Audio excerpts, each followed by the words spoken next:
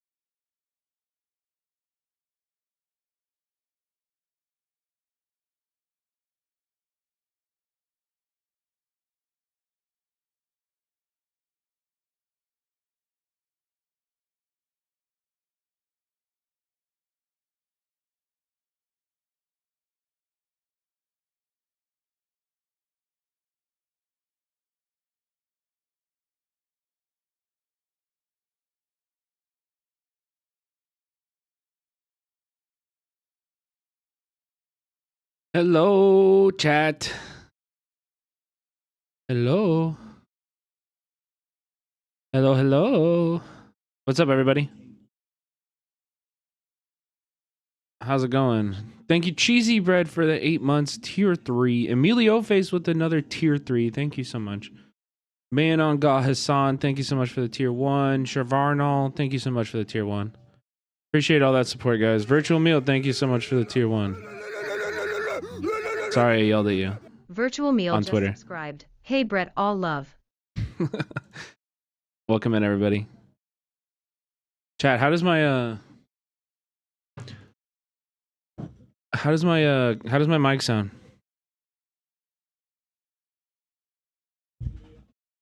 Dianag, thank you for the tier 1. Hi, it's good. No Cinemark's whining. Chat Cinemark's Keffi Ale. Cheesy Bread with a 5 gifted. Thank you, thank you, thank you. What's up, chat? We're back home. We're in LA. We back. We at it. And we got so much to fucking talk about. Holy God. We have so much to talk about, chat. There's so much going on. Holy shit. No crinkle mic? Let's go. Okay, cool. Glad to hear that. What's up, everybody? Yeah, we flew back yesterday on Spirit. Got delayed a fuckload, you know what I mean? Like, just terrible. Ooh, actually, okay, nothing really exciting happened while we were flying. Did you see what's happening in Oxford? It's insane. No. What happened in Oxford? No, what's that? Yeah, it was fine. It was whatever. We flew back. It was a direct flight and it was kind of cheap. Does this have to do with Hassan?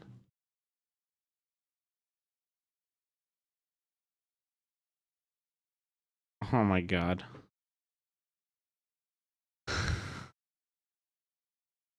Okay, we'll cover that in a second. Anyway, nothing really happened on the flight back. It was mostly uneventful. It was fine. But while we were waiting for baggage claim, this is just a weird thing. Just a weird thing that happened. While we were waiting for baggage claim, this like guy, he was wearing a shirt and the shirt said, "The signal is a lie," which I was like, okay, like, all right, whatever. But he was like walking around with his phone facing outwards, and it had like a hypnotizing, it had like literally a hypnotism design on it. I don't know. What would you like here?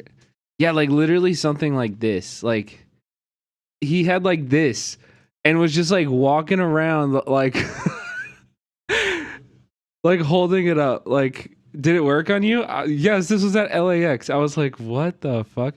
Kind of. The guy like he walked by me and I was like looking at him and I was like, what the fuck? You know, I almost wanted to be like, you good, bro? You know, or something, but like I didn't say anything to him. And then he like stopped in front of me and like held it in front of me and like just like waited for a little bit. And I was like, what is going on? What is happening right now? It was so bizarre. It was awesome. Goddamn, we got a level 5 high train going. Thank you guys. Didn't roleplay as being hypnotized, bro. I was low key. I was kind of scared. I was kind of like, damn, dude. What if he hypnotized me? What if he hypnotized me? It was crazy. Yeah, trying to activate some MK Ultra sleeper agents. And also, it was like I was in a bad space because I had got on the flight. I listened to the Pod Save America Kamala Staffer interview. And so I got off that flight. I was ready to punch. I was ready to like fight. I got off the fight so angry. I was ready to do awful things. I was there. I was like, I'm ready. You know, just send me in. And so when that dude came in, I was like, I can't deal with this right now. I was pissed.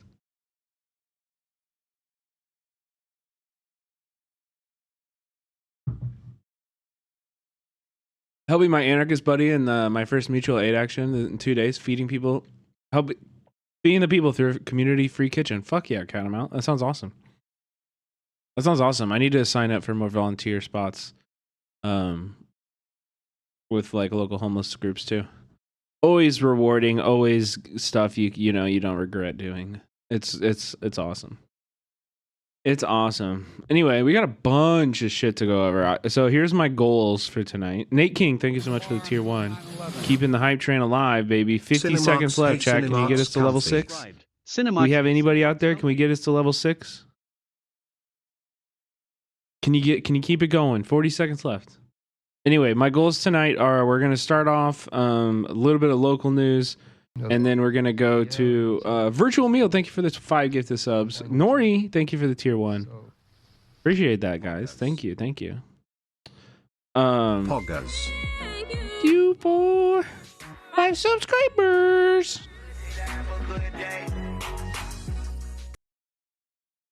Thank you, Virtual Meal.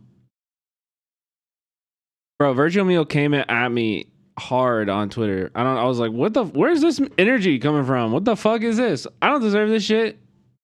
Whatever. I'm over it. We're over it, right? I was just mad. It's okay. I get mad too.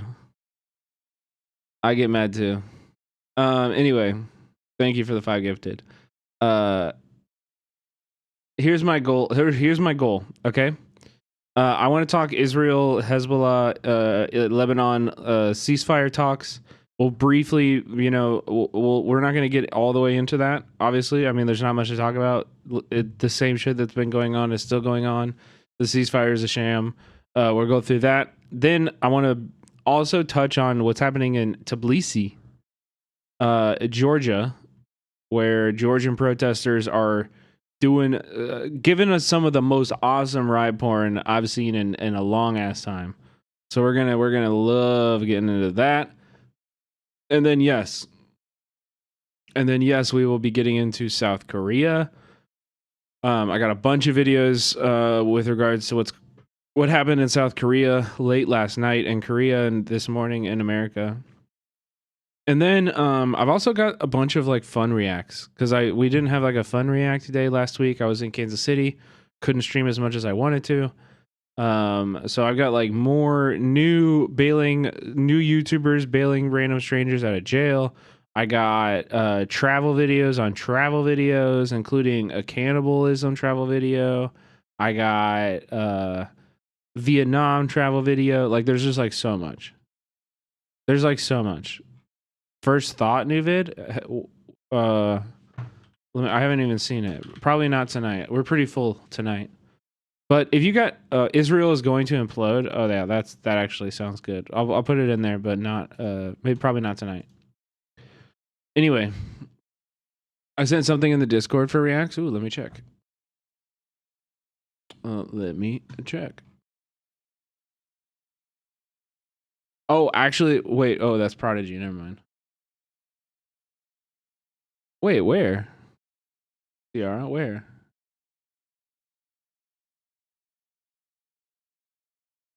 It was by Zane. I don't see it. Did you put it in the React suggestions? Oh, way back then. What is this? It's like a music video. Okay, we'll keep it alive. I'll keep it up. Music video. Okay, that's cool. Let's start off here though. Let's actually start off with some lighter stuff. Let's just, I'm gonna get you guys nice.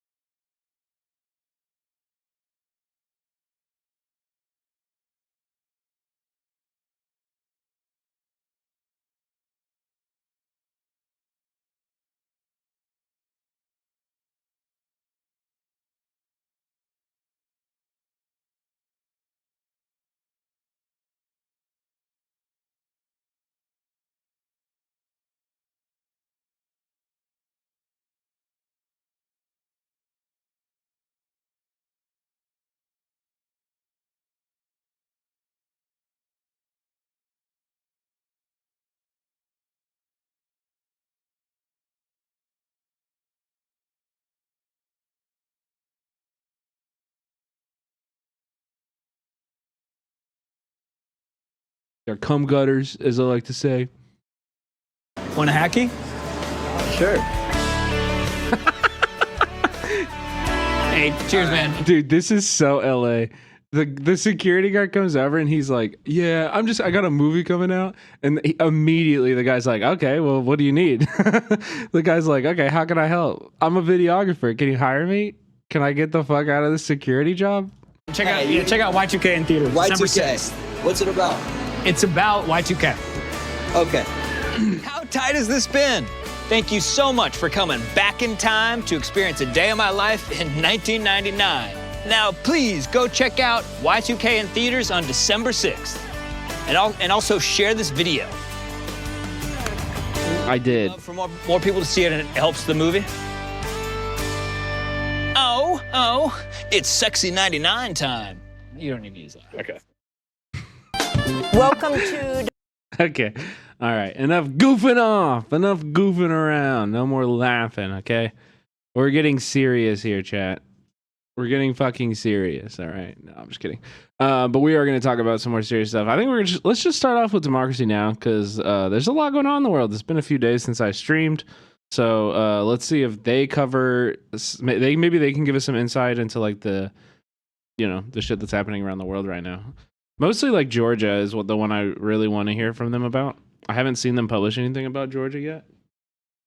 So let's see. Democracy Now!, democracynow.org, The War and Peace Report. I'm Amy Goodman. Israel's renewed its attacks on southern Lebanon, killing at least 12 people and threatening to further unravel Israel's truce with Hezbollah. With the latest attacks, the UN says Israel's committed more than 100 ceasefire violations since agreeing... Eric Plays, thank you for the gifted sub. ...to halt attacks last week. In response, Hezbollah said it had fired rockets at northern Israel as a retaliatory measure.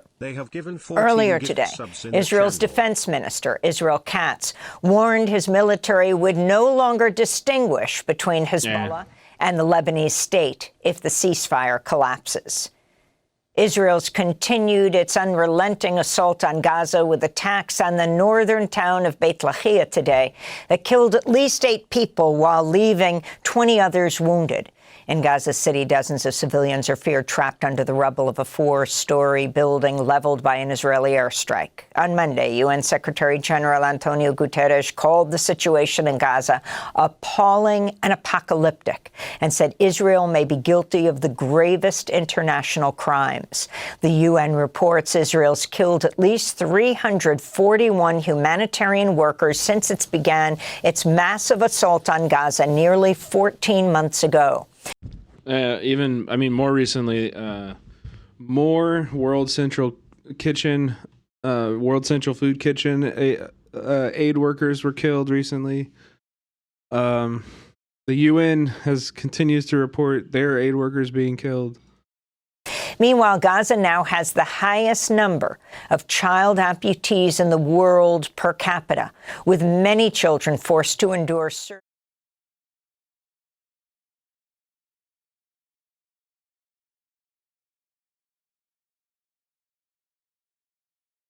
in Gaza, awaiting permission from Israeli authorities to seek care abroad. Yeah, sorry, I just couldn't show you that. This is Dr. Mohammed Abu Afsh, director of the Palestinian Medical Relief Society. Tragically, even with the necessary authorizations, they cannot leave. The Rafah crossing is closed. The Erez crossing is closed. The Kerem Shalom crossing is closed. Every exit point around Gaza is shut down. How can these patients leave? They are enduring unimaginable suffering. A mechanism and solution must be devised to allow them to exit Palestine for treatment. Hamas said Monday 30... Dude, these people are such fucking heroes. Like, I can't imagine the amount of like personal sacrifice. Just like the fucking horrors. The horrors and the depths and depravity of your brain that you have to go through when you're doing amputations on children without anesthesia. 33 people held captive in Gaza had been killed by Israeli strikes since October of last year, while other hostages had gone. You think they're really going to annex northern Gaza and build settlements there? Yes. I've seen some Israelis post videos that would look like construction sites. My friend is from Deir al-Balah, And I only hope he can have a place to return when this is over. Everything that we have heard so far is, and every communication from the Israeli government is that is their plan. I don't know why they would lie to that. Sorry for the silly question, but what does annex entail? I mean, essentially, like Gaza just gets cut in half, if they even allow that. You know, this is all under the assumption that they stop at northern Gaza, and that they don't just annex all of Gaza, which I think is a lot more a lot more likely. It would mean mass displacement more than they already have. The Israeli government basically has said this like a few months, like a month and a half ago. They said we are not letting any aid, any food, anything into northern Gaza. So you can either stay there and starve to death, and anybody who stays there will be treated as an active combatant and will be like, we will try to kill you, or you can leave. And yeah, nobody is being allowed to enter into northern Gaza. So they're just ethnically cleansing that whole area so that they can move in, bring in, Jewish settlers, and treat it as if it's just a part of Israel. And then the 2.3 million people that lived inside of Gaza before October 7th, they will be even more heavily concentrated into a region in southern Gaza. Or more likely, they will also be ethnically cleansed and pushed out into Egypt, into the Sinai. You know?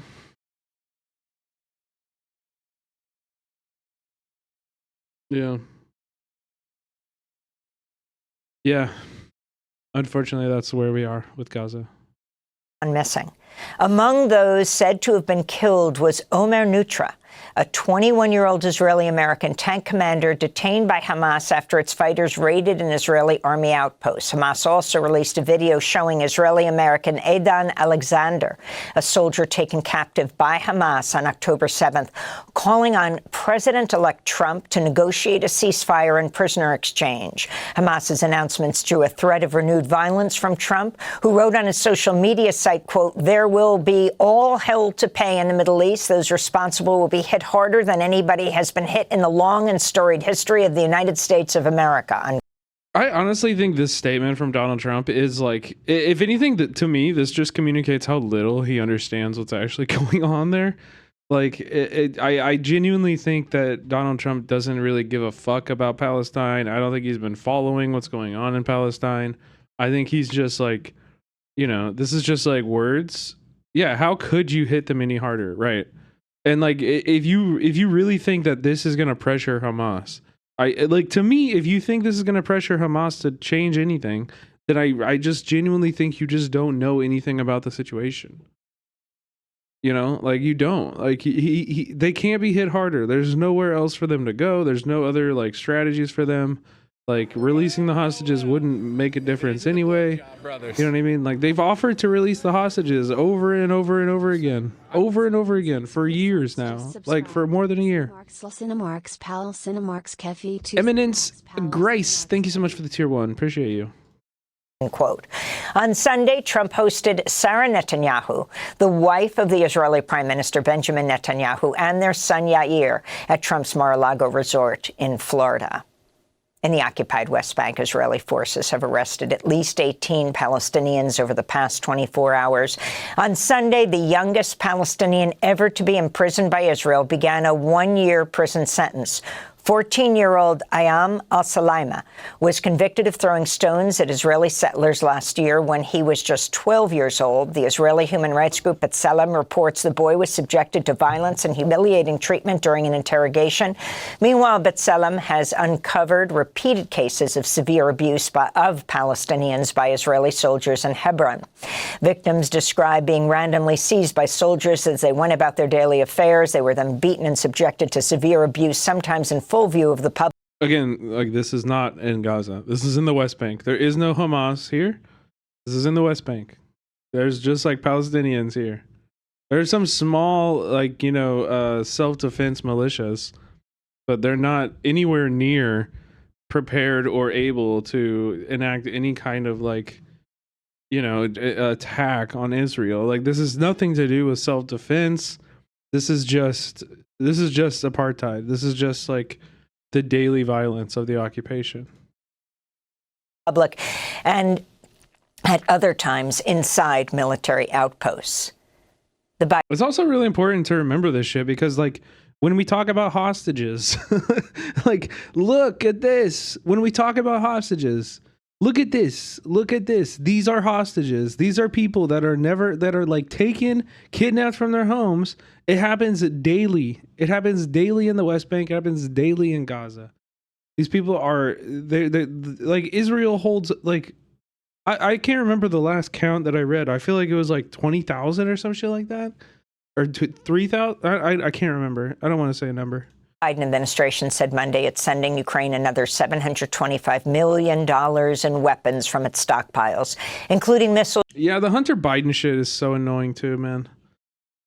I'm sorry. Like, it doesn't really matter. Like, you shouldn't really give a fuck about it. But it's also like, fuck you. Fuck you, you piece of shit. You wrote the crime bill. Joe Biden is directly responsible for like hundreds of thousands of people's lives lost, fathers taken from homes, people locked in a fucking cage, the daily brutality of a prison, the daily violence of a prison. Joe Biden is responsible for all of that. And the second that the Justice Department decides that they want to go against his family, he gets a pardon. Fuck you. You guys should both rot in the jails. As long as jails exist, they should be in them, dude. Fuck that shit. Those drones and what up, Rick Manchenko? What up? Anti-personnel landmines amidst fears the incoming Trump administration could cut off military support to Kyiv. The announcement came as German Chancellor Olaf Scholz traveled to Kyiv to meet with the Ukrainian President Volodymyr Zelensky, where Scholz vowed to supply some $680 million in new military aid. Scholz also had this warning for Russia's president. Das sage ich heute hier in Kiew. Ganz deutlich an die Adresse Putins. My very clear message from Kyiv to Putin. We are in this for the long haul, and we will stand by Ukraine for as long as it takes. Over the weekend, President Zelensky indicated for the first time a ceasefire that includes temporarily giving up land that Russia has seized could be an option if NATO agrees to protect Ukrainian-controlled territories. Yeah, I'll be right back. Hold on, today, NATO chief Mark Rutte said Vladimir Putin has no interest in ending Russia's war in Ukraine and will continue, quote, using Ukraine as a testing ground for experimental missiles, unquote. On Capitol Hill, President-elect Donald Trump's cabinet picks for his new administration have been meeting with senators ahead of Trump's inauguration and confirmation hearings. During a meeting with Alabama Senator Tommy Tuberville, Pete Hegseth, Trump's pick for Secretary of Defense, was peppered with reporters' questions about the latest revelations published by the New Yorker magazine, including that Hegseth was forced out of leadership roles at two veterans organizations for misusing funds, sexually harassing women, and being repeatedly drunk on the job. You misspent funds, mistreated women, were intoxicated on the job. Do you have any comment about that reporting at all? Okay, guys, we're not doing questions. Any comment about that reporting? Well, I hate to say that. So that article suggests you have an alcohol problem. After their meeting, Senator Tuberville praised Pete Hegseth. Tuberville is a staunch Trump ally who's publicly supported white nationalists and made racist comments. Dude, this fucking guy, Pete Hegseth, what a fucking creep ass, bro. When your mother releases a letter or like writes a letter to you, puts it in writing, bro. Your mom put it in writing that you're a fucking sex pest, that you're a womanizer. Jesus Christ. Like, oh my God. A Delaware judge has reaffirmed her decision to void a $56 billion compensation package for Tesla CEO Elon Musk. On Monday, Judge Kathleen McCormick upheld her January ruling, which noted the astronomical 2018 pay package was the largest ever for a publicly traded corporation. Elon Musk is already the richest person in the world, with a net worth estimated at more than a third of $1 trillion. Meanwhile, Musk has promised to delete the Consumer Financial Protection Bureau when he takes the reins of the so-called Department of Government Efficiency, or DOGE, under President Trump next year. His pledge comes after the CFPB. Did you guys see that DOGE is like considering getting rid of daylight savings time? America is so unserious. I mean, yeah, for real. Honestly, daylight savings time, based. I think that shit gotta go. I would be very happy if that left, but I'll still fight you on every single other thing you do. You know what I mean? I'm in Arizona. We don't have that shit. Yeah, you're lucky. We all need to take your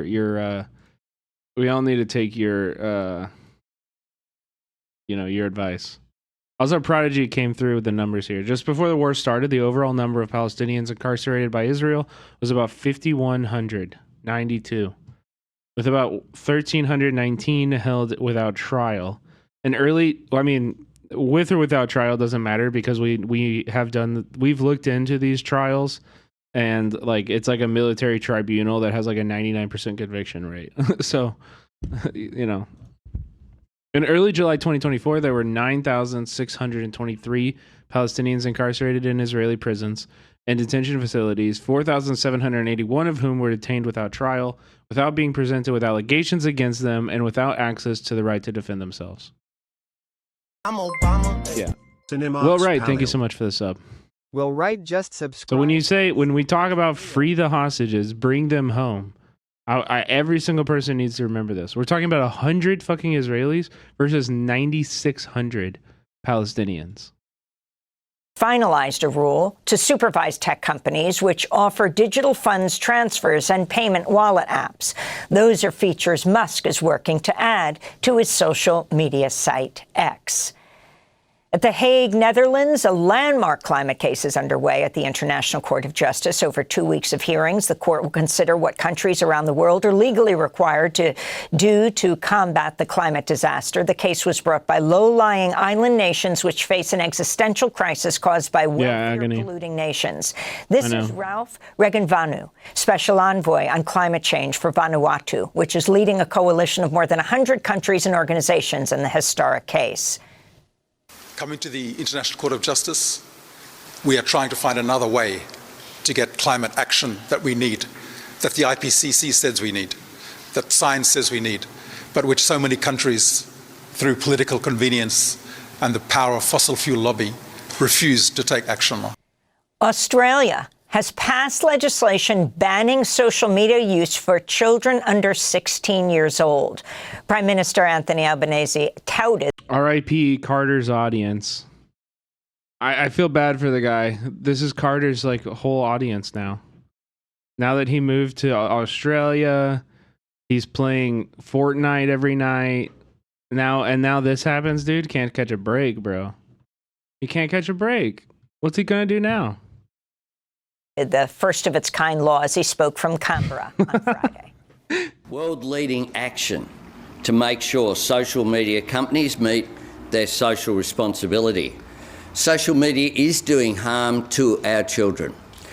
Platforms now have a social responsibility to ensure the safety of our kids is a priority for them. I'm okay with this. Yeah, I mean, I understand it. I think it's also YouTube is exempt from this. Oh, really? What age were you on social media? Way too early. Do you consider like RuneScape social media? Zanga? Like I was on fucking Zanga, okay? I got cyberbullied on Zanga in middle school. You know? Was Neopet social media? Yeah, exactly, dude. Exactly. Bro, kids were making hate Zanga pages about me in like 7th grade. Platforms like TikTok, Facebook, Snapchat, Reddit, X, and Instagram could be fined up to $33 million if they systematically fail to prevent users younger than 16 from having accounts. It's unclear if the ban will affect ties between the U.S. and Australia. Elon Musk, a close Trump ally, blasted the ban as a backdoor way for the Australian government to control internet access. In response, Albanese said of Musk, quote, "He has an agenda." In Germany, tens of thousands of auto workers at 9 Volkswagen plants have gone on strike after VW demanded 10% wage cuts and threatened to close German factories for the first time in its 87-year history.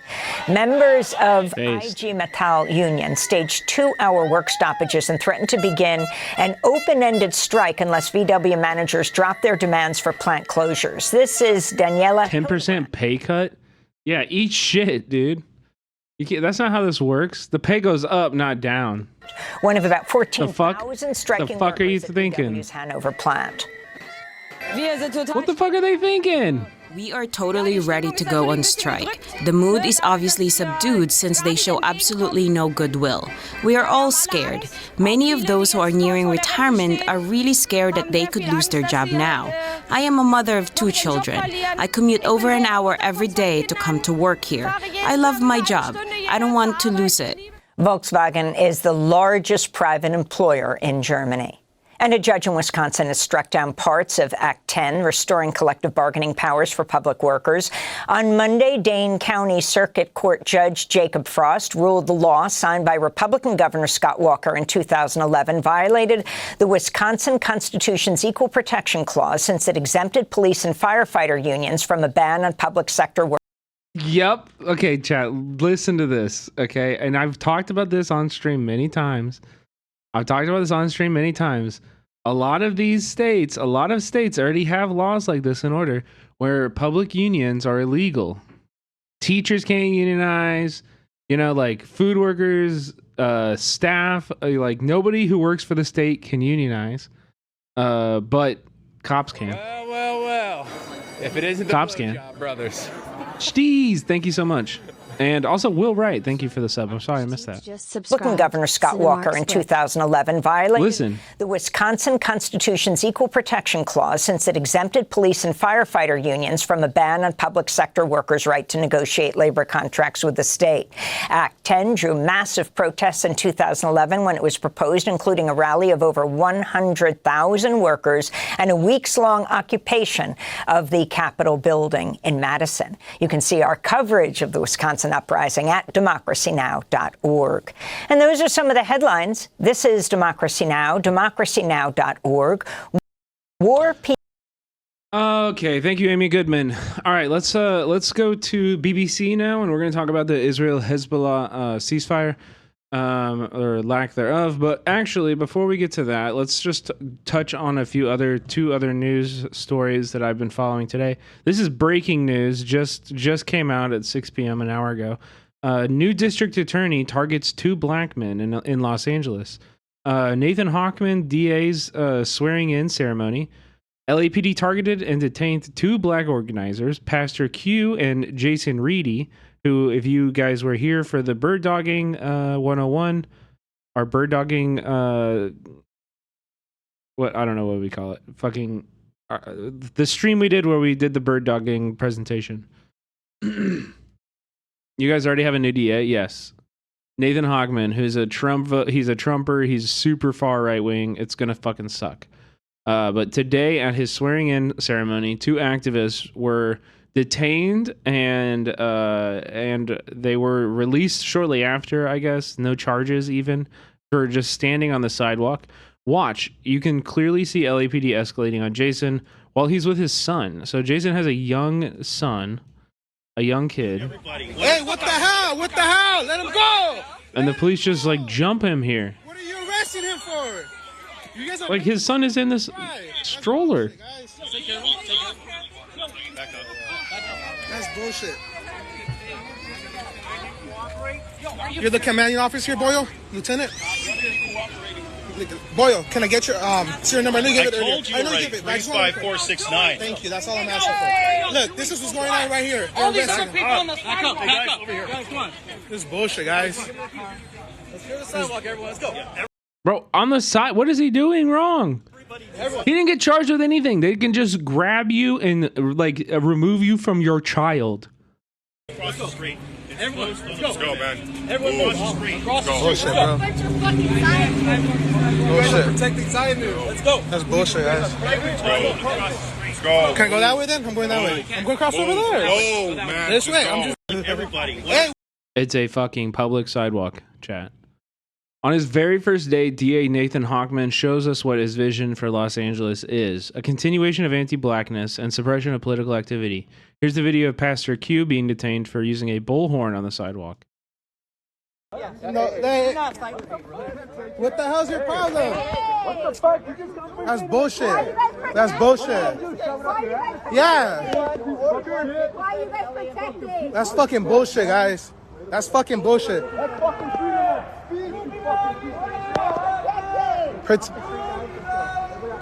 Bullshit. You're blocking this street too. Okay. Don't touch me. Like, why do they feel like they can put hands on people like this? Don't touch people. Okay, y'all. Also, bro, these sunglasses. You did. Why do these sunglasses sit on your face like that, bro? No warning. What's going on? How do you know it's a protest? How do you know it's a protest? Why are you pushing me? Calm down. Hey, calm down, pig. Calm fucking down, bro. Fucking waste, bro.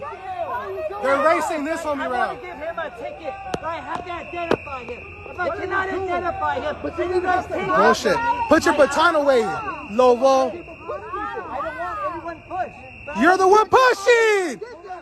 You're the one that brought the violence, pig. Under arrest for a misdemeanor? Yes. You could. So you arrest people. Hey, I guess first day of Hochman, right? That's. Cite him and release him as long as he cooperates. Why can't you cite and release our megaphone too while you're at it? They took our megaphone. How do you know it's a protest? This ain't a protest. Yeah, so much for the First Amendment.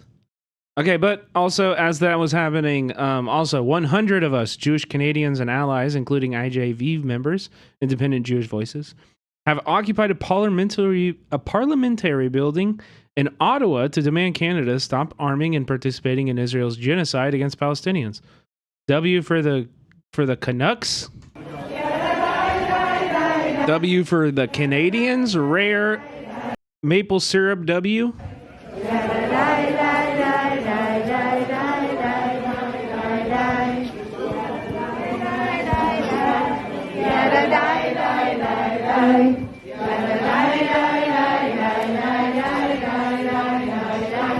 What is this chant?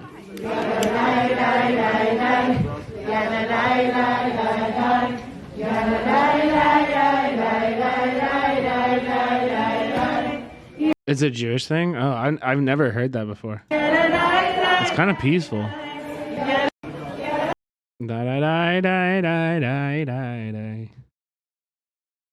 It's kind of peaceful. Sounds cool, yeah. Okay, let's get into Lebanon. So we have from CNN here, and Kim Klippenstein. I mean, let's just lay it out. Let's just get the facts and establish the truth here really early, all right? I want to be very clear, though, Dana, that there have been continued... From CNN. You're singing like that at a synagogue. Oh, well, shows how little I know. ...continuous violations since this ceasefire took effect early Wednesday morning. CNN spoke to a UN peacekeeping source who says that Israel has violated that ceasefire about 100 times. But there are many people on both sides of this border who are desperately hoping that this doesn't escalate further and that the ceasefire prevails, Dana. 100 times. Israel has violated that ceasefire about 100 times. About 100 times. Okay, and so, yeah, this really begs the question, and I'm so glad that we have good journalists who are in the White House and the State Department's press conferences who can ask about this, because if the ceasefire is established and Israel continually violates it, do the Lebanese people, does Hezbollah have a right to defend itself? Earlier you mentioned that That's all we ever fucking talk about with Israel is Israel has the right to defend itself. Israel has the right to defend itself. Okay. Under the ceasefire, Israel retains a right to defend itself. I mean, does that same right transfer to the Lebanese state? I say this because Israel's new defense minister today said that if it fails to deter Hezbollah from attacking it, the Lebanese government will not be immune from attacks in the future. So I think you're asking me to, again, speak to a hypothetical, which I'm just, not going to engage on. A hypothetical. It's not a hypothetical. Reporting on the ground is showing over 100 strikes that broke the ceasefire. There's something in the ceasefire that says, if attacked, the Lebanese state has the right to defend itself. So at the crux of this, of this long conversation that we've been having as it relates to northern Israel and southern Lebanon has been UN Security Council Resolution 1701. And at the center of that is this notion that Hezbollah will withdraw to north of the Litani River and that likewise Israel will return to south of the Blue Line back to Israel. But I think to just pressure test your question a little bit, I don't think that there is a desire from Israel to invade or attack the Lebanese people. What we were talking about is specific acts or incidents of self-defense. Again, I'm not going to... It's still killed 12 Lebanese. Certainly. Yeah, they've killed Lebanese people since the ceasefire. 12 people. I'm not trying to minimize the impact on Lebanese civilians, but I just don't have an assessment to offer on some of these specific incidents beyond just saying that as it relates to the ceasefire, there is a mechanism in place to address violations. And ultimately, at the crux of this, Israel, if it is threatened or if its security is violated by Hezbollah, by a terrorist group, they certainly have the right to their self-defense. But it's a chicken and the egg. Does Lebanon then not retain that same right? Okay. Let's say Israel is the aggressor. Again, we are going down a slippery slope of hypotheticals. It's not a hypothetical. This is happening right now. I'm talking about real world shit that's happening right now. There's nothing hypothetical about this. It's happening now. It is a bit of a hypothetical because on one side we are talking about a terrorist group that, as part of its mission statement, has the destruction of Israel stamped at the center of that, and on the other side you have Israel, a sovereign democratic state. Invaded it is Lebanon three times. Lebanon, famously not a sovereign state, by the way. Famously, it's actually, I don't know what, like, part of what we are talking about and part of this ceasefire is for Israel at the crux of 1701 is to withdraw to south of the Blue Line. I think these situations are not totally comparable, but I really appreciate you trying. They're not comparable because one of them are brown and one of them is Israel. Because we're talking about Arab people and Israel. So you can't compare those two, you know? I mean, we have a very clear, we have a separate value of human life. We don't really give a fuck what happens to Lebanese people. Hello, I'm Karen Giannoni. We begin in the Middle East, where there are fears that a fragile ceasefire in Lebanon could collapse after Israel and Hezbollah launched attacks against each other. Both sides say they were retaliating to violations of the truce agreement. The deal ended 2 months of full-scale war.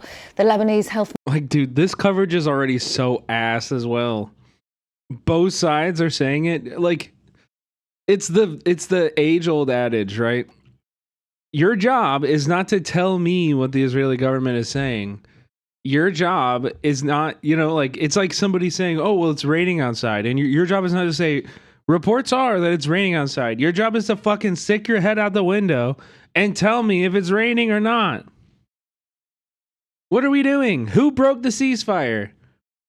Yeah, like, what are we doing? Ministry reported at least 9 people were killed in 2 villages. Israel Ruminator, thank you for the gifted. Said it targeted Hezbollah rocket launchers and infrastructure in response to a mortar attack on an army post. There has been reassurance from Washington that the ceasefire is still holding. Here's State Department spokesman Matthew Miller. when you have any ceasefire, you can see violations of it, and that's why we set up this mechanism in the first place, because we knew that there would be potential violations, just as anywhere. Yeah, we knew Israel wasn't gonna adhere to the ceasefire. We knew they are bloodthirsty and that they're just gonna fucking, kill as many people as possible. So what's the point of it? What's the point of it exactly? What is the point of it at all? In the world, when you see a ceasefire implemented, you see various violations at times. Ultimately, what we don't want to see is the ceasefire breakdown, and we've not seen it. Our correspondent Yolande Nell is in Jerusalem. I think the ceasefire is looking increasingly shaky, although what we've been hearing from behind the scenes is that both parties still do want it to hold. I mean, this was Israel's most serious and deadly strike since the ceasefire came into effect in the early hours of Wednesday morning last week. And we had the You're in blue now, huh? Saying that it hit these targets across Lebanon. We're particularly hearing about those fatalities in the very south of Lebanon. There's been another warning from the Israeli military to residents of that area this morning that they should stay away for now. The Israeli troops remain based in the south of Lebanon, close to the Israeli border. And Hezbollah said that when it fired... You were orange. You used to be orange. The Sheba Farms area, it's a flashpoint area which is Israeli controlled, but it's right there where you have the borders meeting of Lebanon and Syria and Israel. Hezbollah said that was meant to be a warning response after earlier deadly Israeli airstrikes that had taken place, killing 2 people. And we had the Lebanese Parliament Speaker Nabi Berri saying there'd been more than 50 Israeli violations of the ceasefire in recent days. He, of course, was somebody who was key to the negotiations, brokering which were brokered by the US and France, the ceasefire deal. And Israel has been saying that it does reserve the right under the terms of the ceasefire when it sees violations by Hezbollah to act. So I think a lot now really depends on this supervisory, this monitoring mechanism that was set up by those who mediated the ceasefire to really get it working very effectively. And certainly US officials did say that there was more work to do. No, I don't know who that is. I've never heard of Tabernacle. In Jerusalem. Well, Amin Saikal joins us now. He's Emeritus Professor of Middle Eastern, Central Asian and Islamic Studies at the Australian National University and joins us from Canberra. Welcome to you. How confident are you that this ceasefire will hold?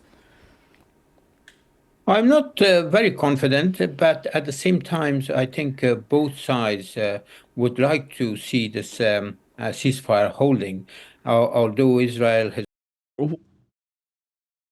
Both sides would like to see the ceasefire holding.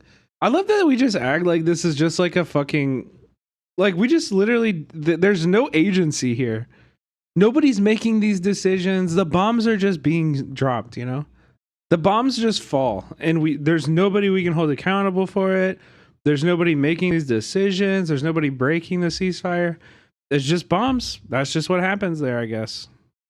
Has violated the ceasefire something like 50 times, which has now been confirmed by the French sources. At the same time, the Israeli spokesman has said that they remain absolutely committed to maintain the ceasefire. Hezbollah has retaliated once, and then Israel controls the air over Lebanon and with a very powerful air force, and is able to hit a target anywhere in Lebanon.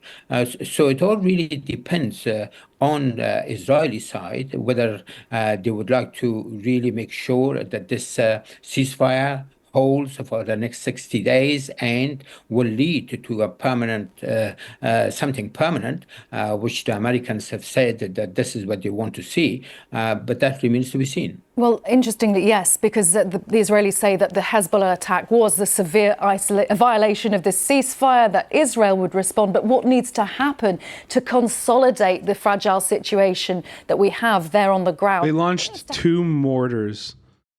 Oh, my God. Oh my God. 2 mortars? No. Holy. Happen to put pressure on both sides to make this last? Well, I think the supervisory team or the monitoring team will have to become far more active, and also the United Nations forces or the peacekeeping forces will have to become proactive along the border. And the Lebanese army would have to be deployed in southern Lebanon, the places which are going to be evacuated by the Israelis. But that cannot really happen until Israel starts withdrawing its forces from southern Lebanon. And as far as Israelis still remain, and they have not really withdrawn their forces. In fact, they should have started that process. Then the situation remains very fragile. And Hezbollah is not really going to sit with his hands on his arms and wait for Israel to bomb its targets unrestrained. And at some point, of course, as it is already done, to retaliate, and that could result in a major escalation. While we have you here, I wanted to ask you about the not unconnected situation in Syria. How do you view the advance of those Syrian rebels, HTS, into Aleppo, a city of more than 2 million people? Well, in a way, it is really connected because Israel has weakened Hezbollah, and Hezbollah used to be a strong supporter of the Assad regime in Syria, along with Iran and Russia. And that has really created an opportunity for the opposition forces to Assad regime to come and, in a very surprise attack, take over Aleppo, the second largest city in Syria, and, of course, move down south towards Damascus. I think the Iranians and the Russians would make sure that the Damascus doesn't fall and the Assad regime is saved. But again, that will involve a lot of... Dude, I don't even know what the end game is for the Assad regime anyway. Like, you've turned your country into a fucking pile of rubble. Like, congratulations, you now rule over like a bunch of fucking broken concrete. And you, like, everyone in your country hates you. Civil society is completely collapsed. I mean, it's gross that Hezbollah even like is supporting Assad at all. It's gross that Iran supports Assad. It's gross that fucking, you know, Russia supports Assad. Like, these are none of these are good people or good organizations. Is this live stream from UK or US? I'm in Los Angeles, United States of America. Of bloodshed and a lot of bombardment and misery for the people of not only Aleppo but other cities which are coming under the control of the opposition forces. And the opposition forces are the sort of a radical Islamist force. I love USA. That makes one of us, bro. With Al Qaeda, and they have the momentum at this point. But whether the Assad forces and the Russians and the Iranians will be able to. I don't think Gaddafi and Assad is like a good comparison to make, guys. I don't think that's a good comparison to make at all. Hold them back. I think that only the next week or so will tell us. Briefly, if you will, just on that matter of what kind of rebels these are, how would you define HTS? Because there has been talk that they were moving towards a more moderate path. How extremist, how Islamist are they? Yeah, Havana's right. Called Jabhat al-Nusra, which was linked to Al-Qaeda, but in 2016, it decided to change its name and also to declare that it is broken its links with Al-Qaeda, and therefore it's pursuing a more moderate path. But then again, that could only be tested when to see how they're going to really run Aleppo and how they're going to run some of the other cities that they're... Do you think if Assad left Syria, do you think if Assad left, Syria would come together? I think that's naive. No, I don't think that at all. I think the country is like, it's going to take decades for Syria to repair itself from where it's at now. But also, it is in where it's at now, and it's like the state that it's in now is because of Assad. Like, you know, you can't deny that Assad's decisions have led Syria where they are. You know, like, there is no reason to defend Assad. Western involvement in violence has been much more destructive. The PFLP supports Assad. I know I understand, guys. I get it. That does not mean that we have to support Assad. You need to understand that critical support means that we are critical of these groups, and we can be critical of their tactics and their stances on certain things, and also support their right to self-determination and support their resistance to a colonial, occupation. As colonized people, they have a right to fight back.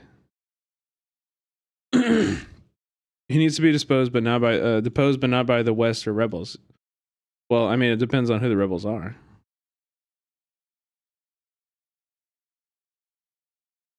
It depends on how the rebels are.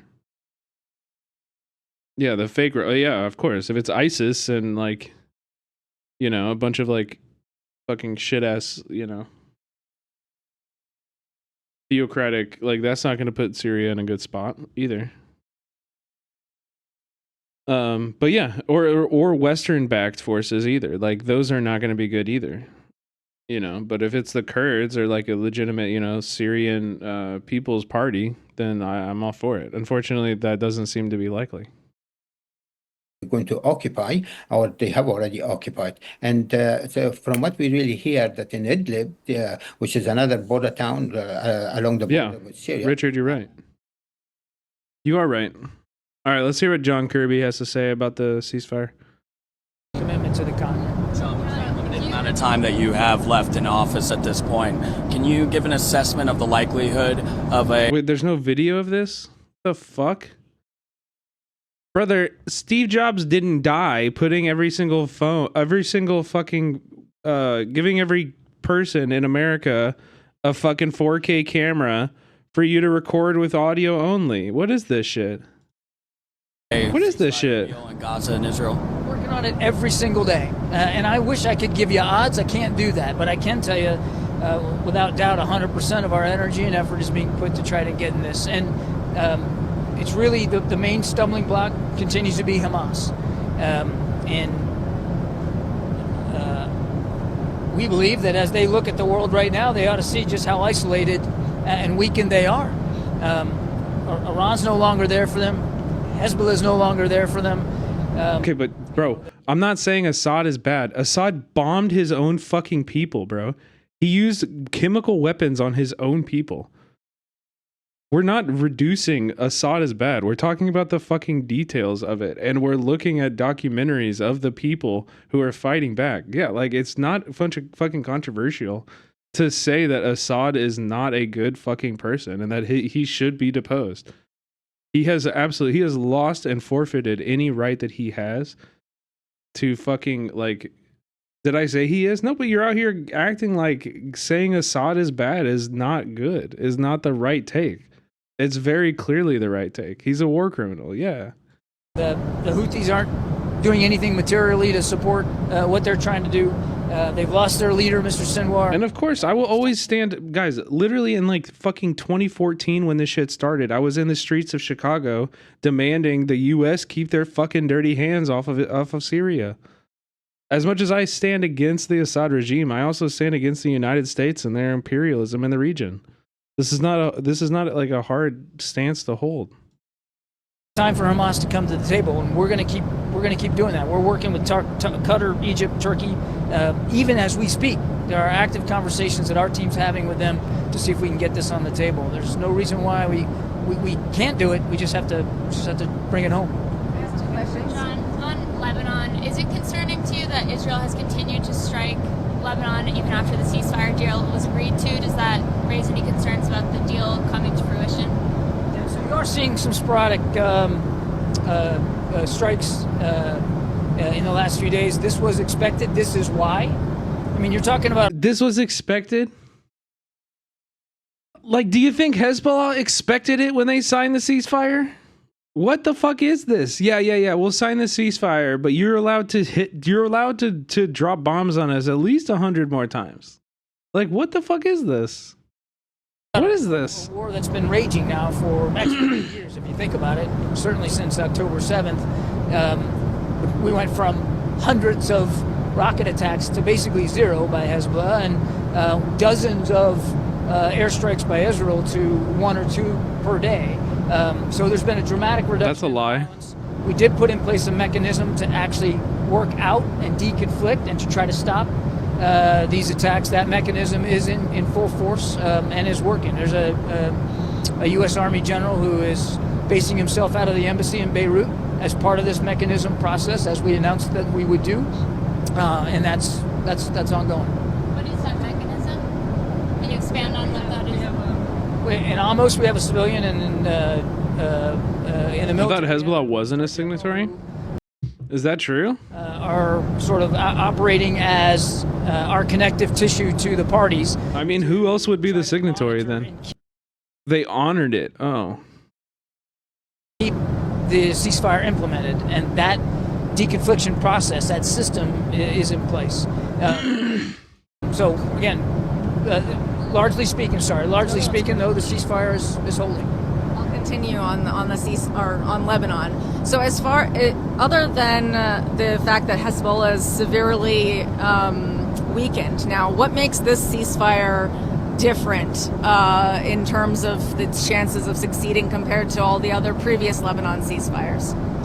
Well, again, we believe we have a mechanism in place, a system in place. Oh, it's just between the Lebanese government. The Lebanese government was never even fighting against Israel. So that's kind of strange. I actually didn't know that. To monitor it and to implement that. And again, so far, it largely is doing that. There have been sporadic strikes, no question about it. As the president said when he announced it, Israel has the inherent right of self-defense. So I'll let them speak to what they're targeting. But we've gone from, dozens of strikes, down to 1 a day, maybe 2 a day. That's a tremendous reduction, and we're going to keep trying to see what we can do to get it down to 0, so that both sides are fully implementing it. But it's only a week or so old, so there's a lot more work to do. Is that due to the mechanism working, as in is the U.S. through this mechanism restraining Israel? I think it's part and parcel of the mechanism working, but also the leaders on both sides are committed to this. They are in a. They're not, dude. I'm just tired of your lies, bro. Okay, last one from CBS. Meanwhile, President-elect Trump has also demanded the release of hostages taken during last year's Hamas-led October 7th attacks on Israel. He threatened there would be, quote, hell to pay if they are not released before his inauguration in January. Around 100 hostages are still being held in Gaza, and at least a third are believed to have died. This comes as the fighting in the region rages on. Yesterday, Israel launched its largest wave of airstrikes across Lebanon since agreeing to a ceasefire with Hezbollah last week. At least 11 people were killed. Israel's military said it struck Hezbollah targets after the group launched 2 projectiles towards Israeli-held territory. For more on this, I want to bring in CBS News contributor Robert Berger. Robert, let's talk about what's happening right now along Israel's northern border today and this fragile ceasefire, if it's holding. Well, the ceasefire is being tested. And as you mentioned, we've seen these exchanges of fire, each side blaming the other for various violations. And that led late yesterday, to Hezbollah firing a couple of projectiles into Israel for the first time since the ceasefire. And then Israel said they'd crossed a red line, Hezbollah did, and they launched airstrikes on dozens of targets. And dude, like, what is this B-roll that this is the second outlet to use this B-roll. I love the idea that the IDF is just like handing B-roll to like news outlets, and they're just like, okay, yeah, we'll just have a guy pointing, a bunch of people talking. Today, Israel talked. Like, this is so that they don't use the B-roll of inside of Lebanon. Like, this is specifically created to replace footage of buildings being bombed, of bodies being carried out, of fucking, like being like children being rushed to hospitals. Talking tough, saying that if Hezbollah continues cross-border attacks, that Israel will not only attack Hezbollah, but also the Lebanese state. And that would, of course, be a major escalation. That's something that Israel refrained from doing throughout the war. But Israel said there is going to be zero tolerance for any Hezbollah violations. So let's talk about the reaction to President-elect Trump's stern rhetoric on the release of the hostages in Gaza. What are you hearing on the ground? Well, Israelis like that tough talk. Israelis are chomping at the bit. They want more hell to be waged. They don't think that hell has been, unleashed on Gaza enough, actually. Basically, President-elect Trump threatening Hamas that if they don't release the hostages, they're going to pay a heavy price. So I think that plays well in Israel. The question is, what kind of pressure can President-elect Trump or the new Trump administration put on Hamas, which is basically a militant group that has no diplomatic ties with the U.S. I think the hope here is that the Trump administration, the new Trump administration, would put pressure. I wish we had a window into the propaganda that Israeli citizens are subjected to. Actually, there's a really good source for that. Ray K, another a Palestinian streamer. Wait, why isn't that working? Oh, thank you. My bad. I misspelled it. Yeah, you should check out Ray K. Ray K is a Palestinian streamer. He knows fuck, dude, my brain's not working today. He translates a lot of Israeli media and gives, insight into that stuff. So pressure on the mediators like Egypt, but especially Qatar, which does have some influence with Hamas, that they would put some pressure on Hamas to be more flexible in making a deal. I would just say, though, that it could work both ways. There could be further pressure on Israel as well to be more flexible in negotiations. This morning, Robert, Deborah Patta reported on CBS Mornings that there is a ceasefire deal being negotiated in Egypt. Where do things stand on that? Is that a possibility? Will you ever apologize now that South Korea stopped fascism by voting? We do know that there are negotiations going on in Egypt behind the scenes. Hamas delegation has been there negotiating with Egyptian mediators. And guys, listen, okay? For the past 3 days, I have been, let's just say, politically irritable. All right? The smallest shit. I read the smallest tweet on the internet, and it ruins my fucking day. You know what I mean? I've been pissy, bro. I have been pissy. All right? So don't fucking piss me off, okay? Watch it.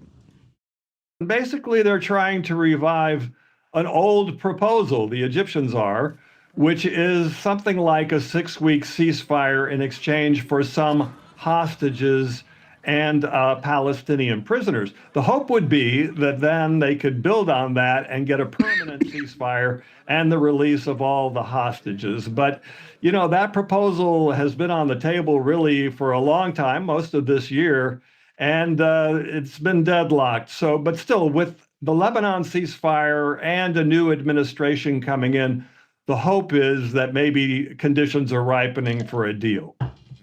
All right, Robert. How many hostages are still alive? Do we even know?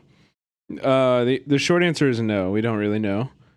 The longer answer is they say 100, and also Hamas has actually came forward, and when hostages are killed, they will announce it. Whether or not we can kind of, you know what I mean? Whether or not I don't even know if Hamas knows how many there are. We don't really have a lot of insight into that at all. Anyway, let's check out what's going on in Tbilisi. Tbilisi, Georgia has been rioting for the last 5 nights. Some of the absolute coolest, including this motherfucking guy, dude. The coolest riot footage I've seen in years, I'm not gonna lie, is this video. Bro, check this shit out.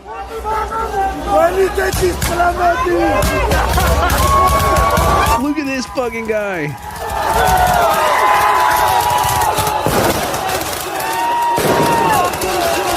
Bro, Arcane. Any Arcane watchers? Hello? We have Jinx in Georgia.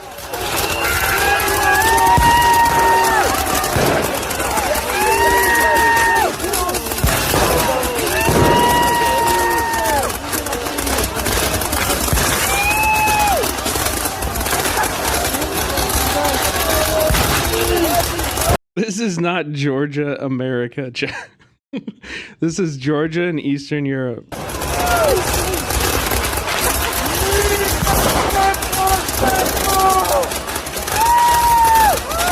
What is that even? It's a fucking Gatling gun of like Roman candles, bro. This guy set up this whole, I don't know what it is, but I need it.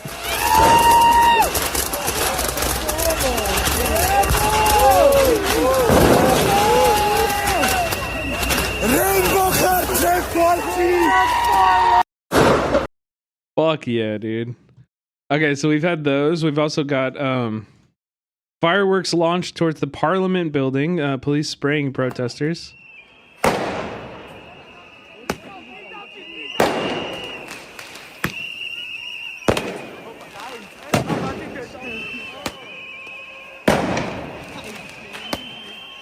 Tbilisi, Georgia is next to Aleppo, Arkansas. Oh, thank you.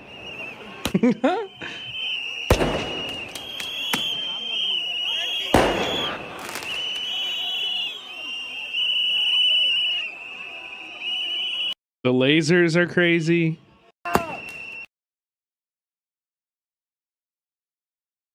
Yeah, so Georgia's popping off.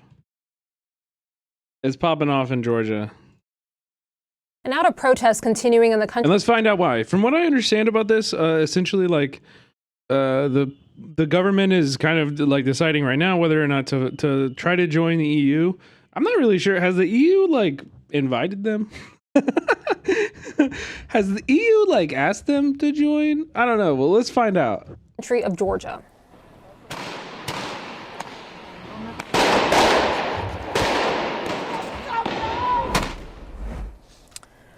These protests come as the government of the former Soviet country has decided to delay a bid to join the European Union. Protesters and police clashed throughout the country's capital city.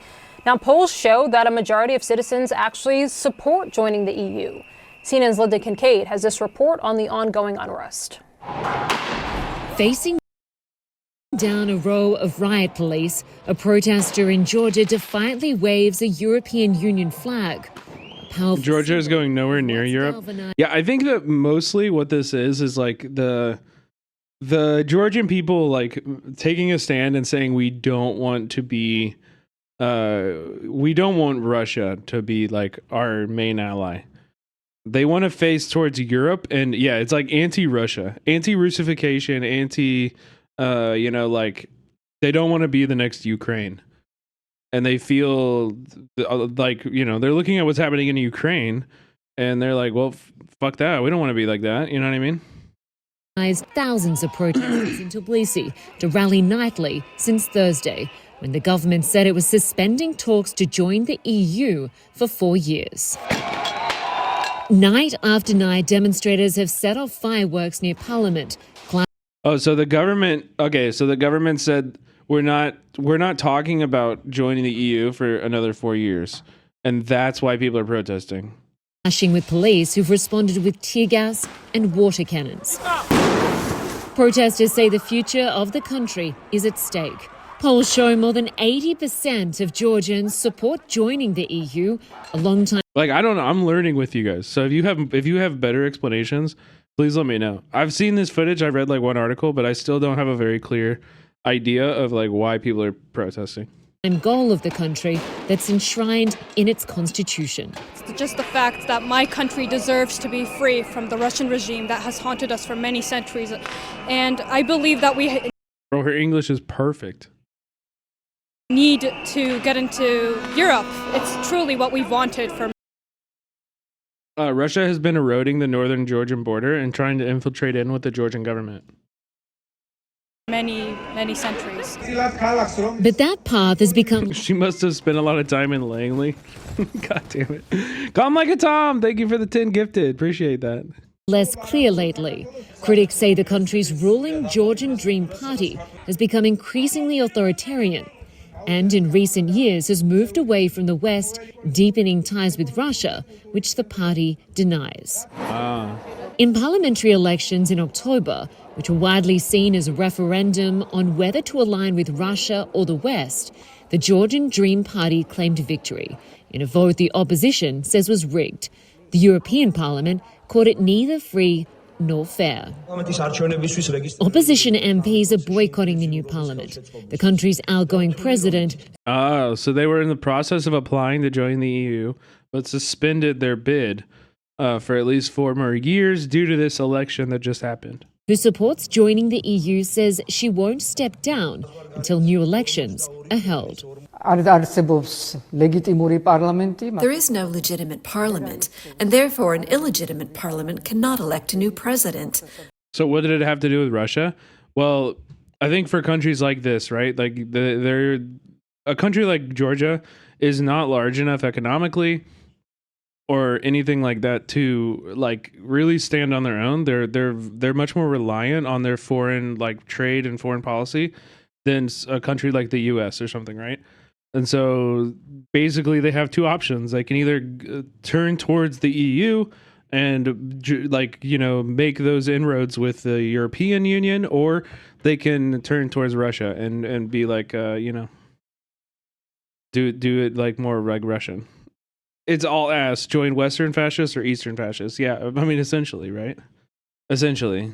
Thus, no inauguration. Why not turn towards China? Is that an option? Can take place, and my mandate continues until a legitimately elected parliament is formed. Geography? Georgia's Prime Minister says there will be no new elections. He accuses the opposition of plotting a revolution and says Georgia is committed to EU membership despite the delay. The response is very clear. So we have not suspended anything related to the European integration. It's just a lie. But the protests are not only continuing, but spreading to more cities. So too, concerns over the treatment of the protesters. The US and EU have condemned the use of excessive force against them. On Saturday, the US suspended its strategic partnership with Georgia, something the Georgian Prime Minister says he will revisit with the new administration in January. Bro, like this. All of these lasers up here dancing. It's so cool. Linda Kincaid. This is a CIA color revolution? Come on. Protesters and police clashed. I fear these are mostly pro-EU libs, and the current Georgian government is trying to hold a delicate balance between Russia and the EU. People don't want to become the next Ukraine, but do Euromaidan 2.0 and giving foreign influence and radical domestic factions the best opportunity at subverting the protests and give Russia a justification to antagonize Georgia.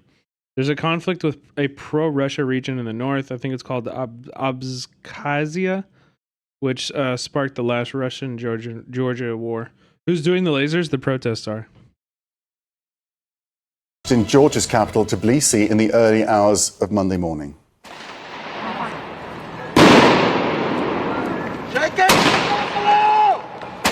A sign that opposition is spreading to the government's decision to suspend talks on joining the European Union.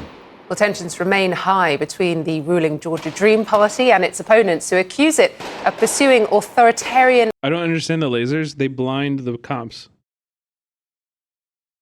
They blind the cops. They shine the lasers in the cops' eyes to limit their visibility. You know what I mean? Anti-Western and pro-Russian policies. CNN's Sebastian Shukla is in Berlin following developments. Seb, talk to us about the latest on these clashes between the police and the protesters and the reasons behind what's fueling them. Works great for helicopters too? No. Listen, genuinely, I'm not even just saying this like as a tisk thing. Like that's the quickest way to catch a federal fucking charge and like never see your family ever again. Like you will be locked under the fucking jail if you do that shit. Do not do that. Yeah, don't fuck with the FAA or the FCC ever. Do not do that. That is not worth it. That is super not worth it. Well, guys, the protests that we've just been showing pictures of have been going on now for the fourth night in a row, and they show no signs of calming down at the moment. Those pictures are quite dramatic when we've seen protesters firing fireworks at the police, but equally, we've also seen the police acting in a very heavy-handed measure to try and quell any forms of dissent. There are videos circulating on social media of the police beating protesters. There are reports of opposition politicians are being arrested as well. Now, I've seen one video of a police officer kicking a protester in the head. Yeah, so they're shooting him at the cops. So the protests themselves and the standoff between the protesters and the police look set to continue. But as you were saying, Christina, the issue that kicked off these protests is... Yeah, could you imagine police beating protesters? Right.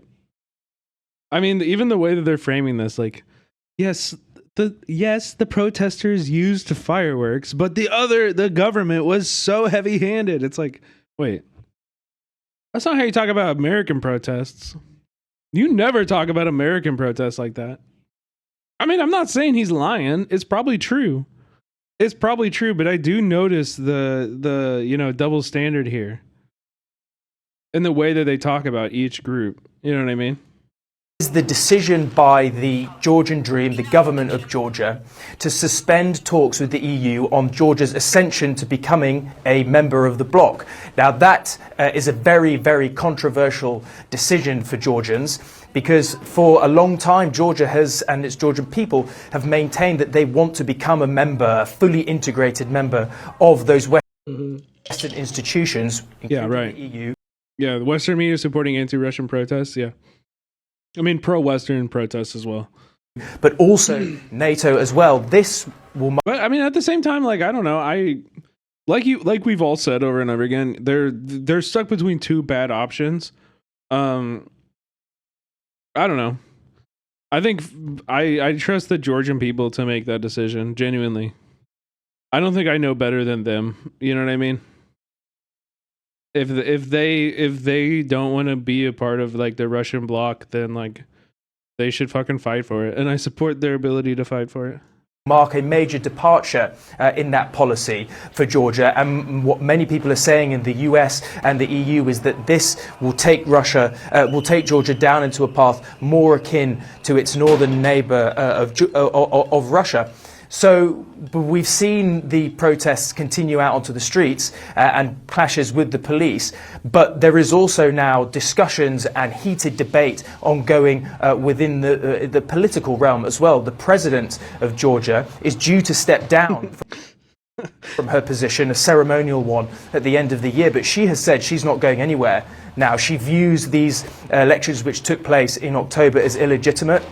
And the EU has called for fresh elections to be held within a year because they also saw them as being unfair. But the Prime Minister of Georgia, who does hold the power of the governing party together, has said she's got to go. There is no democratic way in which she is able to stay. So we will see how these protests unfold.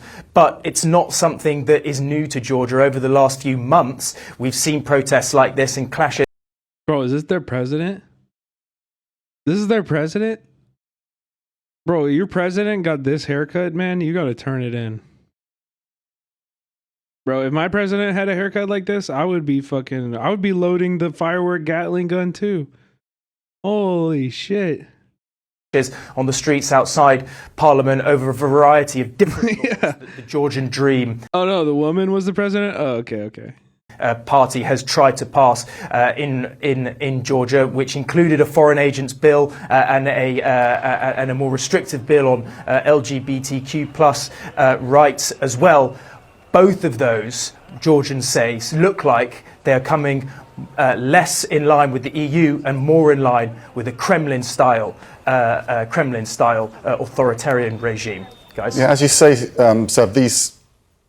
There have been protests before. There's a theme here. I'm just wondering if you feel it's growing the momentum against the government, moving outside Tbilisi, and there's more of a groundswell against the current leadership. Yeah, I think that there are protests that have been taking place in the other Georgian cities. What is difficult to get a sense of is just how big those protests are. But when you go and speak to people, and we've seen people speaking on the streets of Georgia, that this really isn't the path that they want to go down. There was a poll done earlier this year which put 80% of Georgians saying that they want to become members of the EU. The fact that the government 80% is that's pretty decisive, man. Has said openly now that they don't want to pursue that, or at least they want to pause it, is a big deal for Georgians, and they are manifesting their hate on the streets. I mean, it's somewhat symbolic, isn't it, Max, that these protests are taking place largely outside the seat of government, as it's really becoming a clash now of a authoritarian regime against the democratic will of its people, Max. Okay. Now in Georgia, thousands of people have been protesting in the capital Tbilisi for a fifth night in a row. Once again, extensive clashes with police in the streets, protesters throwing fireworks at officers who've responded with tear gas and water cannon. Last week, the Prime Minister said he would put European Union accession talks on hold despite polls suggesting widespread support for membership. And that's what triggered this latest round of demonstrations. Georgia's pro-EU president's been speaking to the BBC and dismissed the negative image of the protests being presented. Well, that's the... So this is the president. The other guy was the PM. Russian propaganda, which we do not have to get in. Russian propaganda that everything has to be a revolution, that everything has to be prepared by the West. There is nothing of that kind. There is a very calm, very peaceful population that wants to have its voice heard, that its will is to go towards Europe and will not, and that has been the case for centuries for Georgia, will not accept that foreign power deters it from its destiny, which is the European community. The Georgian president there. Our correspondent, our Russia editor, Steve Rosenberg, has the latest from the Georgian capital, Tbilisi. At night, Georgia's capital looks and sounds like this.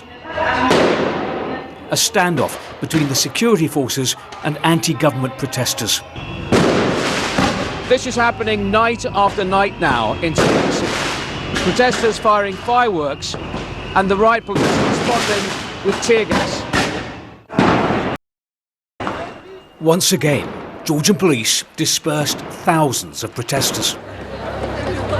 Earlier, we saw university staff and students gathering for a protest, angry that their government suspended Georgia's bid to join the European Union. Georgians see that this way Georgia is dragged into Russia's orbit, basically, and also becomes a fully autocratic country. So that's a turning point. And now I think there is this feeling of now or never. They marched through the city, calling for others to join them. And they declared that Georgia was Europe. No one in Georgia knows where this confrontation is heading, how it's going to end, and who will tire first, the protesters or the authorities.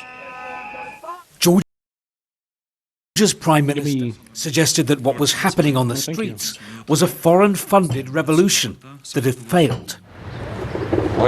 Not everyone has joined the protests. Scarf seller Georg told me he has friends in Europe, but also in Russia. But he admits he's shocked by video images of police beating protesters. The way some of the police kicked our sons and brothers, how could that happen? But I do have friends in the police, and on the other side, there are youngsters whose hearts beat for this country. Georgia needs to sort this out on its own, without anyone interfering. The authorities say they will sort this out, their way. But the use of force hasn't kept protesters off the streets or extinguished their hope. Steve Rosenberg, BBC News, Tbilisi. Well, I asked Reyhan Dimitri if the protesters planned to continue. It appears to be so, Karen. So there's no sign of any of the sides backing off. We saw another night of quite tense confrontations between the police on one side firing tear gas and deploying water cannon, or chasing protesters, individual protesters, arresting them, and on the other side, barricades, makeshift barricades erected by the protesters who are firing fireworks in return against the police. These protests are driven by the country's youth. Fuck the police, but fuck these protesters as well. Come on, man. Come on, bro. Like, it's one thing to be like, oh yeah, to say like, yes, the EU is not going to be the savior of Georgia. I think we can all acknowledge that. We all agree with that, you know? We all know that the EU is not like it's not a silver bullet to Georgia's like economic or, you know, sovereignty issues. However, don't act like you fucking know. Two dudes in Nazi masks flash on screen. Wait, what? These? Why do you assume these are Nazi masks? Streets or extinguished. Use of force. Yeah, not really. Kept protesters off the streets. I don't know. Or extinguished their hope. Steve Rosenberg, BBC News, Tbilisi. Well, I asked Reyhan Dimitri if the protesters planned to continue. It appears to be so, Karen. So there's no sign of any of the sides backing off. We saw another night of quite... Again, here's what I'm saying.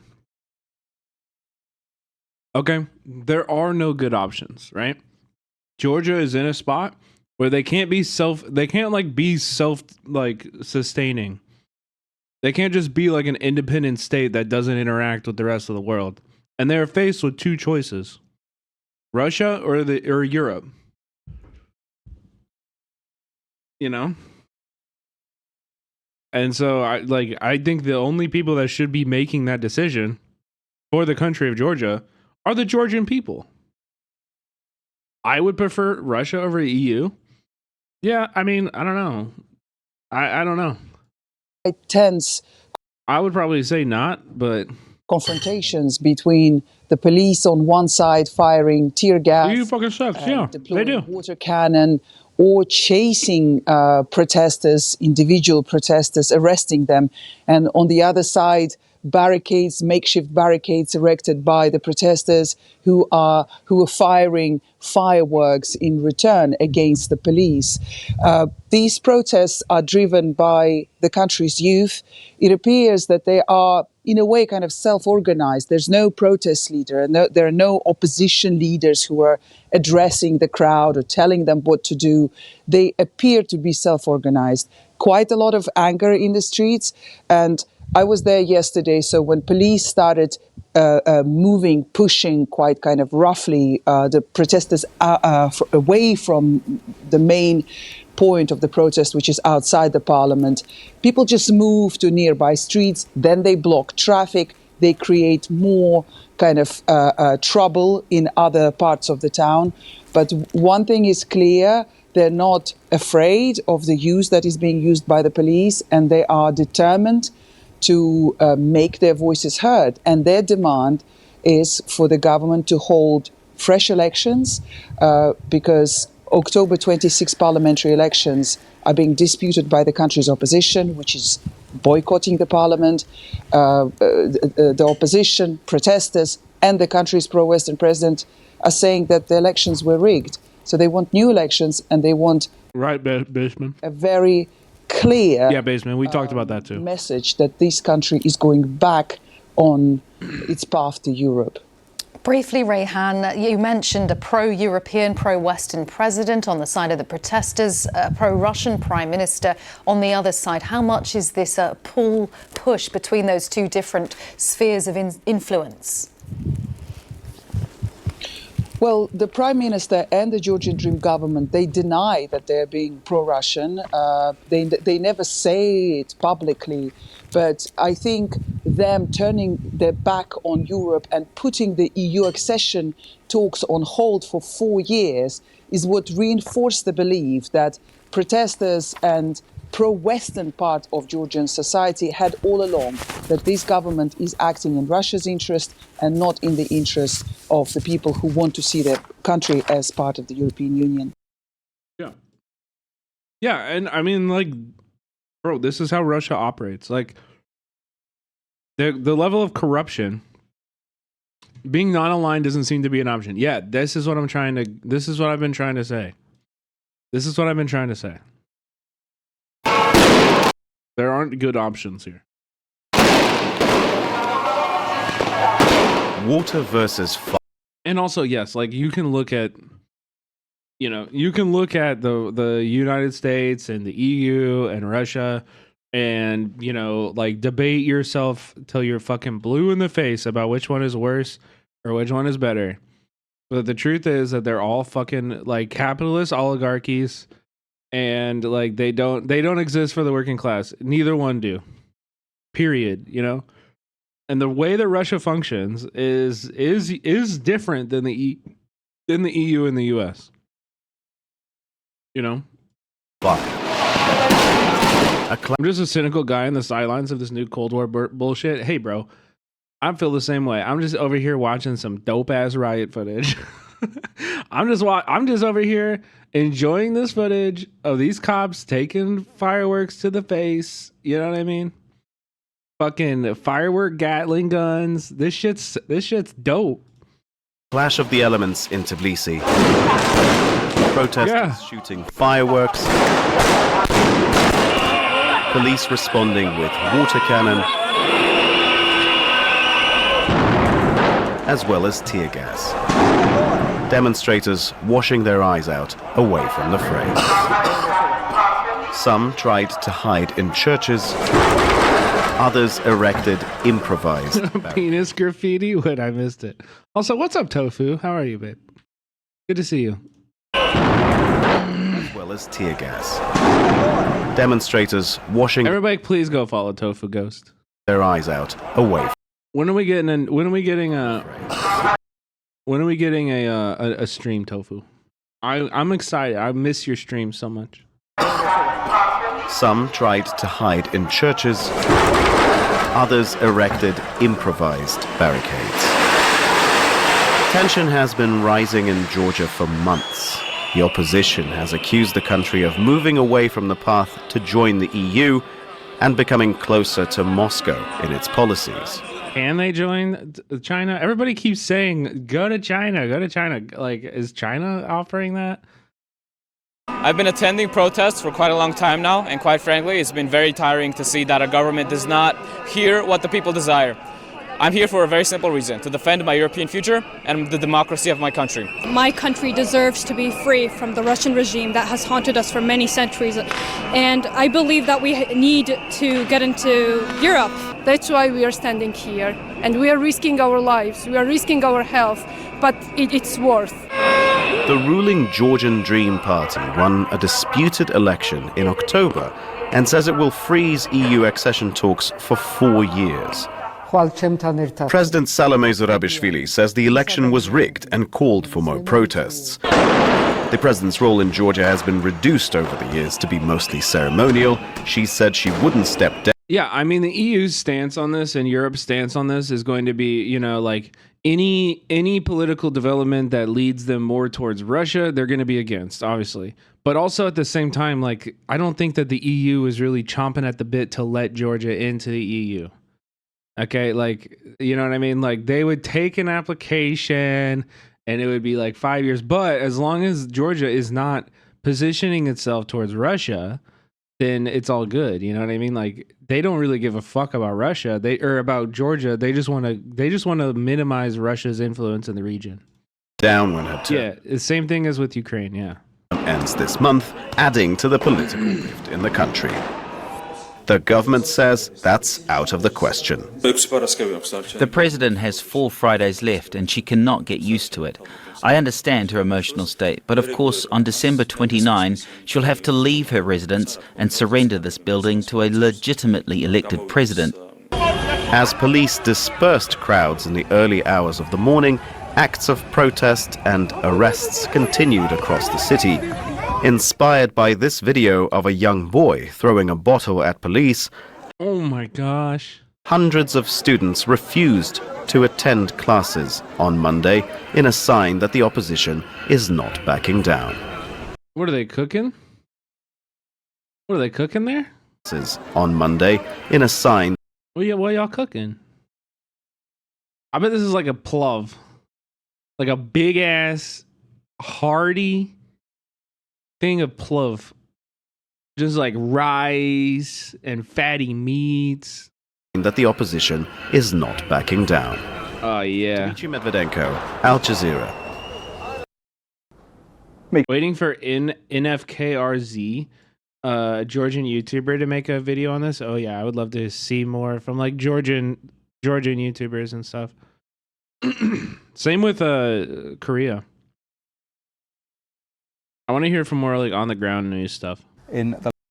That's usually how I try to. I don't really like watching like, you know, mainstream media like this. I much prefer that shit. But obviously with a lot of this stuff, mainstream media is just like going to be faster. Okay, we're moving on to South Korea. Which I also don't know very much about. I genuinely, honestly don't know very much about. Here's what I know about South Korea. Has been and is always a U.S. client state. It is like a capitalist, fascist, you know, like just unrestricted fascism and capitalist, like, you know, capitalism running wild in South Korea. More recently, this has manifested in like a hyper misogynist incel president that yesterday, I guess, decided to declare martial law around like 10 p.m. or some shit like that. 11 p.m. in Korea. And then was like, you know, sent the military to like try to prevent people from entering the parliament. I don't even know what the Neo-Confucianism shit. I slept through that Hassan React. I'm not gonna lie. It's pretty much just Samsung as a country. Yeah, right. Squid Games is real. True. Yes. But the people of South Korea, along with the non-fascist parties in the government, squashed this coup pretty fucking quick. And I gotta tell you, chat, I was really fucking annoyed at shit like this. Okay? Shit like this. If this happened in Montreal, the SPVM would have opened his skull. If a protester in America did this, they'd be filled with holes and the officer would be a Fox News host by 3 p.m. I had other ones.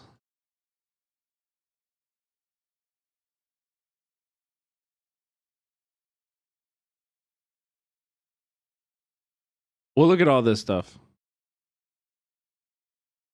You know, I don't know. I saw a shitload of like supposed leftists. That's true though. Okay, can you tell me when? Can you give me any what is that based on? Genuinely, where do you get this opinion? I mean, it's true, is it not? Can you tell me like when has this happened in America? There is exactly, Ghosty. There is a reason they don't do that. There's actually a fuckload of reasons that they don't do that. The hyper militant state. Okay, you guys need to understand something. Police don't shoot protesters. You know, like police choose not to shoot protesters, not because they don't want to, not because they're not capable of it. They want to and they're capable. They don't do it because it would fucking inflame a protest movement faster than anything in the United States. It would instantly turn this into a national fucking moment where hundreds of thousands of people would be out in the streets. Okay? Hundreds of thousands of people would be out in the streets with bringing violence. And let me tell you something, chat. when the police are actually faced with violence, when their safety is threatened, they will fucking run. They are cowards. Okay? They are fucking cowards. They are not going to risk their lives for a fucking job. We will risk our lives for justice and for freedom. They will not. They do not give a fuck like that.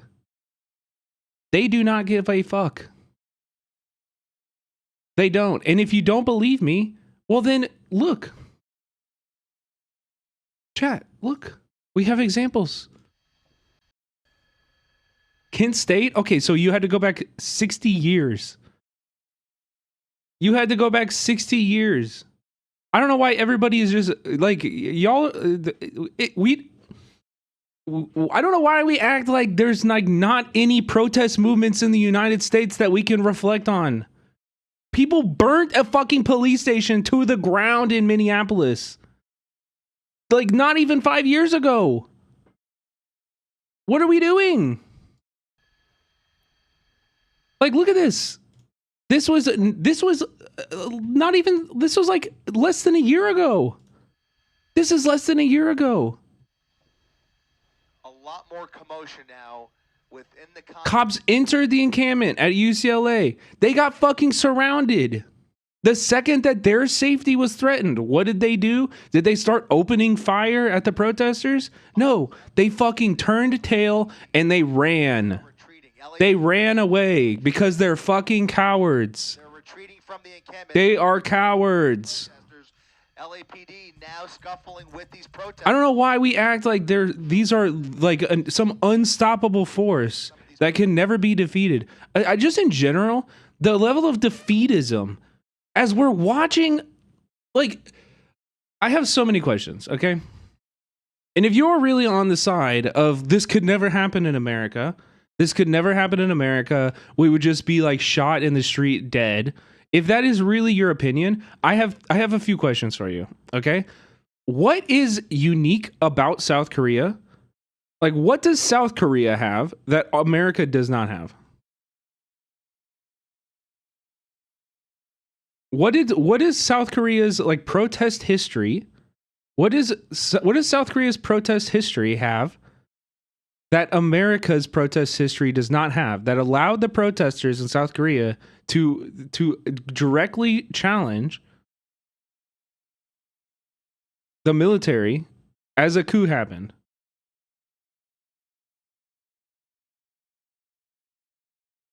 Like, what's the difference, do you think?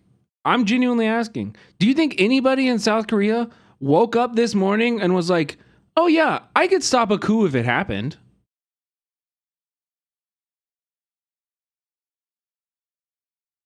No. None of them thought that. They just showed the fuck up. So if your response to looking at a group of people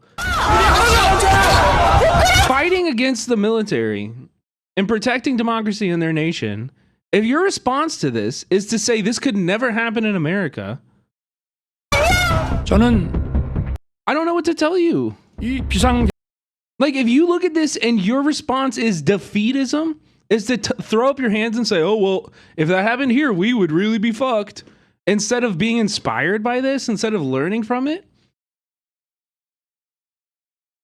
I don't know what to tell you, man.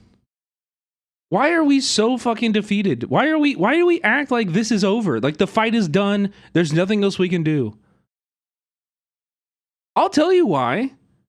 It's because you guys have invested so much of your fucking political ideology and so much of your fucking, like your political stance in electoralism.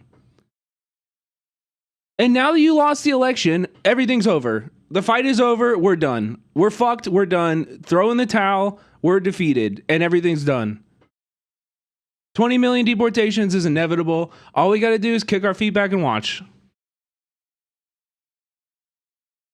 No. No. None of this is inevitable. What is it those tweets are saying is happening that you are saying what? What is it that those tweets are saying is happening that you are saying is not? Those tweets are saying that American police would murder protesters in the street.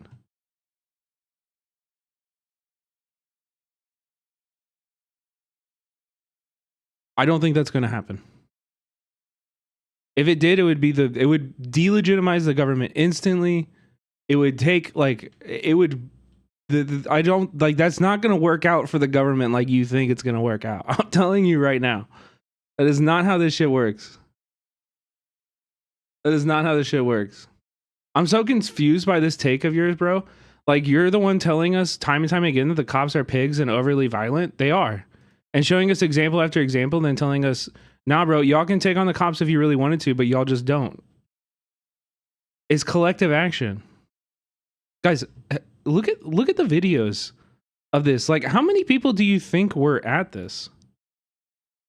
Like, how many people do you think showed up to protest outside of this that turned the military away? There was, from the best images that I've seen, I guess like 3,000 max. Like 3,000 people max turned the military away.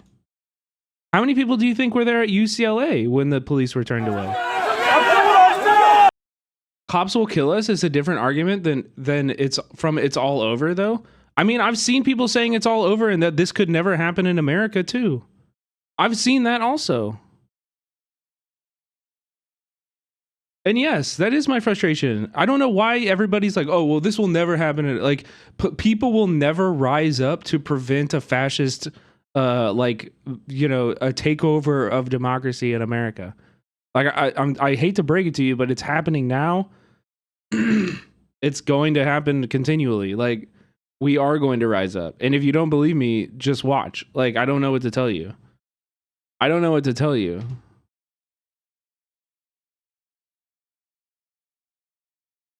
Like, that's not how this shit works. Yeah, and I'm not saying it's not possible. It is possible, but again, that literally wouldn't stop a protest movement.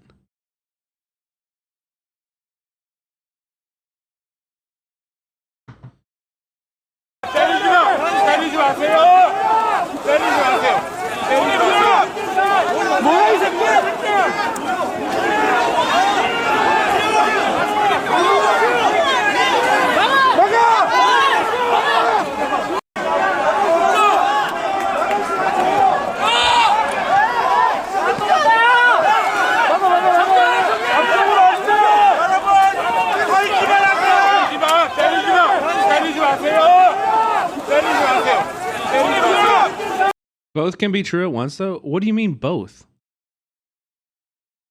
What do you mean both? I don't think a martial law style takeover will be the road Trump takes. I agree. I think it could be. Well, also Trump doesn't need to because he has all four. Like, he has a quadfecta.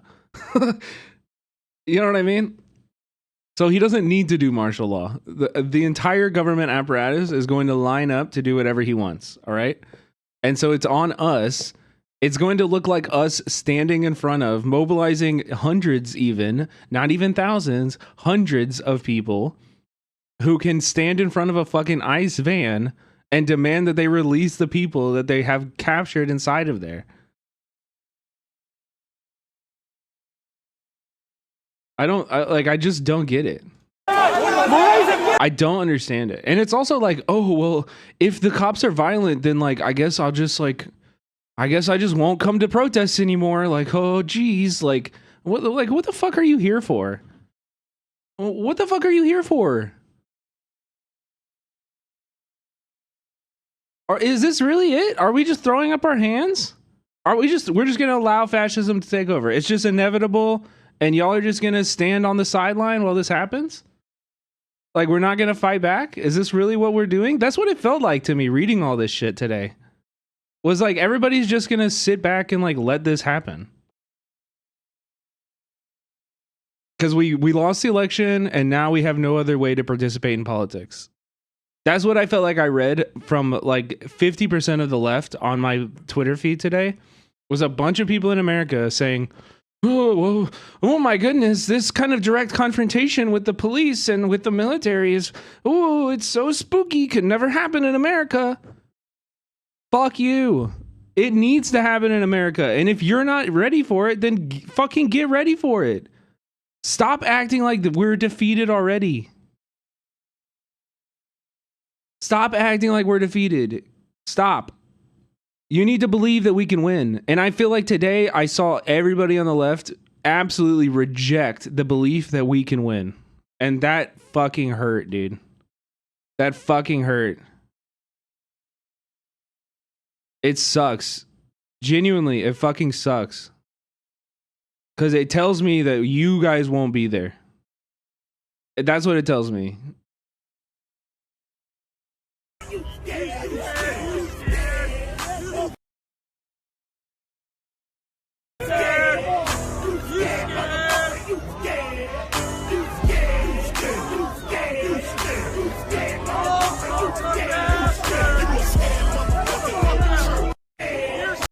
Yeah, dude, of course, the libertarians are not going to know.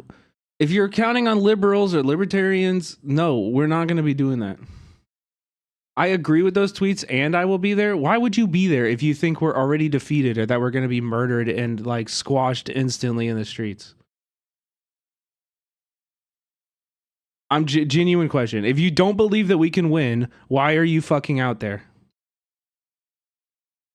If you don't believe that we can win, why? What are you doing? Why? Why? Why?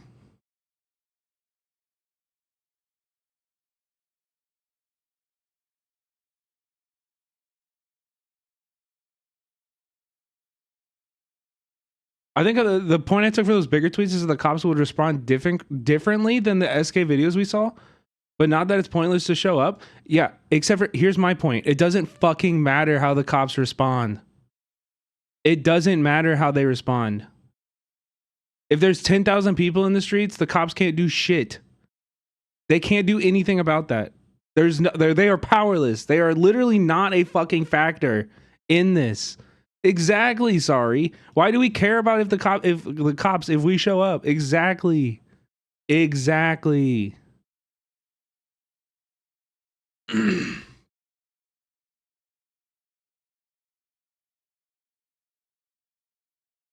I think you're missing my point. I don't agree that those tweets are being defeatist. The tweets saying Americans won't protest.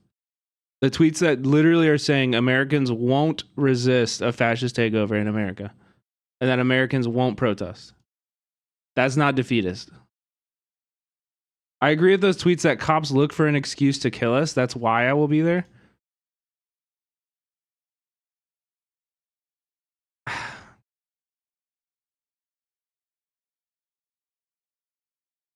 What I'm trying to say is, and what others in chat are trying to say, is that the cops will absolutely shoot us all here in America, so we can't go fist to fist with them, but we can also revolt in other methods. Okay, well, there's like literally no, this is like, can you provide any kind of any historic truth to this? 'Cause I've been at protests for I've been going to protests for as long as I possibly can. I've never seen a cop open fire at protesters. What are we doing? Scroll up. I've read every chat. Trying to fight the cops fist to fist in the US would absolutely not work. However, using other strategies would. Why do you think it would not work? Watch this. Listen, watch this video again. This is a group of people advancing towards police. Look at the cops.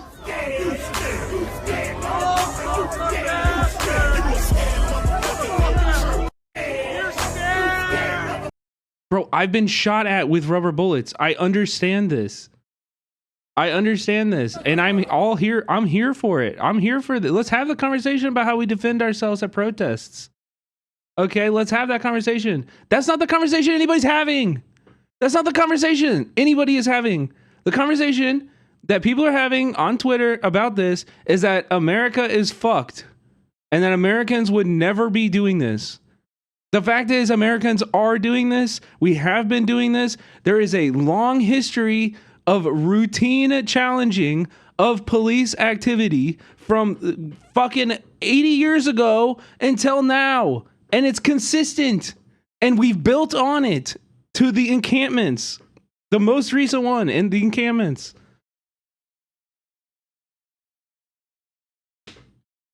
I don't know what to tell you. We're doing it. We're doing it right. Like, we've already been doing it. Yeah, we are. We are fighting against it. I don't like, why are we saying Americans will never do this? We're doing it. So if you don't believe me, just fucking watch. Just fucking watch. I don't know what to tell you, dude.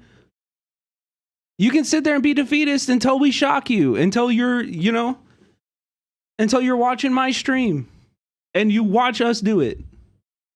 Yeah, stay out of the way. And or join us.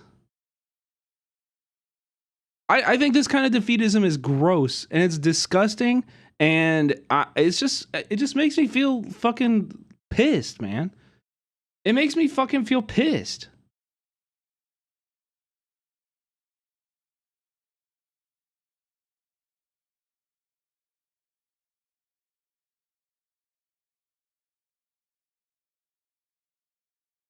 No, that did not link right. All right, let's get into this shit, actually.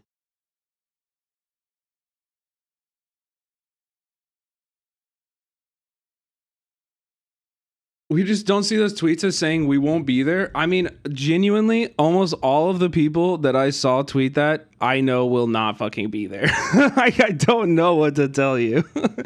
Like, what? I don't have any proof that those people will be there.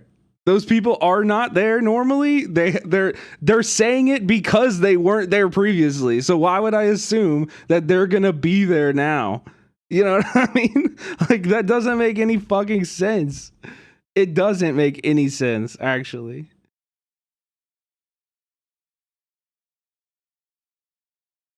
Yeah, Twitter goon basement dwellers, exactly, dude. Like, all these like political commentators too. It's like you're gonna watch it, okay? You're gonna watch it happen from your house, all right? We know that. We know that. You're gonna watch it happen from your house. And you're going to be shocked. And you're going to say, I didn't think this was possible. Just like you did last time. And that's fine. But I think coming out and saying, oh, like, this can never happen. Like, you're actually squashing revolutionary potential. You're going out of your way to put out a message into the world that actually, like, makes it less likely to happen. Like, how hard is it to say, fuck yes, this is what we should do? You know, like, this is what we should be doing. Why would you not say that instead of saying this will never happen? Also, who was asking what organizations to join here, we have this link right here.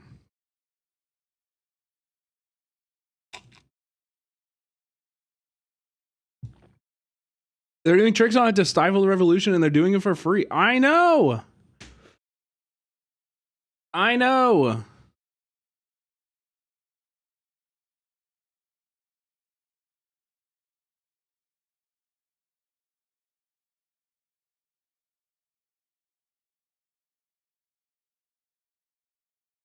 Like, I'm just saying, fascism is not inevitable, and what happened in Seoul last night should be an example to you.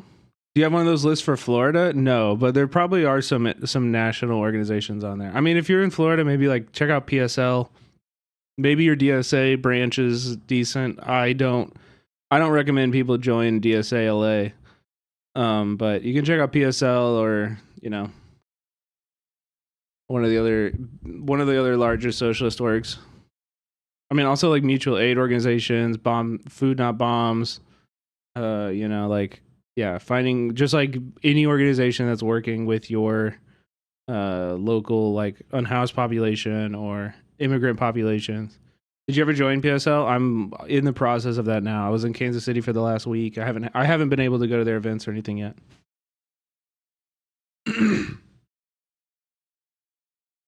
Just got back from an organizing meeting. Let's go. What's wrong with the LA one again? They elect a lot of Zionists. Yeah, we do need a command for DSA-LA for sure. They elect Zionist city council members who approve increases in police budgets. They have literally gotten rid of every single mutual aid component of their organization that has existed. Street Watch LA being the main one. So like there's like nothing there for mutual aid. They have put basically all of their chips into electoralism and electing like liberals that get into office and then vote against the interests of the left in Los Angeles.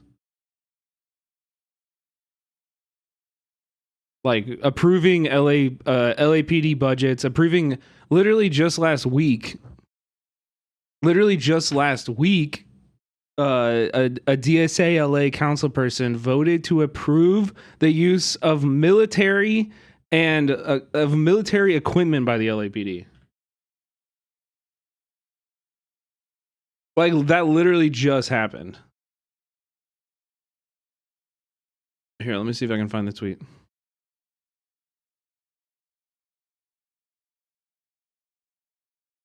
God damn it. Why does Twitter make it hard to search?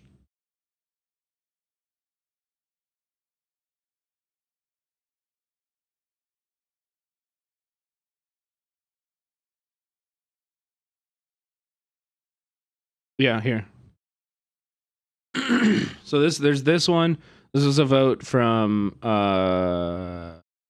November 12th.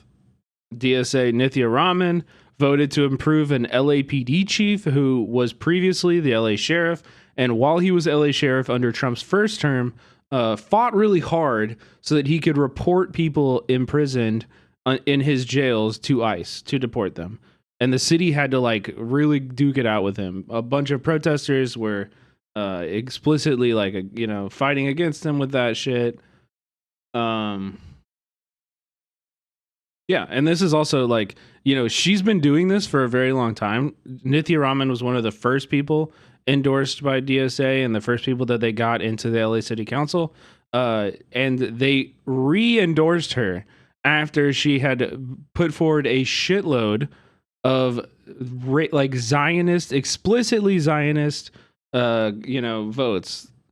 Also, here's her with a like senior leadership of the ADL. Nithya Raman hanging out with ADL leadership. Like, this is not somebody that socialists should be working with at all. You know what I mean? Also, they're anti-black. I'm not going to get into that here. If you want to know more, it's right there. Yeah. Here, I'm trying to find... Let me find that...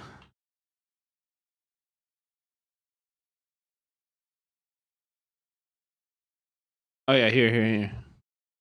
LA City Council has authorized the LAPD to continue using tactical and so-called military equipment. The City Council approved 10-2 the LAPD's report enumerating its use and inventory of such equipment as required by California state law. Nithya Raman voted for this.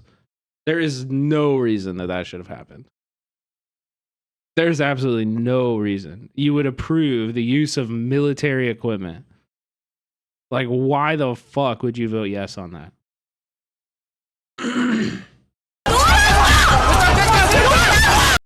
South Korean President Yoon Suk-yeol has rescinded a surprise martial law declaration hours after plunging the country into chaos.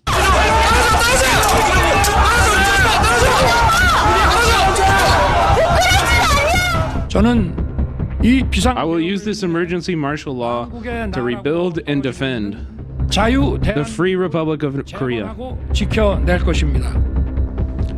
is slipping into ruin. To that end, I will crush the anti-state forces that have been so vicious and responsible for the destruction of our country. The country's long history of martial law ended with a popular uprising in 1987.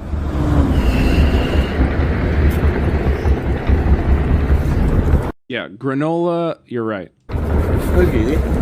And this is all I'm trying to say too, is that the power is in our hands, okay? And we can build it. It can happen here. Like, it is up to us. It is up to us. And part of that is whether or not you believe it can happen. It is your radical imagination. Do you think it's possible? Do you think it's possible? I saw a bunch of people today who answered that no. I don't think it's possible. And at that point, why do you even care about politics? At that point, why do you care about politics? If you don't think it's possible that the American working class can win, then what the fuck are we doing? Why are you even here? Why are we even talking about it? What is this for?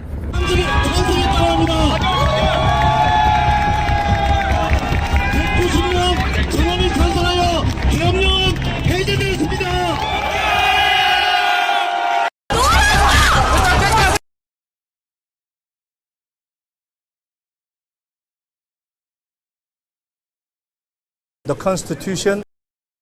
Almost all of South Korean presidents got arrested during or after their term. Some committed suicide after being found guilty, and some were even executed.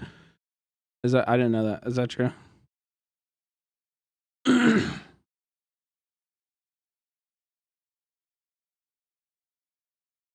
Wait, what's going on here? If they had junior officer loyalty and a narrative, then for sure, especially a long time divide like we have. Dude, I'm sorry, but if you think that fucking cops or National Guards people are going to risk their lives, are going to risk not going home to their families in order to protect Trump or to protect whatever, the right for them to fucking deport 20 million people, I think you're sorely mistaken. Military and cops, they are not going to, the second that it becomes a conversation about whether or not they go home or not, or they risk serious injury, they are going to fucking split. They are cowards. That is the difference between us and them. We are there because the risk of bodily harm and the risk of fucking, dude, like the risk of deportation and that violence is already there. You understand that? The cops are risking nothing. They're just doing a job for a paycheck. So the dynamic is already there. You understand? It's already there. Yes, we have a reason to fight. They have a reason to retreat. Exactly.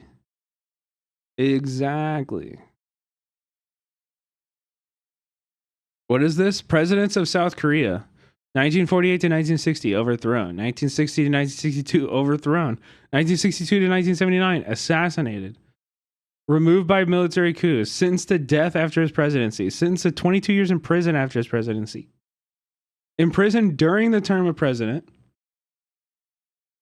As president, secured convictions against two of his predecessors.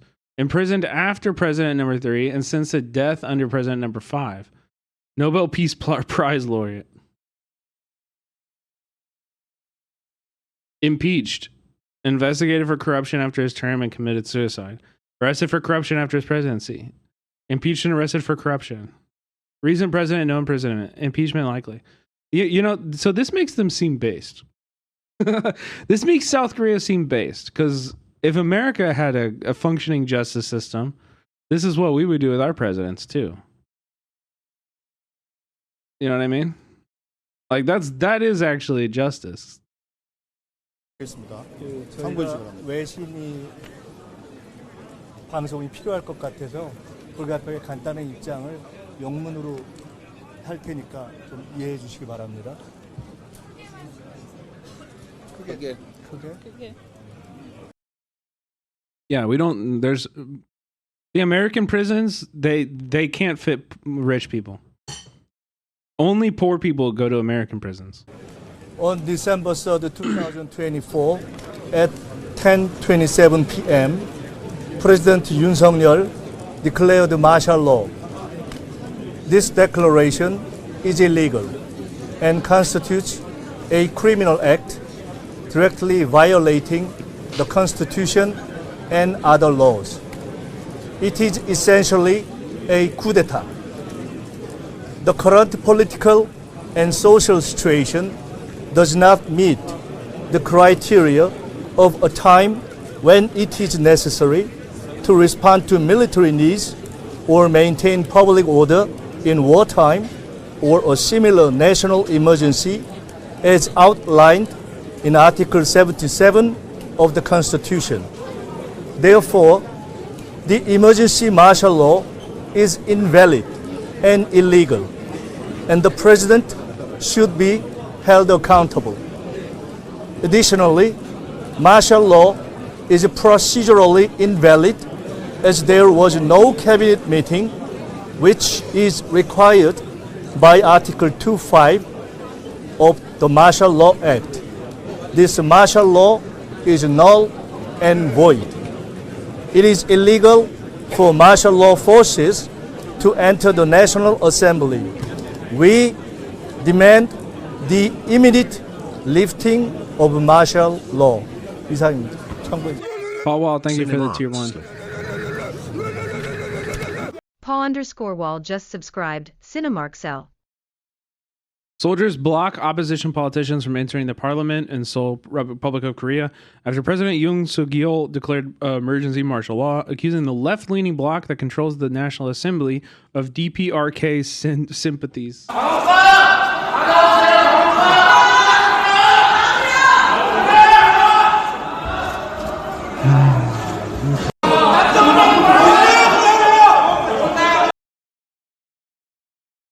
Jusha Gang, what up, sorry? Thank you for the sub. Uche Gang.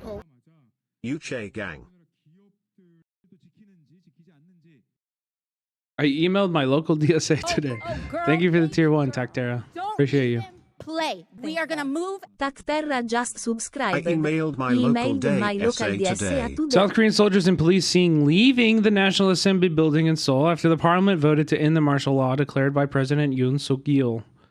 The crisis appears to be over with the apparent coup by President Yoon having failed. Yep.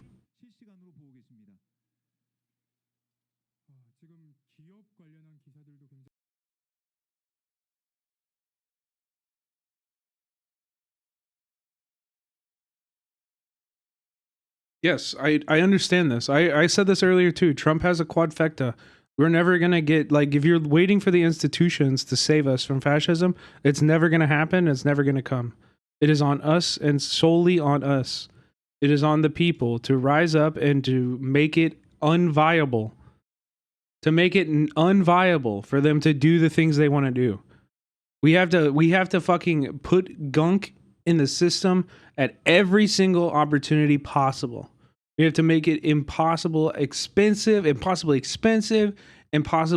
know, like we have to use every single tool in the toolbook.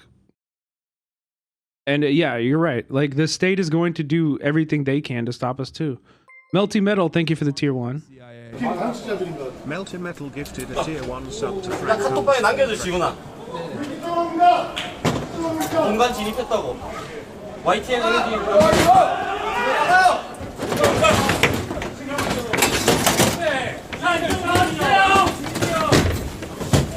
아이고, 야, 지금 새끼들! 안 돼! 일단 이거는 당대표 쪽으로 진입했다고. 잡고 있어요. 좋았어. 막어. 저쪽으로 뭘 있는 거야? 막어.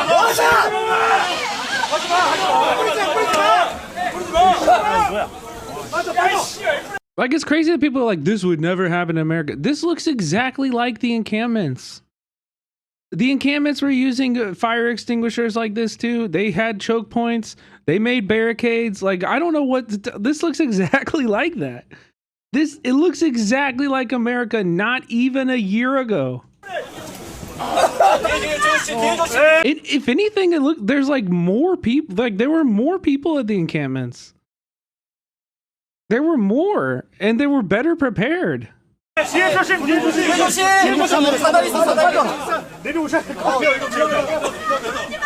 guess what? Next time, we're going to be even better prepared. Because we've learned. We've taken the lessons from the encampments and we've grown from them. We've processed that shit. And we have new lessons to take forward.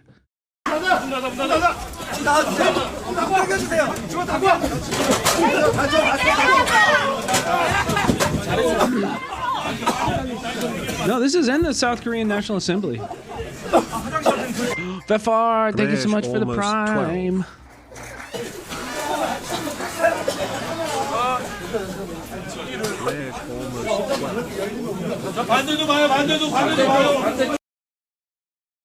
Yeah, it is 12.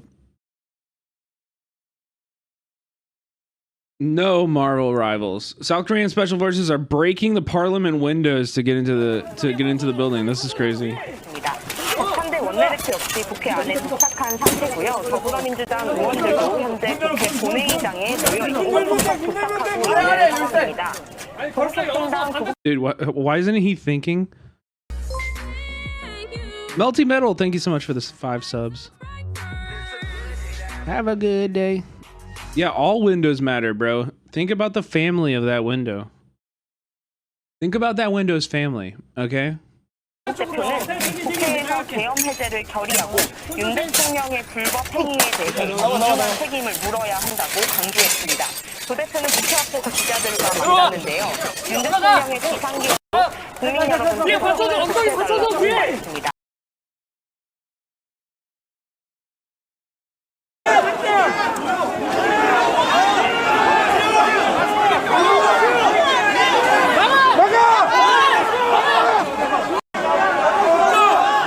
Yeah, dude, exactly, Kraken. Like, that's what I'm saying, dude. It's not like they planned this. This just happened and people mobilized in an instant and they shut that shit down. And we could do that in America too.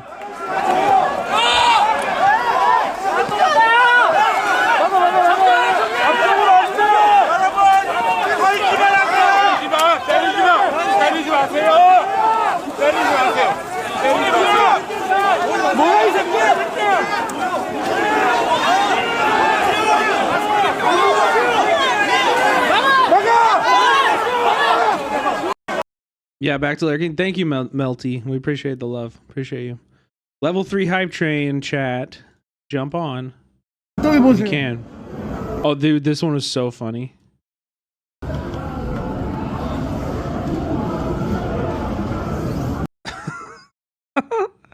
Just okay. Does you see that? This guy like is fucking with the cops, like headgear. Look.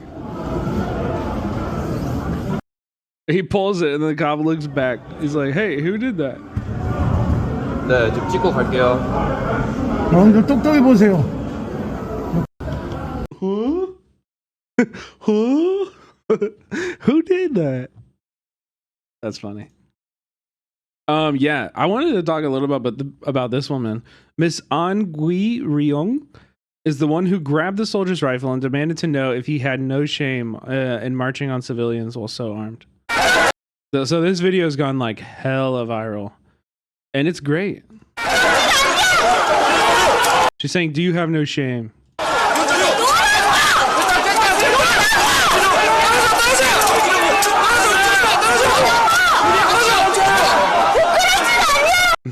Nancy Pelosi would never. Her dad was a revolutionary? Oh, I didn't know that.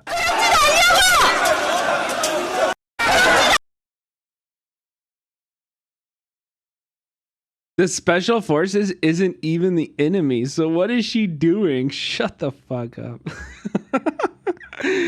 Shut the fuck up, you dork.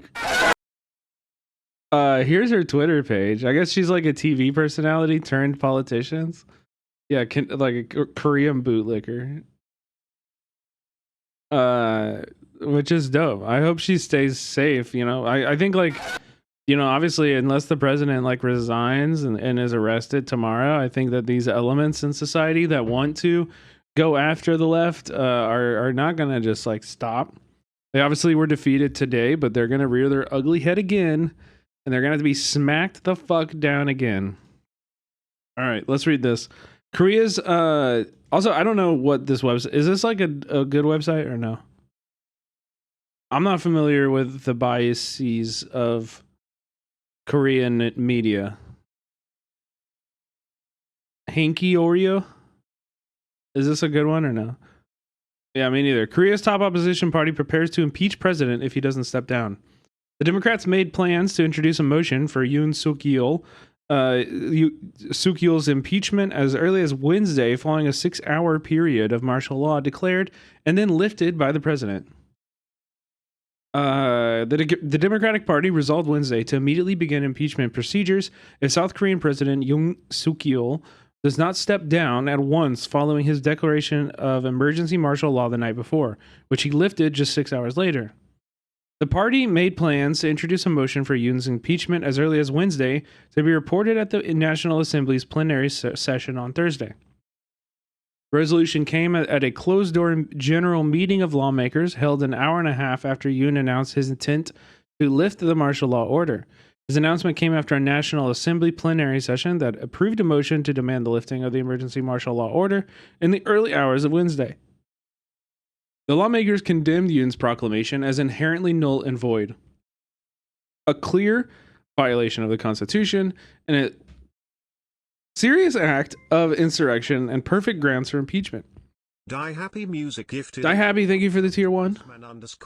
They also stressed that the Democratic Party would not sit idly by and watch President Yoon's crimes, which are destructive to constitutional government.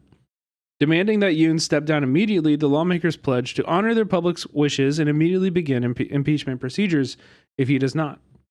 Meeting with reporters after the meeting, the party's floor spokesperson, Kang Yoon-jung, said there was a consensus that because we have no assurance there will not be any additional emergency martial law orders in the future, the process of proposing and voting on an impeachment motion will need to move more quickly. The fastest possible timeline would be to introduce the motion today and report it to the plenary session tomorrow, she said Wednesday.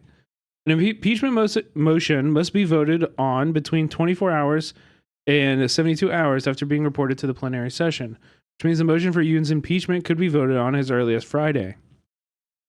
But because a presidential impeachment motion would require the agreement of at least 200 National Assembly members, the question of how Yoon's People Power Party responds will be a variable. The Democratic Party also made the decision to maintain a presence at the plenary session site in 3 rotating shifts to prepare for the eventuality of another martial law proclamation by Yoon. Additionally, the roles played by Minister of National Defense Kim Yong-hyun and Minister of the Interior and Safety Lee Sang-min, who hold authority to recommend the declaration of martial law, are also to be examined during the process of pursuing Yoon's impeachment. Just after the lawmakers met, Democratic Party leader Lee Jae-myung issued a position statement to party members calling Yoon's martial law declaration a clear act of constitutional disorder and insurrection. Even if the martial law has been lifted, the crime of insurrection by President Yoon and the others who assisted him will not be swept under the rug, he stressed. Explaining that the Democratic Party would see to it that President Yoon resigns and that the crime of insurrection is immediately investigated, Lee called for participation at an emergency gathering to be held at the National Assembly at noon on Wednesday. So, the liberals are moving. All right, they're moving. Also, we had some really great shit here with the Korean Confederation of Trade Unions immediately announced that they would go on an indefinite general strike until Yoon Suk-yeol resigns. This is another way that we need to, we need to use organized labor. Organized labor needs to be fought. Needs to be a tool that we use as the working class to fight against fascism. This is a critical element. Doing general strikes like this is fucking based. Fucking awesome. Oh, yeah, so this is the video of the guy doing the Taekwondo shit. Which also I don't really understand. Like, it doesn't look like he actually like turned him. Right? He like sweeps his arm. He sweeps his arm, but the guy's like turning around already, right?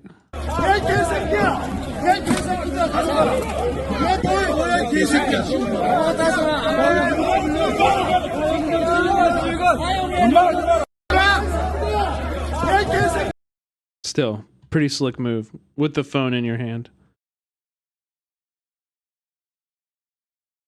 But he's like reaching out like this, and then he gets his arm turned like that. Right? So like, why would he go? Why would he turn? I think he like voluntarily turned around. I don't know. Anyway, let's check what BBC is saying about it. This declaration from the president of martial law. It was a shock announcement that came late on television broadcast to the nation, with the president saying he had been forced to take the measure to save South Korea's democracy. The declaration was immediately condemned by the leader of South Korea's main opposition parties, who've called their MPs to go to Parliament, and yet that National Assembly, the Parliament building, blocked off. But the president saying he had no choice but to resort to martial law.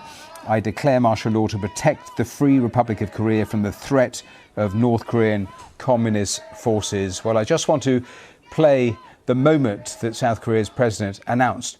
What is this clip? Organized labor. Organized labor needs to be fought. God damn it. That martial law and the reasons for actually imposing it. Have a look. 친애하는 국민 여러분. I hereby declare an emergency martial law in order to defend the Free Republic of Korea from the threat of North Korean communist forces and to eradicate the shameless pro-North anti-state forces that are depriving our people of their freedom and happiness. This measure is necessary to safeguard our constitutional order of freedom. 저는 이 비상계엄을 통해 Through this martial law, I will rebuild and protect the Free Republic of Korea, which is falling into the depths of national ruin. 이를 위해 저는 지금까지 폐악질을 일삼은 Yeah, Maurice, we spoke about that earlier a little bit. We were watching Democracy Now! The provision specifically that got it struck down was that it excluded police and fire people too, firemen. 망국의 원흉, 반국가. I will decisively eliminate anti-state forces who have been wreaking havoc and are the main culprits of our nation's downfall. This is an unavoidable step to protect the freedoms and safety of the people, as well as to ensure the nation's sustainability and security against the anti-state forces attempting to overthrow our system. Well, there it is. That was the announcement that came in the middle of the night with no warning. These are the live pictures of the Parliament building. You can see the South Korean flag there fluttering at the top, and there are a number of people who've got as close as they can, but we know that various police buses have been parked and moved to block the entrance to that Parliament building, with certainly supporters of the president eager not to allow those MPs into the Parliament building, because the opposition were trying to get MPs there, trying to actually have a vote to overturn. Wait, what do you, Two-Base, what does this take? Cops, I agree with. I think you're on it with cops, but government workers, those are like teachers. What do you mean? Like teachers, trash, garbage men? You know what I mean? Like those people definitely deserve to be unionized. 100%. What has been... They're providing a service. Declared they have condemned the move, calling it unconstitutional, and had they been able to get inside and have a vote, potentially they could have tried to overturn what has been announced. State rules? That is not happening, because that whole area has now been cordoned off and sealed off, and that's what you're seeing there in the pictures. I was saying a little earlier that helicopters too had landed on... Garbage men? That's most men. Oh, you're going to get banned for that kind of hateful language against men. The parliamentary roof, the building there, as certainly more reinforcements were called to that Parliament building, and all political activities banned under this declaration of martial law that came in the last... Yeah, all political activities banned. ...couple of hours. So those some of the live... Trying to play Call of Duty? I think not. Korea took a page out of Twitch's TOS for this. They saw Twitch, they said, "Oh yeah, you guys are putting a content classification on politics? Easier to ban. Easier for us to ban you." Pictures that are coming into the building. I want to actually bring in a guest, Elizabeth Braw, a senior fellow with the Atlantic Council's Transatlantic Security Initiative. Her focus is on defence against grey zone and hybrid threats. And Elizabeth, thank you for being here on the programme. I know I was going to talk to you about what the new head... By the way, there's a protest tomorrow about this in Koreatown. I think somebody posted in the Discord, right?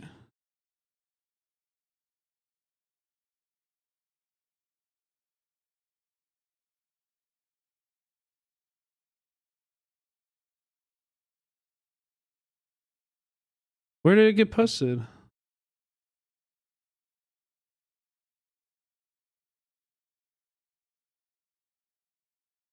Oh well.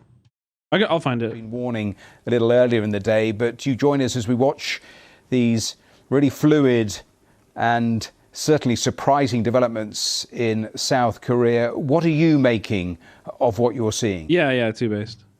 These are extraordinary developments. Here. Frankly, quite unexpected, but we do. This is the protest tomorrow, 6 p.m. In Koreatown, calling for Yoon's resignation. Rallies in New York, San Francisco, and Los Angeles. December 3rd, 2024, President Yoon Suk-yeol declared martial law in South Korea, marching armed troops into Seoul and blockading the National Assembly building. Like South Korea's military dictatorships before him, Yoon justified his attempted coup in the name of eliminating pro-North Korea forces from the government and society. Yoon's martial law attempt is a desperate maneuver to survive his deep unpopularity. Last week, a coalition of 100,000 people marched in Seoul to demand Yoon's resignation. The masses of South Korea do not support his pro-US and pro-Japan agenda. Though the National Assembly has since convened to unanimously vote towards lifting martial law, Yoon has yet to officially follow through. He has now. Today, the CTU, Korea's largest progressive union, called for an indefinite strike until Yoon's resignation. It is imperative that we echo these resignation demands here in the belly of the beast. Yoon has only been able to consolidate power by playing junior ally to his imperialist U.S. masters. Calling all Koreans and comrades, join us, as in New York City, San Francisco, and Los Angeles, as we demonstrate popular resistance against the U.S.-backed fascist regime. Never again will we return to martial law. The popular voice calls for Yoon to resign. You know that South Korea had been in a difficult position for in recent weeks due to Russia's and North Korea's increasing collaboration and the West's inability to do anything about it. So Russia and South Korea teaming up in recent weeks to bring North Korea and... Sorry for the side question, but is there a nickname you go by? Just Brett. Soldiers to Russia, and that's my real name. From a South Korean perspective, that was a quid pro quo. We don't know exactly how Russia is helping and will be helping North Korea in return, but those soldiers didn't come for free, and that is the South Korean concern, hugely destabilizing. That is really interesting, because I was asking one of our previous guests about exactly the point that you raise. When we don't know what is happening, this may be a political tussle, but it is entirely possible that those broader parts of the equation now involving North Korea, involving Russia, they could be at play here in some way, couldn't they? Yeah, this is a bad thing. And like North Korea going and like sending troops to Ukraine, that's bad. They shouldn't do that. That shit's whack as hell. They could. I mean, North Korea collaborating with Russia in general. Like, Russia is not a fucking communist country. You know, it's really like, I feel like in general, it's probably just because of the sanctions and the blockade of the U.S. that they're left with so little options. They have to do that shit. Remember that the situation between the two Koreas is always very sensitive, and as I think your viewers know, it's not a situation of peace. It's not a monarchy. That's just propaganda. Okay, dude. Stalinists in the chat. between the two countries. It's essentially a frozen conflict that where the two countries continue to coexist. Is there evidence that they didn't send troops now? Yeah, we've been reading stories about their troops getting like addicted to porn and shit. You guys remember those? Exist along the demarcation border, but demarcation line, I should say, but it's not in any way a secure arrangement. That's Yeah, those are totally fake stories. You're probably right. I mean, you're probably right. They are fake stories, but they also are funny. You can also acknowledge that they're funny, at least, right? Also, this video is boring as fuck. The president announced this martial law very late. It's in the middle of the night over there in South Korea right now. The intent to quash dissent, but the images we're seeing coming out of South Korea is not that. You are seeing an escalatory. God damn it, dude. South Korean women in 1970s before the Islamic Revolution. Come on. Come on. A tense situation there outside of the government building. I want to go to Mike Valeria to bring us there on the scene with what is unfolding, Mike. Well, Rahel, we now have this ban, this declaration of martial law that has been overturned by Parliament. Yeah, dude, I know. I can acknowledge that it's like a CIA line, but I'm also like, that's funny. It is funny. Bill Ripley, our colleague in Taipei, was just saying it should take a simple majority of Parliament to overturn this, and that has happened within the past 2 to 3 minutes. Applause breaking out in the National Assembly. We're headed there now. Also, just in general, chat, like, I'm gonna be. I tend to be more of a Trotskyist in these kind of conversations. Like, you will not really find me defending the DPRK. Even like with like, I also have criticisms of like Cuba. You know what I mean? Like, if they're not allowing like leftist and like communist parties that are not the ruling party to organize, then I think they're, you know, like, that's not great. You know, this is why we love Vietnam here. Yeah, I mean, Vietnam is a great example. Yeah. Now, but certainly a feeling of palpable apprehension of demonstrators trying to get to the National Assembly. We're seeing members of the military, law enforcement in their green camouflaged helmets and uniforms. And we had reports that these members of law enforcement were trying to stop members of the National Assembly from coming into the building to overturn this declaration of martial law. But enough members managed to get in. Again, 1:06 a.m. here in Seoul. Yeah, and it's critical support. Okay, chat. We don't need to make absolute statements either way. Saying absolutely that the DPRK is based is bad. That's like not a good take to have. Saying absolutely that the DPRK is, you know, is bad without the nuance of their, you know, the restrictions that the United States imperialism is forcing upon them, that's also not a great stance. Like, it's somewhere in the middle.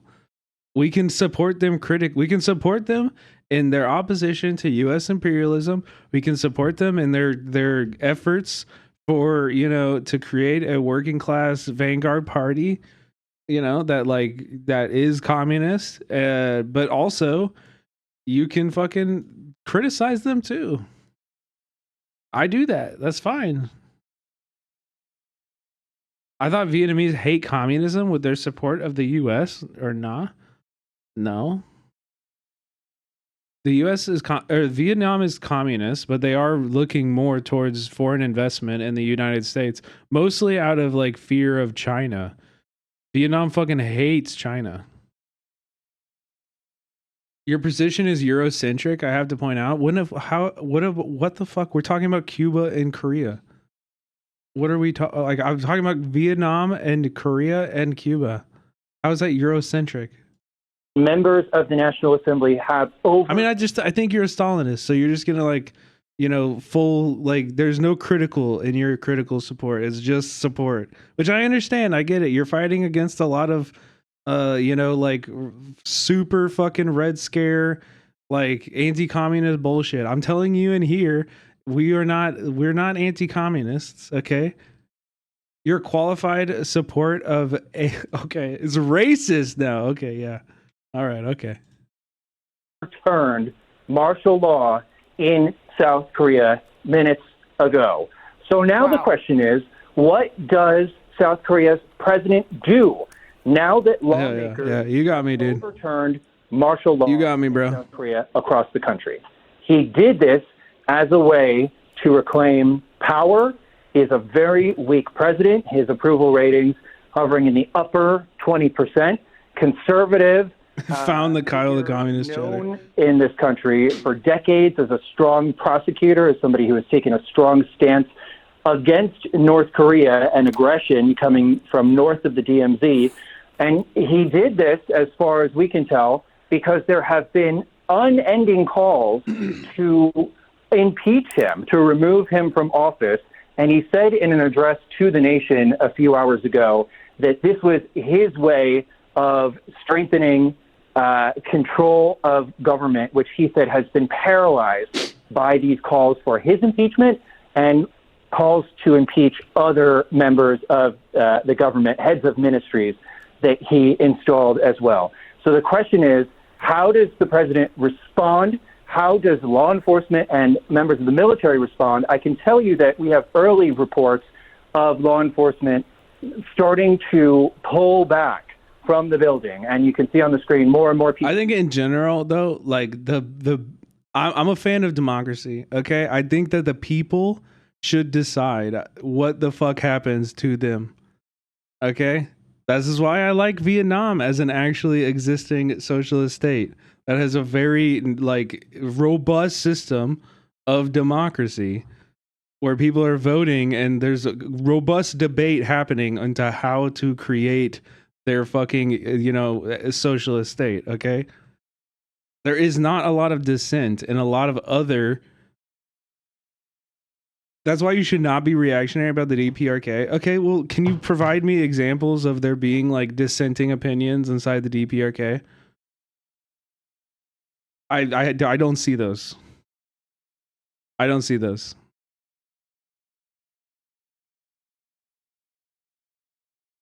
It seems hella authoritarian to me. And I know what you're going to say. You're going to come back and you're going to be like, actually, they have about the same amount of, prisoners per capita as the United States. Exactly. That's why I don't fucking support them. Like, yeah, that's not a good thing. Like, I don't support the United States either. People getting into the National Assembly. So we're going to see if this holds. But again, in a dramatic. They have they have about the same amount of percentage, actually. They have about the same amount of the percentage, actually. It's about like 0.7% of the population or something like that. Tableau, lawmakers in Seoul just voted to overturn martial law. Bill Boneless, thank you so much. Ringing out throughout the building.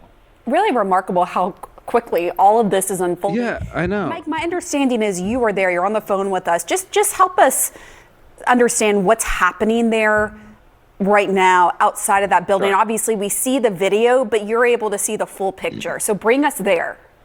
Yeah, we're on our way there. We're in our bureau in the center of the city because we weren't sure if we were going to be able to have a signal, if it was safe for us to broadcast. But, the center of gravity of what is happening is at the National Assembly building. But I can tell you, throughout the streets where we are in the center of Seoul right now, and as you move throughout the city, there are police officers on the phone who are wondering what is going on, who are calling their captains. You can overhear them in Korean saying, what are we doing? What is happening right now?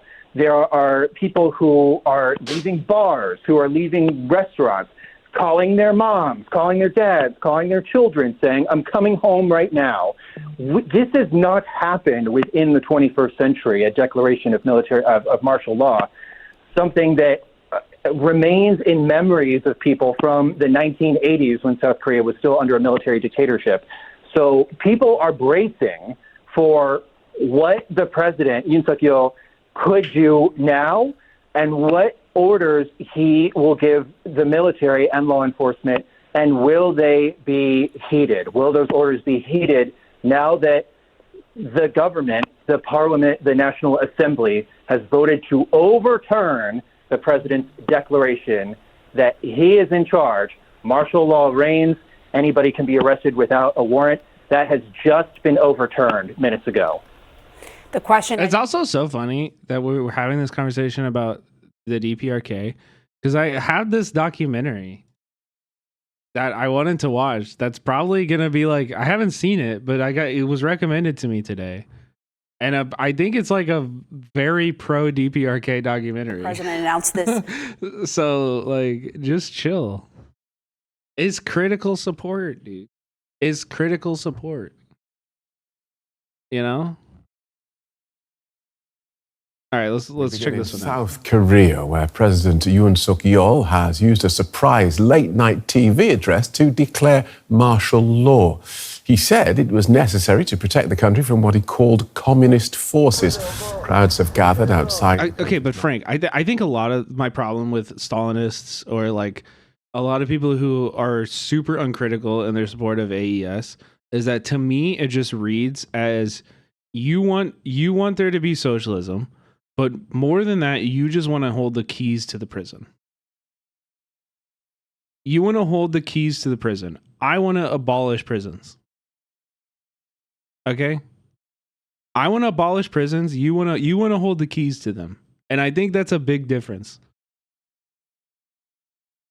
Like, that's not justice. National Assembly in order to oppose the president's move. Deputies inside the building passed a resolution calling on the president to reverse the decision. But the military says martial law will stay in place until lifted by the president. You need to wither this. I've read State and Revolution. Dude, you can't just tear shit down. When did I ever say that? When have I ever said that? Here is the president making that original announcement. I declare martial law to protect the Free Republic of Korea from the threat of North Korean communist forces, to eradicate the despicable pro-North Korean anti-state forces that are plundering the freedom and happiness of our people, and to protect the free constitutional order. And we can join journalist Fabian Kretschmer. Yes, who's on and the Portuguese is 100% right too. North Korea and South Korea are both what they are because of U.S. imperialism. And I would never, ever deny that. This is 100% facts. From in front of South Korea's National Assembly building in Seoul. Welcome, Fabian. Tell us what you can see and what's going on there. Yeah, so I'm in front of the National Assembly building. There are a couple of thousand demonstrators still here. Many have Saying we just want to hold the keys as a straw man. I mean, I hear a fuckload of people though always talking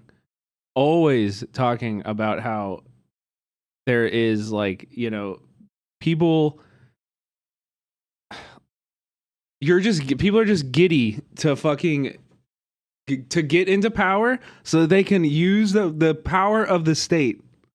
Okay, I'm not about that. I'm about building up the state to actually help people to reduce harm. Okay, this is a very different thing. Like we need to build the structures that are going to allow people to not have to make decisions that cause crime, that, you know, are reactionary positions. Prisons rehabilitate nobody. Exactly. And this is not even what we're talking about. It's not about using this the power of the state. MLs want to destroy the bourgeois state and create one that suppresses the fascists till the job is done. Okay. already left, but you see them waving flags, shouting slogans, demanding. Again, like fascism comes about because of material conditions. We have to change those material conditions. We have to change those material conditions. That's all I'm saying. All right. The president to step down. There's a lot of police pressure. This is what socialism is about. I know. That's what I'm saying. I agree. Changing the military conditions. I know. So why not have that approach towards cops? I do. I 100% do. But so far it is calm. Now, actually, 2 hours earlier, there were smaller clashes between protesters and the police, but really nothing too significant so far. The atmosphere is relatively calm, relatively peaceful, and people stay out here during freezing temperatures and demanding the president to step down. So the president has declared martial law. Just explain to us what that means in this context. What can and can't happen? Yeah, so martial law has not been declared in South Korea, probably in the last 4 decades. So the last time it has been declared was during the military dictatorship. So this is really unprecedented, and it's not really clear what this all includes. For example, some university principals said that universities will stay open, etc. So we really have to see how it will develop. But definitely, what is official, what has been confirmed, according to Yonhap, the news agency, is that political activities are banned. That also includes activities by the political parties, and then also, at least officially, the activities by media, by publishing houses, are also restricted. But I'm not really clear what that really implies so far. I see a lot of. Listen, there is an us versus them mentality also. Like, there is inherent class antagonism. I'm not denying that exists. I'm saying that the way to address that is not through fucking a workers police. The way to address that is by using the power of the state to genuinely change the material conditions of the working class, to empower workers, to give them the power to change their workplaces, to own the means of production, and to, take care of people, to provide material fucking benefits to people. I think part of this, that's exactly what the DPRK does. Okay, but they also fucking, all right, man.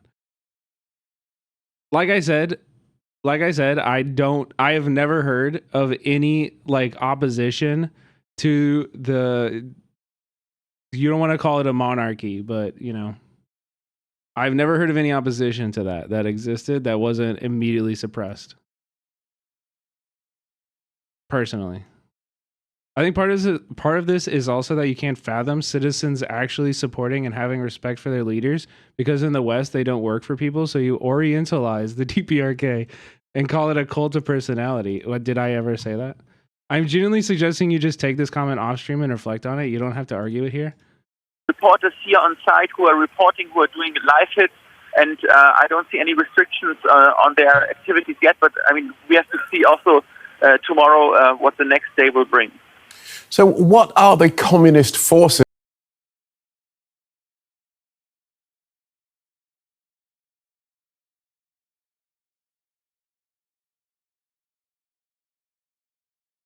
Yeah, I'm done with this. All right, we'll watch this documentary here. We'll all get Juicy pilled. We'll all get Juicy pilled. We're moving to Pyongyang. You know what I mean? We're doing it all.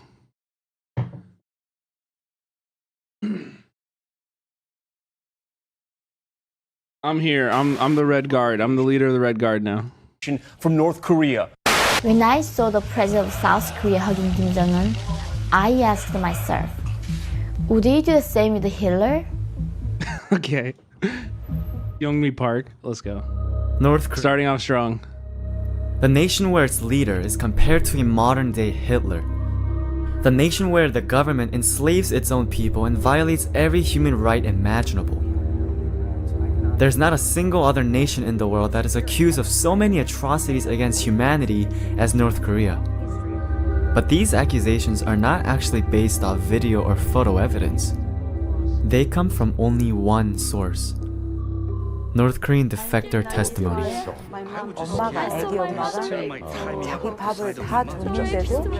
These testimonies are heard all around the globe and tell the world how terrible it is to live in North Korea.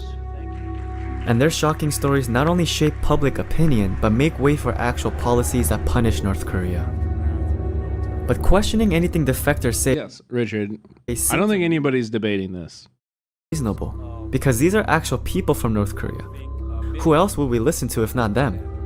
Why would they lie? Because behind the scenes of all defector testimonies that demonize North Korea is a world of lies that is very well hidden. So I traveled to South Korea to see a glimpse of the world behind defectors we don't see in the media.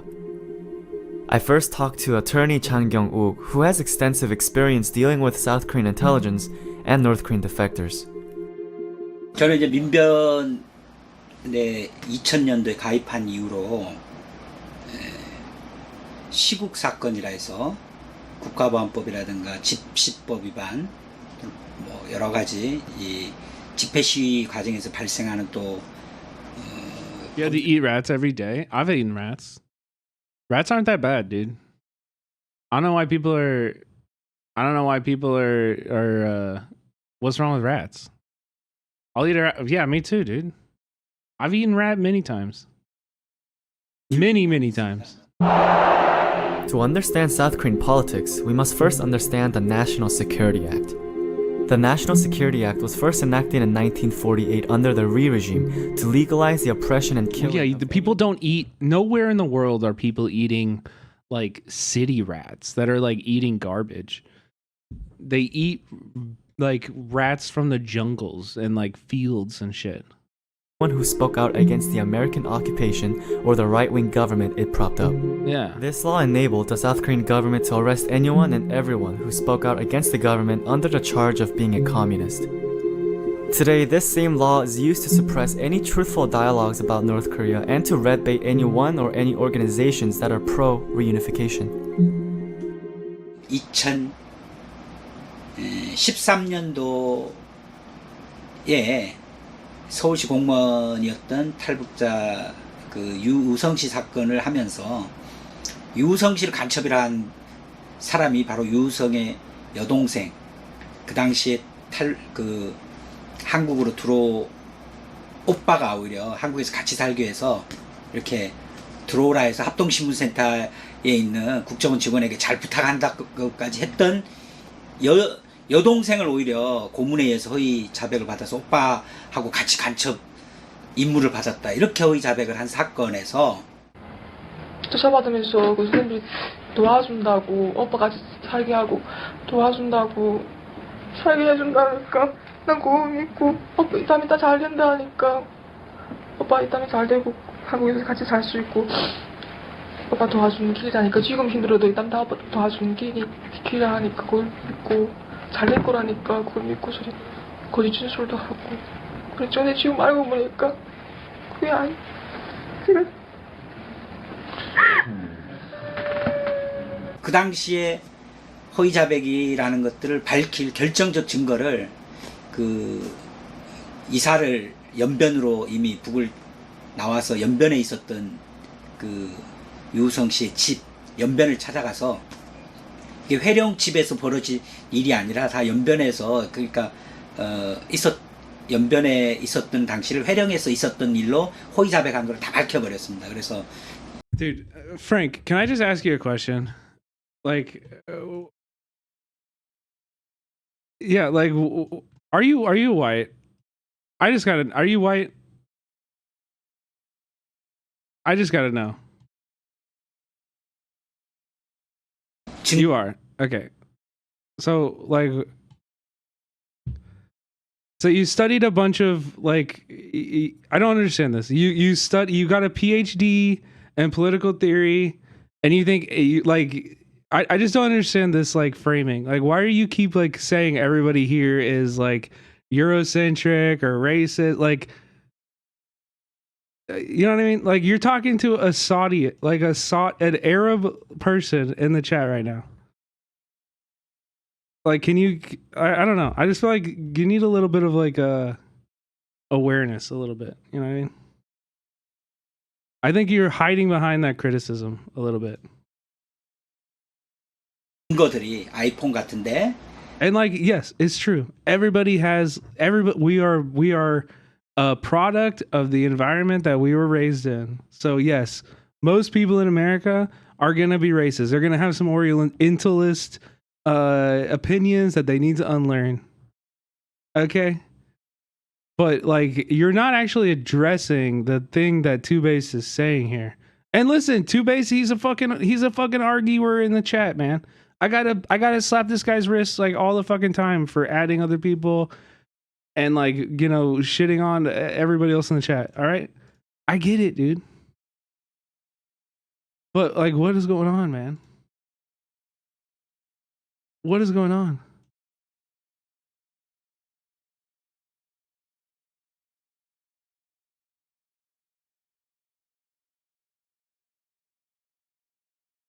Like, what is racist about what he says here? Like, what is racist about what Two Base is saying here? I didn't even read his chat.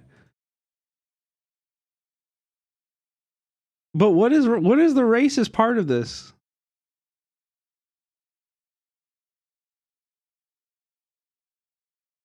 뭐 유성 씨가 회령에 들어와서 집에서 뭐 가족 사진 등을 아이폰으로 찍었다 이런 식의 허위 자백을 그 아이폰의 위치. Yeah, it is. It's super lib. It is. 그런 걸 다. And I'm not saying racism doesn't exist or that Orientalism doesn't exist. Like I said, we all grew up in America. I get it. You know what I mean? 그걸 해봤더니 연변으로 나와요. 그 찍은 게. Like, I get it. There's gonna be, yeah, we're all unlearning this behavior, but like nothing that Two Base said was racist. So I don't know. 객관적인 자료가 나오고. Also, like, Frank, I don't know if I didn't want to bring this up. Like, I didn't know if you know this, but I lived in Vietnam for 3 years. You know, this isn't something that's like tertiary to me. I literally lived in a real, like, actually existing socialist country for 3 years. 하면서 지금도 국정원이 I have a real black friend. Yeah, you're right, dude. That's what I'm saying. That's what I'm saying. 조작하고 있고 고문을 하고 있구나. 이걸 2013년도에 밝혔습니다. 그러면서 또 12명 종업원들 로부터 저희가 북의 가족들로부터 위임을 받아서 그 북의 가족들이 저희한테 끝까지 돌아오는 그날까지 끝까지 저희가 최선을 다해 주길 바라는 그 마음을 알기 때문에 저희가 여종업원들 문제 해결을 위해서 또 요즘은 바쁘게 열심히 활동을 하고 있습니다. 12 North Korean restaurant workers and their manager made news in 2016 by defecting to South Korea. The NIS said that these girls defected on their own free will and accepted them based on humanitarian grounds. This same restaurant staff made news in recent months again when the manager who led the 12 young girls to South Korea revealed that he actually tricked the girls to defecting. But Havana, he's basically already said that. Even after the manager stepped forward to announce that the NIS bribed him to kidnap the 12 girls, the NIS still has not returned the girls to their homes and families in North Korea. He walked me through the process in which the South Korean intelligence manufactures spies. Oh my god, dude, that LB emote is so good. Does LB make her own emotes? That's such a good emote. No, it's Emo Fez.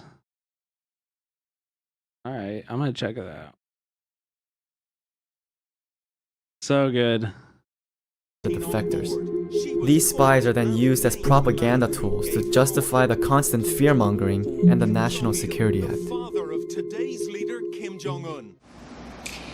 그 탈북자들이 들어오면 이 대한민국이 대한민국에 정착시킬지 그리고 대한민국의 세금을 가지고 지원을 할지 그죠? 주거 지원, 집이라든가 또는 정착 지원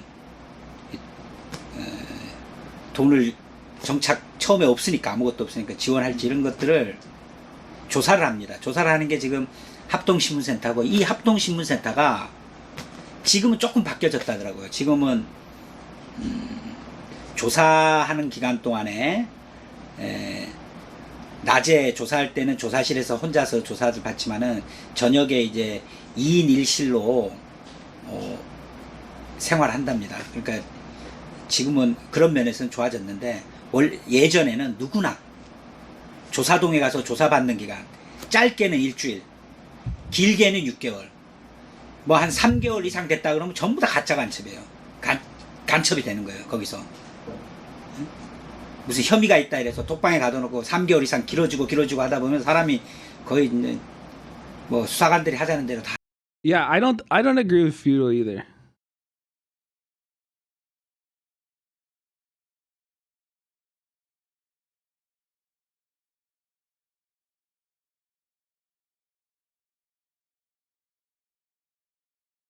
Okay, but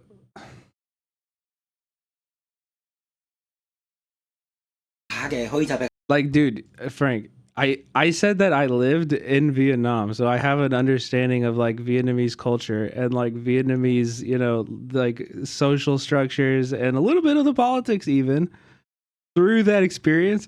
And your response to that was, I have a real black friend. Like you're speaking from your expertise of having a PhD or whatever, right? So you studied it in an American university, and that's okay. That's fine. But me actually living there and like directly participating in the fucking country for 3 years, that's just I'm just saying I have a black friend. I'm just saying I have a Vietnamese friend. You know what I mean? 하게 되는 건데 이 어떤 like that's ridiculous. 왜냐하면 비밀 시설 같은 그 합동신문센터 산 속에 위치돼 있고 언론도 가면 카메라 꺼 그러고 이렇게 막 무시무시한 장소에 막 철조망 쳐놓고 지금은 철조망 없어졌는데. We have comrades who have lived in socialist countries as well. Do you think that's the same? Do you? Do you think that's the same? 무시무시한 그런 곳에 탈북자들의 임시 거처라고 하면서 처음에 오니까 집이 없으니까 임시 거처라고 하면서 보호해 준다고 그러면서 그런 어떻게 보면 중감금 시설에 감금해 놓고 있더라고요. 그러니까 거기가 간첩 조작 공장이 된 거예요. 예전엔 독방에 가뒀어요. 달력도 안 줬어요. 그리고 외부 일체 접촉 없이 수사관들하고만 그러니까 그 조사를 하는데 수사관들이 뭐 반말 쓰고 온갖 희롱하고 뭐 수사관들한테 잘 보여야 되는 거고 뭐 그런 식의 탈북자들이 조사 과정이. Do you think everyone has the money and privilege to travel that you do? Yes, I trust my very close native friends and their experiences living in Vietnam and the DPRK. Okay. All right. 아주 비인간적으로 됐어. I think actually, like low key, you all should just go like talk in your Discord or whatever. This is annoying as fuck. 근데 그 과정을 맞춰서 간첩이 아니라든가 조선족이 아니다, 화교가 아니다라는 거를 이제 검토를 마친 후에야 이제 정착 지원, 정착 교육 시설. 왜냐하면 이분들은 사회주의에서 왔으니까 대한민국 자본주의에서 뭐 예를 들면 지하철표를 끊는다 이 생활을 모르지 않습니까? 자본주의가 어떻게 되는지는 모르기 때문에 그 교육을 받는 하나원으로 이동을 합니다. 거기 도서관에 가면 무조건 북에 어떻게 보면 지도자를 비난하는 책들로만 가득하게 있고 방영하는 것도 무조건 이분들이 기존에 배웠던 교육이나 이런 거하고 다른 얘기로만. 그래서 그분들. This is leftist finger wagging? No, it's not. We're genuinely trying to engage with this topic, and they're just like on their own fucking shit, and they've totally like derailed the entire conversation. Like, it's just fucking annoying. It's just fucking annoying. I'm not here for it. 문화적인 제노사이드다. 어? 북에 대한 건 모든 걸 싫어하도록 하고 그렇게 교육받고. Yeah, I kept them in here for way longer than I would have anybody else. 대한민국. Yeah, so this guy's been saying the South Korean government is very much in control of who is allowed to defect. And they take them in and they interrogate them and they they have no resources. So this is dangling over their head. Their entire life is dangling over their head. And they weaponize them. Yes, this is what we're watching. Which I think is 100% true. I don't doubt this at all. South Korea fucking blows. Yeah, also South Korea has its own restrictions on free speech. I mean, it's been a fucking fascist military dictatorship for a lot longer than it hasn't, you know? Yeah, I saw you, Patrick. You know. A South Korean court has sentenced a 68-year-old man to 14 months in jail for praising the North in a poem. Writing a poem, bro, you're done. Go to jail. 북을 붕괴시키기 위한. North Korea has its own Twitch channel. Is it that guy who's like restreaming like satellite news feeds and like TV from North Korea. He like somehow got a hold of like a signal and he can consistently get it. 북한 인권 문제를 계속 정치적으로 이용하기 He was 위해 publishing a bunch of it to YouTube, I remember. 마치 환영하는 것처럼 Yeah, but I don't think it's being put out by right. 연출하기. This is exact. We're talking about the same thing. I don't think it's actually put out by North Korea. I think it's like a guy in America, like is like obsessed with like radio shit or something, and he just he found this. Yeah, maybe it's Canada. Yeah, I can't remember. He like found this signal, and it's like he's getting all of these North Korean TV broadcasts, and so he's just been like uploading them and shit. 하기 위해서 이런 탈북자들을 뭐 브로커를 통해서든 Yeah, it is, Richard. You should definitely travel there. 한국으로 들어오도록 한 거고요.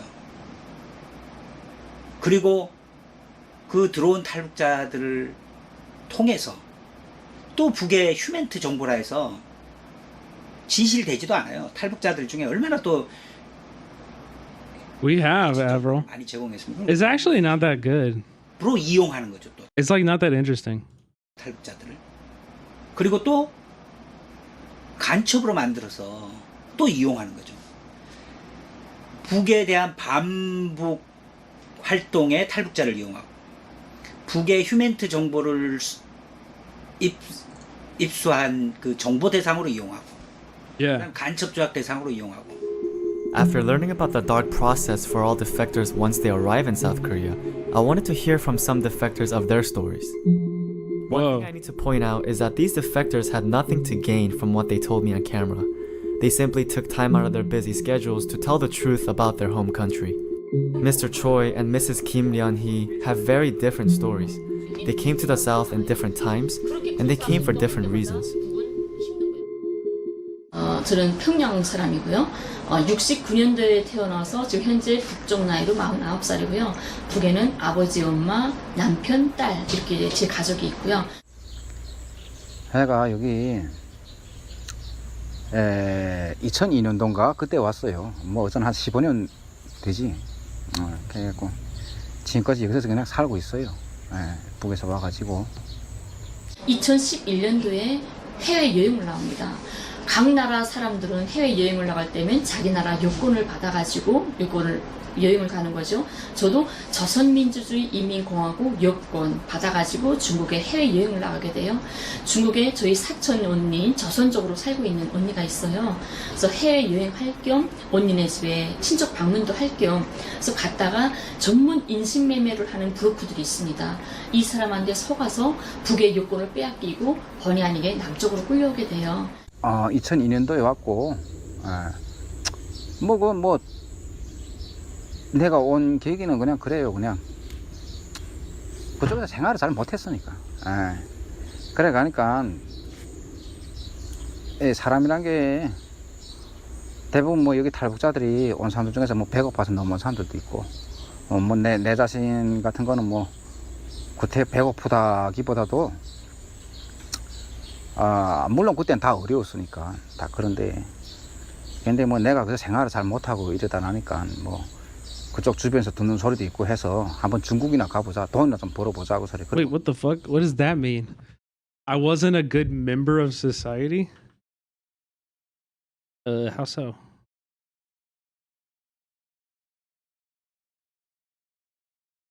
기보다도 물론 그때는 다 어려웠으니까 다 그런데 근데 뭐 내가 그래서 생활을 잘 못하고 이러다 나니까 뭐 그쪽 주변에서 듣는 소리도 있고 해서 한번 중국이나 가보자 돈이나 좀 벌어보자고 소리. 그리고 중국 쪽으로 넘어갔지. 넘어갔다 보니까 그쪽에서 브로커들한테서 I don't know what that means. 뭐 여기서 한 2, 3년 벌면 큰 돈 벌 수 있다 해서 뭐 그러고 뭐 여권 만들어갖고 넘어온다. Yeah, does that just mean that like he didn't work hard or like wasn't a good worker and got fired from jobs he had? I don't know. 그래가지고 넘어온 거예요. But then it's also like he's going to China and like traveling and like migrant work is not usually something that is like super, that's not easy work. Like that's fucking hard work. So Hard to me imagine, you know, that is just like he has. I don't know what that means. 지금까지 이렇게 있네. 그렇게 됐어요. 남쪽에 오자마자 저는 국정원 덕방에 갇히게 됩니다. 그래서 그 국정원 사람들한테 나는 이 브로커한테 속아서 잘못한 사람이다. 난 내 고향에 가야 된다. 남쪽에서 살 이유가 없다 하고 계속 하소연하죠. 그러다가 덕방에 있으면서 한 달 동안 단식 투쟁을 합니다. 밥을 안 먹고 막 난 빨리 보내달라 하지만 끝내 이 사람들은 저를 보내주지 않아요. 보내주지 않고 한 3개월 정도 받아놨다가 대한민국 국민으로 살겠다는 서약서 한 장만 써라. 3 months. 이거 안 쓰면 죽을 때까지 여기서 나갈 수가 없다. 설사 내가 국정원에서 죽는다고 해도 그걸 알 수 있는 사람은 세상에 단 한 명도 없을 것이다. 이렇게 강박을 하고 협박을 하죠. 그때만 해도 국정원 덕방에 갇혀 있을 때만 해도 저는 뭐 분단, 저국, 뭐 이런 민족 이런 게 별로 저한테 큰 의미가 없었어요. 별로 관심이 없었고요. 그때는 살아서 이 국정원에서 나갈 수만 있으면, 살아서 내 가족한테 다시 돌아갈 수만 있었으면 이게 제일 유일한 최고의 소원이었어요. 내 딸을 다시 살아서 안을 수만 있다면. 이렇기 때문에 석 달 만에 어쩔 수 없이 이 국정원이 강박하는 대로 대한민국 국민으로 살겠다는 서약서를 쓰게 됩니다. 이게 내 같은 상황이 좀 다르게 됐어요. 내 같은 거는 와서 사회생활하면서 바로 찍혀버렸다고. 예. 왜 찍혀버리는가? 그땐 주변에 그때는 뭐. Wait, what, Rick? Friendly reminder to lend your phone to anyone you see in the airport with any sort of immigration order. How would you know somebody has an immigration order in the airport? What does that mean? 그때 상황에서는 북이 뭐 당장 내일 모레 망한다, 어찐다, 뭐 이런 상황들이 막 되고 뭐 주변에는 그냥 한마디로 말해서 내 심정 이야기하면 그때 주변에서 이 남쪽 산들이 내 주변에 있는 사람들은 나는 내 그냥 생각으로 내가 솔직하게 이야기하고 난 집단적으로 미쳤다고 생각했어요 그때 이 사람들이. 왜냐하면 북에 대해서 너무도 모르니까. 예. 그러니까 어느 저 교회 무슨 뭐 거기서 무슨 뭐 한다고 해서 나갔어요. 좀 나오라고 해서 나가서 뭐 거기 무슨 뭐라 하니 그거 보고 뭐 이런 학습인지. I sat next to a lady on a plane once, and all she had was simple clothes and some sort of immigration paper. No friends, no family, no phone with her. Oh. Chad, what do we think of Trump's cabinet? Dude, boring. Yeah, who cares? They all suck, bro. You can't be proud of that, man. Come on, seriously? AK, you really like, are you really like still like this? These are good. They are all awesome. Ugh. The guy who was so racist and extreme that he got kicked out of the military for his tattoos. Credible rape allegations. His mother wrote a letter saying you're a womanizer. Ugh. 뭐 이제 한다고 뭐. 그 성경 학습인지 한다고. Marco Rubio. Yeah, dude, you were like low-key sold on he's the peaceful candidate. That Trump is the peaceful candidate. Marco Rubio is like the most neocon traditional boring ass conservative ever. 뭐 돌아가면 질문하더라고요. 누구를 제일 존경하는가? Like that guy's the biggest war. There hasn't been a war he hasn't supported ever. 한국은 내가 제일 존경한다고 했죠. 왜? 나는 중국에서도 몇 년 있었어요. 나는 내 다른 거는 몰라도 내 이 조선에 내 북에서 살면서 그 나라 지도자들에서 내가 정말 어떤 사람들인지 대한 것은 내가 확실하게 알거든. 중국에 있으면서 나는 중국에서 나오는 책들을 내가 조선 언어로 번역된 거 내가 많이 봤어요. 김일성 장군이라는 분이 어떤 분인가 내가 거기서 확실하게 알고 있었고. 그러니까 당연히 그렇게 말할 수밖에. 나도 조선민족인데. 그런데 그걸 이놈들이 가서 그 경찰에다 고장한 거지. 그러니까 나는 여기서 그러니까 이게 특별 대상 관리다 이렇게 돼버리고. Jesus, yeah. 그러니까 여권 신청해도 여권이 안 나와요. 그래서 인터넷에다가 글을 좀 올렸지. 그렇지 않다는 걸로. 니들이 잘못 생각하고 있다. 그리고 김일성 장군은 어떤 사람인지 내가 그래서 북의 말이 너희들이 믿기 싫으면 믿지 마라. 그러면 중국이나 아니면 일본 놈들조차도 김일성 장군에 대해서는 올바로 썼다. 그놈들 간홍 기록이라는 게 있어요. 김일성 장군에 대해서 쓴 게. 근데 이거 맞아 와보니까 무슨 가짜 김일성이 뭐요. 일본 놈들 자체도 북의 김일성을 그쵸. 김일성 장군에 대해서 그대로 그렇게 다 썼거든요. 대단한. 솔직히 말해서 생각해 보세요. 아니 일본 놈들이 개노릇 하던 애들이 호요하셨는데 그 김일성 장군님이나 항일 투사들은 영하 40도로 오는 데서 나는 그 중국에 있으면서 내 겨울에 그 지냈어요. 영하 30도만 돼도 바깥에 나가기가 싫어요. 그런 산 속에서 싸우시던 분들이라고. 그런 사람들이 세운 나라고. 그러면 그런 나라 사람들이 거짓말 하겠어요. 이 매국노들이 거짓말 하겠어. 당연히 매국노들이 거짓말하지. 그러니까 나는 그런 이야기를 쓴 거예요. 그리고 내가 와서 느낀 점을 내가 이야기했지. 북에서 가르쳐준 게 다 사실이었다고. 거짓말이 아니었다고. 남한에서 사는 내가 느낀 게 그건 거예요. 북에서는 절대로 거짓말 안 한다는 거. 왜냐? 생각해보세요. 거짓말로 지나온 역사를 이렇게 쭉 돌이켜봐도 어느 세계 역사를 우리 놓고 봐도 인민들한테 거짓말한 나라는 오래 못 갔어요. 망해요. 인민들을 상대로 거짓말하면. 아니 북이 무슨 뭐 완전히 무슨 폐쇄된 사회가 어디 사람 한 명도 안 내보내요? 외국으로 이 합작 그런 걸 해서 외국에 노동으로 나가는 사람들도 한 해 몇만 명씩 해요. 그 사람들이 만약 거짓말로 한 해도 나가 보니까 북의 말이 다 거짓말이라면 싹 다 달아나지. You know, Ric Flair went to North Korea? Really? Wait, is there video?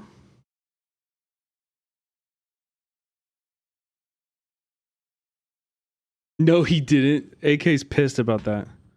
Oh, yeah. Wait, I kind of remember this. The show itself was super cool. Meet Muhammad Ali. Yeah. I've watched this video before. On top of it, wrestling in front of that dude.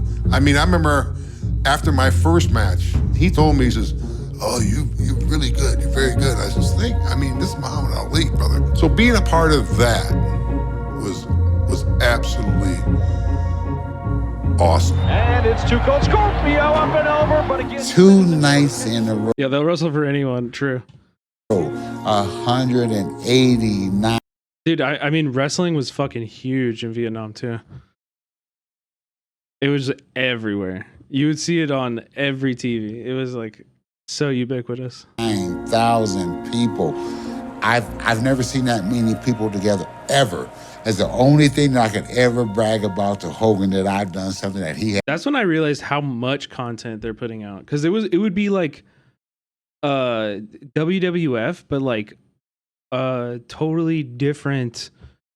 It was like the B division or some shit. I was like, what? Huh? You know what I mean? Or they would have like a women's only league, like stuff like that, where I was like, I didn't know any of this existed. Like, As I wrestled for 199,000 people 2 nights in a row, not one. According to the wrestlers, the people were forced to be there and didn't know what was going on. Yeah, according to the wrestlers' handlers. According to the wrestlers' CIA informants, yes. That's all I got on him. I've been a part of wrestling. Like, I don't trust these guys on North Korea either. I've been to a lot of different... I know people who have been to North Korea too, and I don't trust them on that shit either. They pale. I think it's very hard to get any information out of North Korea, to be honest. Like, that's just a fact. You know, it is. Comparison to what I saw in Pyongyang. And also having to deal with like the absolute like fucking mountain of bullshit that is being put out by American media about it. It's like you're in a it's a tough spot, you know, finding out the truth through all of that. You know? Was probably livid that there was a wrestling event that drew a bigger house. Yeah, well, I don't know if I don't think Americans can still go at all. No. Australians? I'm not sure. Maybe. But Americans can't go since that kid was like arrested. Customers, and they were kind of forced to be there. His body was returned to the U.S. Go to Wikipedia, folks. Largest wrestling event in the world. Yeah. Yep, I did that. After surviving days of grueling conditions and life-threatening situations, the wrestlers... What kid? He wasn't a kid. He was like in his early 20s, I think, or something. He was on one of those U.S. trips to North Korea and like took a poster or something, I think. this is the story I can remember. I'm not an expert on this, but he like took a poster, and the United States was like negotiating for a really long time to like bring him home. They were like saying that, you know what I mean? He was there, and like it wasn't like a secret, like he was there, and North Korea finally like released him, and he was like in a coma and died almost immediately after returning. The massive May Day Stadium where festivities are about to commence. And I'm riding with Rick, and we're driving down the road, and 2 lanes were nothing but people walking to the show. And I says, Rick, man, we're really drawing a crowd here. I mean, these people really want to see this. And all of a sudden the driver goes, no. He says, they don't want to come. He says, if they don't show up, they got a bullet in the head. Okay, dude. Yeah. Forced attendance. And I'm just going, you got to be kidding me. We got there. No, yeah, he is kidding you.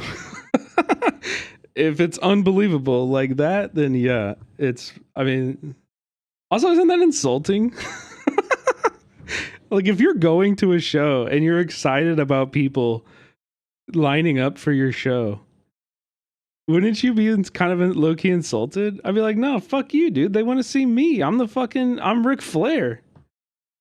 I know that's not Ric Flair, but like, you know what I mean? Like, yeah, way to make your performers feel like shit. Exactly. It's like, what? What am I supposed to do with this information? First night, 170,000 people there. And I thought, oh my God, Antonio Inoki is 170,000?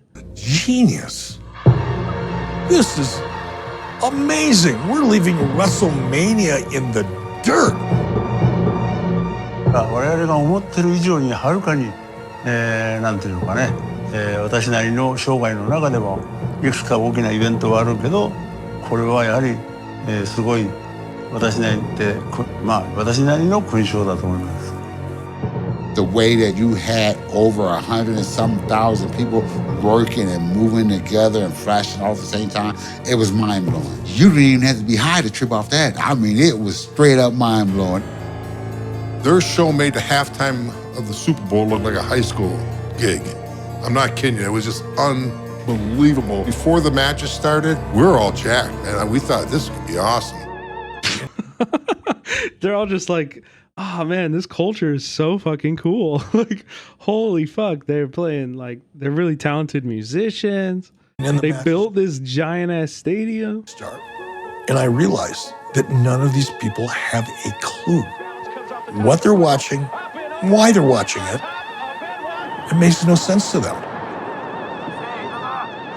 First match went out there. It was. Yeah, he's like, well, you know, they have a nuke buried underneath the ground, and if they don't cheer loud enough, it goes off. Quieter than it is in like this what? right now doing this interview. And that's hard to do. Hawk, during his match, stood on the second rope and yelled, and he says, what in the F are you even doing here, you rotten? And he cussed the crowd out. He probably called them a slur. I mean, we can fill in the blank here, right?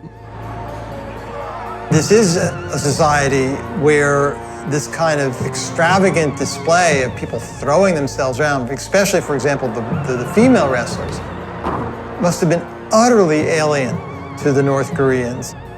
I wrestled Hashimoto the first night in a main event. The North Koreans just stood there and watched us. We never got a reaction to anything. Just this stuff doesn't happen in this business. And you're just busting your tail trying to get these people to respond to you, and nothing. Absolutely nothing.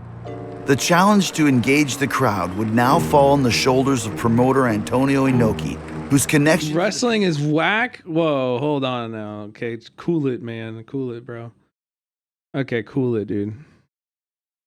Of North Korea. We're gonna... Your bourgeois is showing, okay? This is a proletariat art, all right? What are you talking about? High art and culture. I painted this canvas one perfect shade of gray. Yeah, was even... I love Ruffco, okay? Don't get me wrong. Deeper than it seemed. He got kind of the hometown treatment. They didn't know what to make. I'm joking also. Bleached blonde hair, sequenced robe. They didn't understand it. Again, this match starts and it's quiet. And and I'm going, God, man. Amazing to me that this is the first ever matchup between these two wrestling legends. They went to a different place. They kind of went old school. One to the chest, one to the forehead. And they kept working. All of a sudden, you could hear the people start coming with Inoki. We hear the crowd for one of the few times at Collision in Korea really responding to Inoki. And about halfway through that match, that place is going absolutely crazy. The rope sets up. Burnley plants his feet and takes an Nature Boy Ric Flair off his feet. This is a testament to Rick, because Rick's job was to get Inoki over. Rick's job was to showcase Inoki. There's nobody better at that. Flair in a lot of trouble. Inoki tosses Flair. I mean, we say it's proletariat, but also like fucking Linda McMahon is now the Department of Education chair, and Donald Trump was fucking chokeslammed and shit. Like, it's getting bourgeois, bro. And I remember the finish of the match. Jack's ground kick. And Inoki went over, and the place just came unglued. These people were entertained for probably the first time in their lives. I mean, like, what is that? What is this? because there was no happiness in this place, man. What do you mean?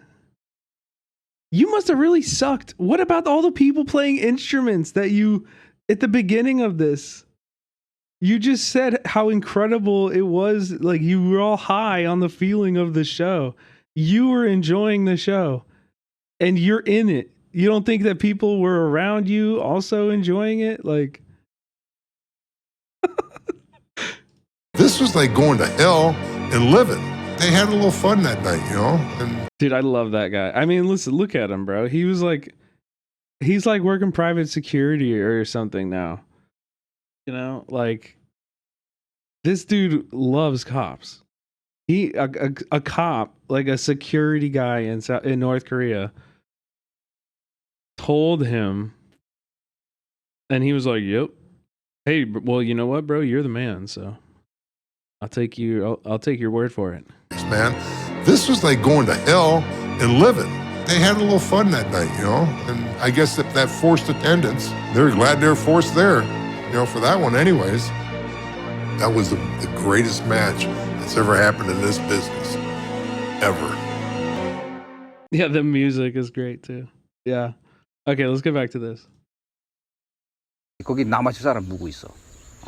북에 또 자지간 어쨌든 내가 그래서 그 굴을 좀 썼는데 그게 국가보안법으로 걸린 거예요. 그래서 들어가서 깜빵 생활도 좀 했고. Jesus Christ. 했던 원인이 다른 데서 들으니까 탈북자들의 wait. Oh yeah. Yeah, well, 남쪽에 오게 되면 이제 국정원을 나가게 되면 사회에 나가서 6개월만 있으면 대한민국 요건이 발급됐다고 합니다. 요건을 받으면 뭐 중국이든 어디든 마음대로 갈 수가 있겠죠.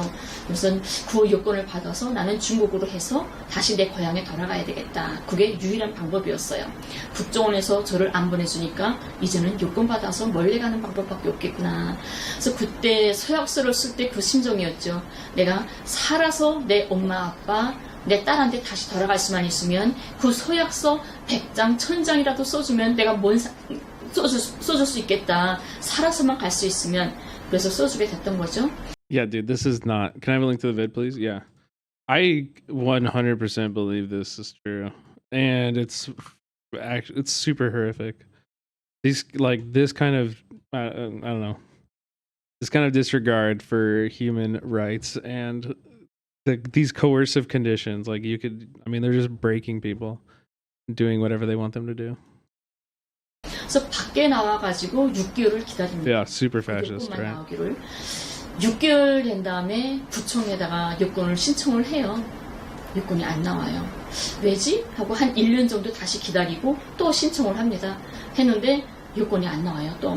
그래서 왜 그러냐고 물어보니까 국정원에서 돌아오는 대답이 당신은 처음부터 북으로 돌아가겠다고 했기 때문에 여권을 해주면 나중에라도 북으로 도망갈까봐 여기 있는 한 절대로 여권이 발급될 수 없다. 이런 대답이 들어와요. 그때 저는 참 막막하고 하늘이 무너졌고 이 지구상에 세상에 이런 게 존재할 수 있구나. 해외에 있는 자기 나라 국민이 아닌 해외에 있는 사람을 남의 사람을 이렇게 유인해서 납치해다가는 덕방에 가두고 강제로 서약서를 받아내고 강제로 자기 나라 국적을 지어주고는 나중에라도 부로 자기 고향 가져간 데 도망갈까봐 이 7년 세월을 여권을 안 해주는 이런 세상이 정말 존재하는구나. 이게 너무 슬프고 힘들고 이거 사람 사는 세상인데 이 사람들도 인간이고 가족이 있는데 나를 바라보면서 미안하지 않을까. 어떻게 하루아침에 엄마한테서 딸을 빼앗고 딸에게서 엄마의 사랑을 빼앗는 이런 천체도 하지 못할 잔인한 짓을 하면서도 정말 미안하지 않을까. 이런 생각으로 너무 힘들었죠. 그때부터 저 여권이 안 되고 하니까 어쩔 수 없이 불법을 하기 시작했어요. 미랑올 시대 있죠. 이제는 Yeah, okay, you're doing the thing when you're not talking. You're not focused on those stuff. And you're just distraction. So I'm going to time you out for the night. 내가 혼자 힘으로 가야 되겠다. 그래서 미랑을 수도했는데 날짜까지 다 잡았는데 2,500만 원 내라고 하더라고요. 미랑하는 유비를. 그때는 돈이 정말 없어가지고 포기가 됩니다. 저는 미랑 시도하고 위조 여권 만들다가 이렇게 드러나서 재판까지 걸리고 보니까 나는 혼자서 뭔가 할 수 있는 게 아무것도 없구나. 할 건. Dude, making a fake passport? That'd be so hard. How could you do that? 다 했다고 생각을 했어요. 더 이상 내가 생각할 수 있는 요건이 없더라고요. 모르니까 남녘의 법과 문화를 물어볼 사람도 없고. 그래서 그 다음에 재판 날짜 잡히고 하면서 포기가 됩니다. 타락하게 돼요. 난 이제 이왕 이렇게 경찰한테 조사받는 거면 이젠 돈은 갈 길이 없겠구나. 나는 포기해야 되겠다. 가족한테 못 들어가겠다. 근데 내가 가족을 영원히 만나지 못한다면 차라리 그 아픔을 안고 내가 살아가기는 너무 무섭고. Where is she giving this interview at even? Is this in Korea? Like, or South Korea? Like, where? 이렇게 생을 아예 버리게 됐어요. 그래서 절피람이라는 수면제를 60알을 순간에 먹습니다. 근데 그때는 경찰들이 밀착 감시를 하기 때문에 하룻밤이라도 불이 꺼져 있고 불이 안 켜져 있으면 우르르 제 집에 올라와서 문 열고 들어와서 뭐 하나 지켜보는 이런 상황이었어요. 그 정도로 저는 아무도 보호할 사람도 없었고 대변해줄 사람도 없었고 어제 경찰들이 자기 마음대로 주물 수 있는 이런 정말 가벼운. But does anybody know? Yeah. Like, is she living in South Korea now, or like what? I think quite different, Snooze. 그날도 약 먹고 쓰러졌는데 경찰들이 불 꺼져 있으니까 올라와서 쓰러져 있으니까 119 I mean, it's the same language, 병원에 obviously. 실어 갔죠. 하루 만에 의식을 차립니다. 정신을 잃었다가. 근데 그 약물 중독으로 해서 제가 20일 동안을 하반신 마비를 걸려요. 걷지를 못합니다. 그래서 병원에서 20일 동안을 휠체어를 타고 다녀요. 20일 만에 다시 태어나서 집으로 왔는데 내가 죽지 않고 살아서 집에 나왔다는 게 나를 용서할 수가 없었어요. 왜냐하면 살아서 가족을 구리는 마음으로 살아서 견뎌갈 힘이 나한테는 없었기 때문이죠. 그래서 다시 죽자. 난 아무래도 죽어야 된다. 살아서 살 힘이 없다 해서 면도칼로 곧 태어난 그 다음 날로 다시 동맥을 끊습니다. 이게 수술자리인데요. 동맥을 끊어서 쓰러졌는데 또 이렇게 피가 쫙 침대 밑으로 뚝뚝뚝 떨어지는 소리를 들으면서 Let's get forward a little bit. This is like a little too much. 난 죽는구나. 쫙 이러는데 살아야 할 이유가 있는가 보다. 나는 살아있으면 꼭 갈 일이 있는가 보다. 내가 찾지 못한 어떤 방법이 하나 꼭 있는 것 같다. 또 시작을 해봐요. Before we move on, we have to address a certain aspect of North Korean human rights that everyone loves to talk about. Starvation, famine. The period of hardship where hundreds of thousands starved to death in the 1990s is called the Arduous March in North Korea. But how did the Arduous March happen, and why did so many people die? In 1991, the Soviet Union collapsed. And with its downfall, many global socialist trading networks that included nations like North Korea also collapsed. This meant North Korea did not have a sustainable market to sell or buy goods to support its people. And during the same time, North Korea was hit with two massive floods in 1995 and 1996, and a drought in 1997. Oof. The floods and the drought totally destroyed North Korea's agriculture and its ability to create enough food for its people. And with no socialist market, the North Korean leadership tried to open up its economy to the rest of the world by trying to join the IMF and the World Bank. The US does not let North Korea join. Instead, the United States used this famine in North Korea as an opportunity to do what it's always wanted to do: completely destabilize the nation. Of course. 미국 놈들이 얼마나까지 나쁜 짓을 했냐면 America thinks that if you just make the lives of civilians so suffer, like just you make them suffer so much, and then it's a double whammy, right? Because not only can you just like, you know, use this suffering against the state and like public, you know what I mean? Like saying that, oh, there's like famine and their citizens live so terribly, you know what I mean? While you stand back and do nothing to help. But they also think, and this part's like total bullshit, but this is what they think. They think that by making them suffer so bad that it'll cause the population to rise up and overthrow the regime, which doesn't happen. So the results may vary with that one, you know what I mean? 북이 권한의 행위 소리 진짜 식량이 몽땅 떨어졌지, 농사도 못하지, 막 기름도 안 들어서 몽땅 전기가 멈춰서고 산업 공장의 70%가 몽땅 멈춰섰어요. 생산을 못했어. 국가에서 공장이 돌아가서 뭘 생산해야 이민들한테 나눠줄 거잖아. 이때까지 딱 공급으로 살았잖아요. 우리는 모든 공급으로 살다가 순간에 공급이 딱 끊어버리니까 난리가 난 거지. 굶어 죽을 수밖에 없었어요. 그래서 할 수 없이 이 남쪽 같은 경우에는 국경이 없잖아. 다른 나라에 넘어가는 국경이 없잖아. 북은 중국. Oh yeah, of course. Yeah, they're not grassroots, and they come in with like insane funding and also ideology. Like they bring in and like go into already radical areas and like stir shit up and provide all of the materials that they need and shit like that. 러시아가 있어요. 근데 중국하고는 국경이라는 개념이 없어요. 시내물 하나 건너가는 것처럼 가까워. 근데 더군다나 권한의 행군 때는 수시로 하루에도 12번씩 왔다 갔다 했어요. 국가에서도 어쩔 수 없이 가만히 있었어. 왜냐면 국가에서 해주지 못하잖아. 당장 없으니까. 그래서 중국에 가서 뭘 바꿔서 쌀 바꿔 먹고 뭐 이렇게 장사를 많이 했거든. 근데 미국 놈들이 그 CIA나 국정원이나 이런 자들이 그 단동이나 중국 국경에 와서 무슨 일을 했냐면 북쪽수를 만나가지고 석거리 하나만 잘라와라. 석거리 하나에 쌀 한 마디씩 바꿔서 준다. 전기선 잘라와라. 전기선 몇 킬로에 쌀 5만짜 바꿔준다. 이렇게 말을 했어요. 근데 미국이 석거리가 왜 필요하겠어요? 우리가 가스가 안 들어오고 전기가 안 들어오고 하니까 그래도 농사는 지어서 이민들 먹여 살려야 되잖아. 그래서 밭을 갈아야 되는데 트랙터가 못 돌아가요. 기름이 없으니까. 그래서 소가 밭을 갈게 됐어요. 근데 소가 꼬리가 없으면 힘을 못 쓴대요. 그러니까 농사를 망치게 하려고, 농사를 멋지게 하려고 일부러 소를 꼬리를 잘라라고 한 거예요. 북을 붕괴시키려고. 다 굶어 죽여야 미국이 북에까지 넘어갈 수 있으니까. And the North Koreans have suffered because the United States has done everything we possibly could to destroy the economy of North Korea. We've done everything we possibly could to boost the economy of South Korea. And then we condemn them because they are backward and because their people are starving. This is why the Clinton administration... Yeah, Jimmy Carter's foreign policy takes, especially after he got out of office, are pretty interesting. Admitted that it never bothered to keep its promises made to North Korea in the agreed framework of 1994. The US was simply counting on North Korea to starve to death. What up, me Betty? Also, my house is literally fucking shaking because of an LAPD helicopter flying above my domicile right now.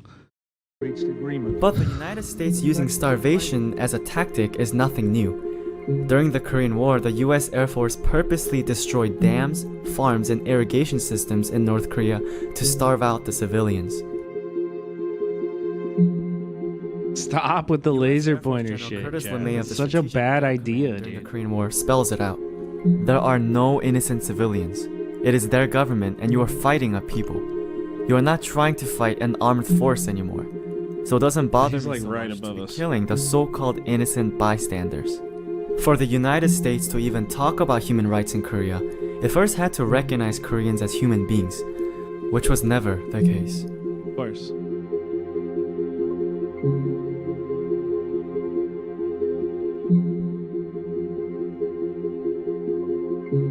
And with that in mind, let's go back to the hottest question, the question of human rights in North Korea.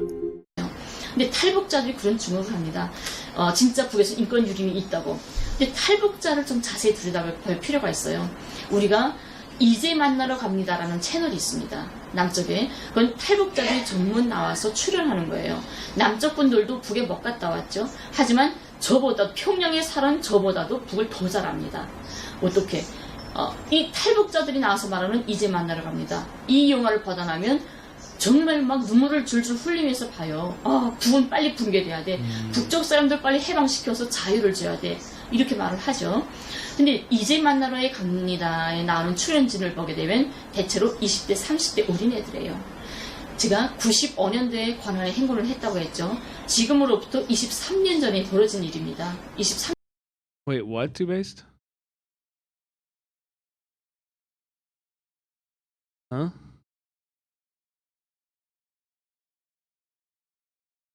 전에 벌어져서 10년. Oh, the general guy from that quote in the book or something? Reginald Thompson? 지금 20대, 30대 애들은 태어나서부터 철들면서부터 쌀밥이 I think you're really delayed. 모르고 자란 세대예요. 권한의 행군 때 태어났기 때문에 태어나서부터 옥수수와 풀죽과 시라지 국물을 먹어야 됐고, 학교 갈 나이에 학교 못 가고 장사를 다녀야 됐고, 산에 올라가서 나무 곰부레기 꾸르다가 집 불 때야 됐던 이런 엄혹한 시절에 태어났던 애들입니다. 그 애들이 끝내 참다 못해서 중국에 나가서 생존을 위해 중국에 나갔다가 숨어 살기 힘드니까 남쪽에 온 애들이에요. 그 20대, 30대가 말하는 이제 만나러 갑니다에 나와서 말하는 탈북자들 굶어 죽고 힘들고 다 맞아요. 저도 굶어봤고 권한행군 때 저희 딸도 굶겼습니다. 하지만 분단이라는 게 그냥 있는 그대로 양쪽에 있는 사실들만 말해주면 괜찮은데 분단 체제 선전이라는 것 때문에 일부러 왜곡하고 사기가 된 이게 필요한 거겠죠. 분단이 필요한 자들이 일부러 만드는 거겠죠. 이제 만나러 갑니다 같은 게 한 달에 4번을 합니다. 4번을 하는데 주말마다 한 번씩 해요. 한 번 가서 2회분을 촬영합니다. 그러면 2번 가면 4회분을 다 촬영하겠죠. 이틀만 출근하면 200만 원을 받는다고 해요. 근데 어느 공무원이 치고 누구든 이틀 출근하고 200만 원을 받을 수 있는 직업이라면 어떻게 해야 되죠? 무조건 그걸 지켜야 되는 거잖아요. 근데 북은 못 먹고 못 사는 나라예요. 헐벗고 굶주려요. 이 말만 해가지고는 그 자리를 유지할 수가 없다는 거예요. 그 삼성이나 이런 대기업 취직보다 더 어렵습니다. 거기에 나가는 게. 그래서 거기에 나가면 나는 배고파서 사람을 삶아 먹었고 내가 아이를 낳았는데 장애인을 낳았다고 국가가 엎어나서 Yeah, Yeonmi Park realized this very quickly. Also, like, Loki, I don't even know, like, there's something about Yeonmi where I'm like, I don't even think she thinks she's lying. I think she's like so lost in the sauce that she like believes it or something. It's like a weird thing. She's like convinced herself it's real. I think she knows. Well, yeah, I mean, like deep down, but like, you know what I mean? 그 자리를 유지할 수가 있다는 거죠. 아, 얘가 선전형이 있네. 괜찮네. 하는 거죠. 또 제 친구가 하나가 있어요. 이제 만나러 갑니다. 채널에서 전화가 왔답니다. No shot she ever ate a spider, but you're not wrong. People eat spiders in like a lot of countries. Spiders are like a traditional Cambodian dish, actually. Like tarantulas. But I think I wouldn't be surprised. I wouldn't be surprised. And yeah, it's not because, I don't know, I don't think it's not that big of a deal.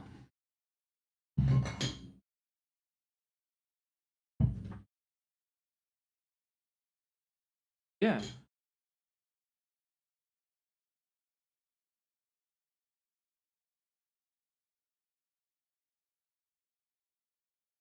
Yeah, exactly. Sorry, hold on. My keyboard, I can't. Here, you guys are gonna just get all the tracking shit. I can't even push enter, my keyboard's dead. 북송당했어요. 제 친구가 중국에 나와 있다가 3번을 공안한데 붙잡혀 들어갔죠. 근데 이걸 다 아니까 전화 와가지고 이제 만나러 갑니다. 좀 출연할 수 없냐. 3번을 북송당했다는데 북송당했다는 그 이야기 좀 해주면 된다 그러더래요. 그래서 내 친구가 그랬어요. 아, 나는 이제 만나러 갑니다에 나오는 애들이 어느 나라 말을 하는지 모르겠다. 나는 3번을 북송당했지만 그 사람들이 하는 말을 난 한 번도 겪어본 적이 없다. 난 5대의 말을 하는지 모르겠다. 이렇게 말했대요. 그러니까 그 채널에서 선생님 그렇게 말씀하시면 안 되는데요. 이러더래요. 그러더니 아 괜찮습니다. 우리가 다 대본을 써주니까 그대로만 하면 됩니다. 그러더래요. 그래서 내 친구가 그랬대요. 저 머리가 나빠서 그 대본을 암기를 잘 못해요. 그랬대요. 그랬더니 아 그럼 나중에 다시 전화 드릴게요 하면서 전화 끊었다는 거죠. 이렇게 자기네가 대본을 다 써준다는 거를 다 하고 내가 말할 게 없어요 하면 대본 써주는 대로 하세요. 이렇게 하는 거예요. 그러니까 왜냐면 애한테는 3번 북송당했다는 사실이 있잖아요. 그렇기 때문에 이 사실만 가지고 거기다가 이 사람들이 써주는 대본을 붙이면 현실이 되는 거거든요. No, stream is not frozen. Or is it? I don't know. Wait, there's a chatter that said, Fishy said, do you think underdeveloped countries have to go through a capitalist mode of production before smoothing out towards a socialist mode of production? I don't know, dude. There's a lot of people who, I mean, there's a lot of states who think that. This is like Vietnam's strat right now, basically. China's also, to an extent, you know. Soviet Union. They basically went like fucking straight from feudalism. So they didn't. Yeah. I mean, that would be an example of it not happening. You know? But also, how did that end up? And for what reasons? It's a much larger conversation. It's a complex, larger conversation. I think in like even Marx will say that like capitalism was useful in the development that will lead to socialism. It's a stepping stone, but that doesn't mean that it's necessarily necessary. You know what I mean? Also, we're kind of past that. We're kind of past that moment. Like capitalism is worldwide. You know what I mean? 거거든요. 그래서 이게 참 안타까운 일이다 생각 드는데요. 이제 만나러 갑니다의 평양 하우스 Yeah, exactly, Shane. That's what I was saying too. It's like it's actually not even relevant. 그 여자분이 계시는데 그 분이 이런 말을 합니다.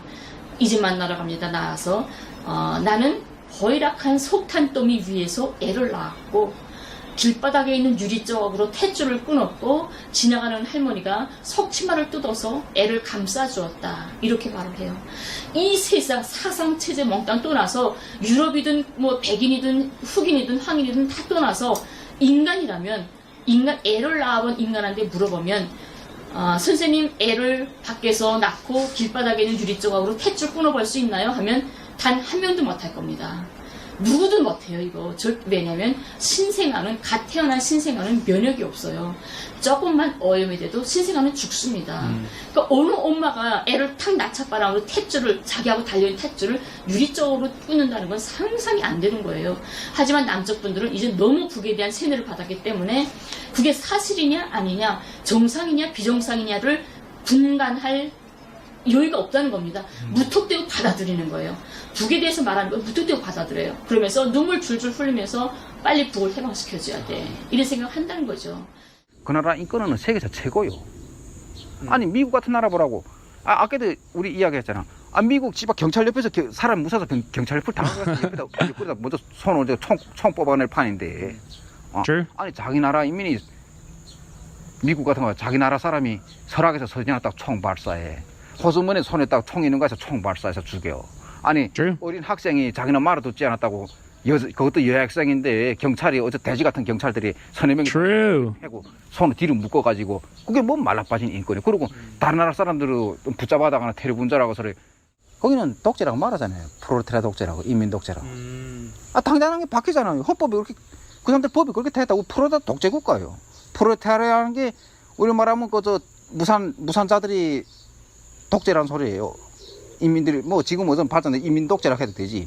인민들이 한 독재, 자본가나 소수 이런 권력 부의 독점자들이 거기면서 배견할 수 없다고 말이지. 야, 그런 당이에요. 원래 조선노동당이에요. 북은 뭐 색감하고 암흑이고 독재국가고 사람 못 살 세상 아니에요. 그래 사람 못 살 세상이었으면 구인민들도 살기 힘들었으면 데모를 했다거나 반정부 무슨 데모를 했을 겁니다. 하지만 단 한 번도 그렇게 굶어 죽으면서도 단 한 번도 데모라든가 반정부 음모를 꾸미신 적이 없습니다. 그냥 그 어디 그 국정원에 써준 소설을 읽는 애들을 그 탈북자 애들 걔들은 어차피 쓰레기. I don't know if that's like a positive. Like I don't know. I think like every state should be like there's no way that there's just like no possible way that the state is like 100% providing for every single person's wants and desires. So like the fact that they're like saying there's no protest as a positive thing, I think is like kind of sussy. 걔들은 쓰레기. There are protests. I mean, not according to her. She just said there's no protest. Did I misunderstand it? 하지만 단 한 번도 Not once. 그렇게 굶어 죽으면서도 단 한 번도 데모라든가 반정부 음모를 꾸미신 적이 없습니다. 그냥 그 어디 그 국정원에 써준 소설을 읽는 애들을 그 탈북자 애들. I mean, she could be wrong, and I would love to see those resources too. But that's just kind of 어차피 sussy. 걔들은 쓰레기 취급받던 애들이요. 쓰레기 새끼들이 쓰레기 통에 와가지고 살고 났다고 자기들이.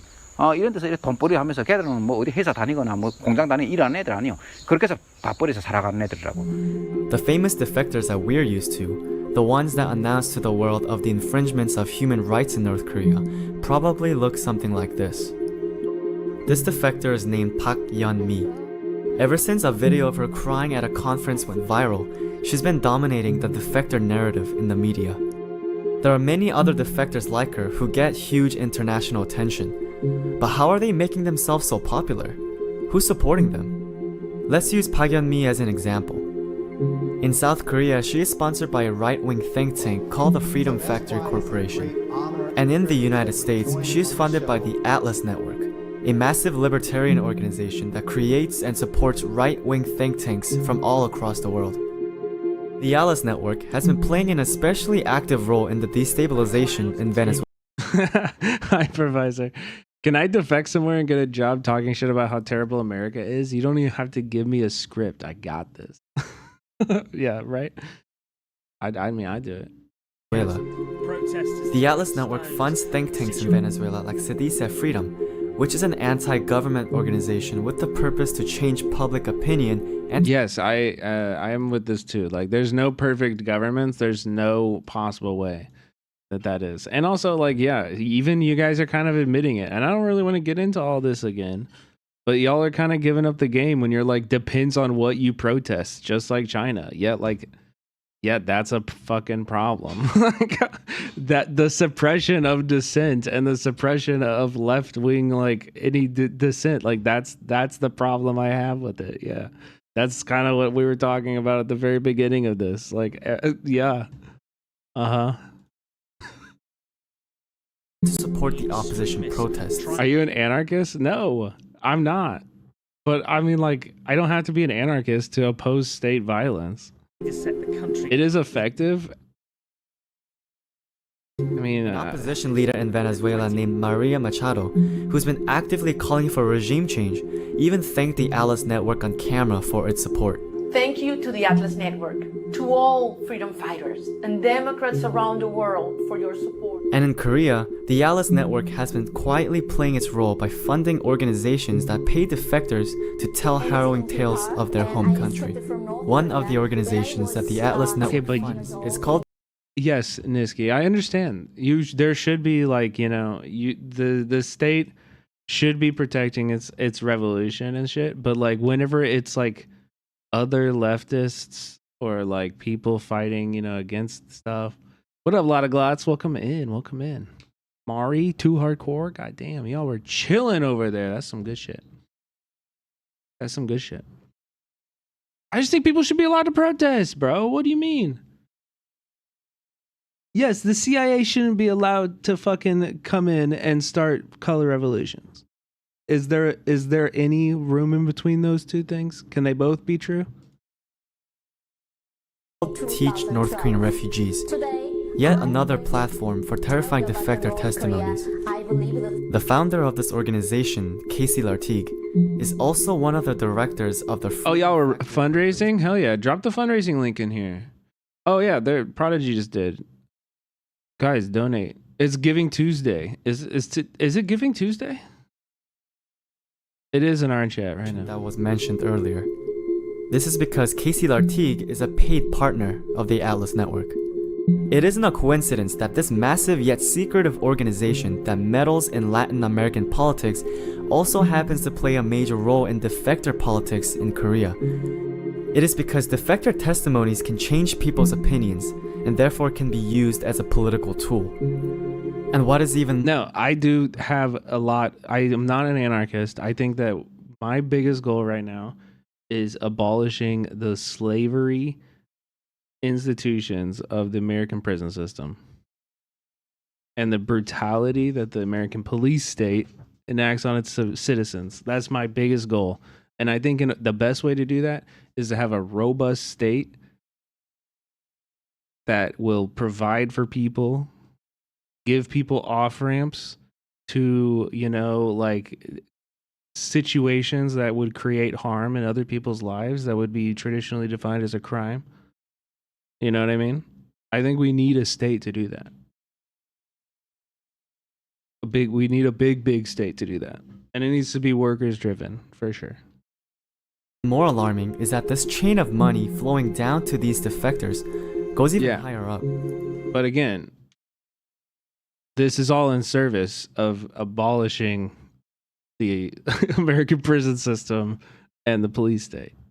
I don't want to use I don't think the police state should be a critical aspect of that. I don't think suppressing, dissent or, being like super restrictive on freedom of speech. And I'm not even saying, this was not my assertion. We were going off of her description.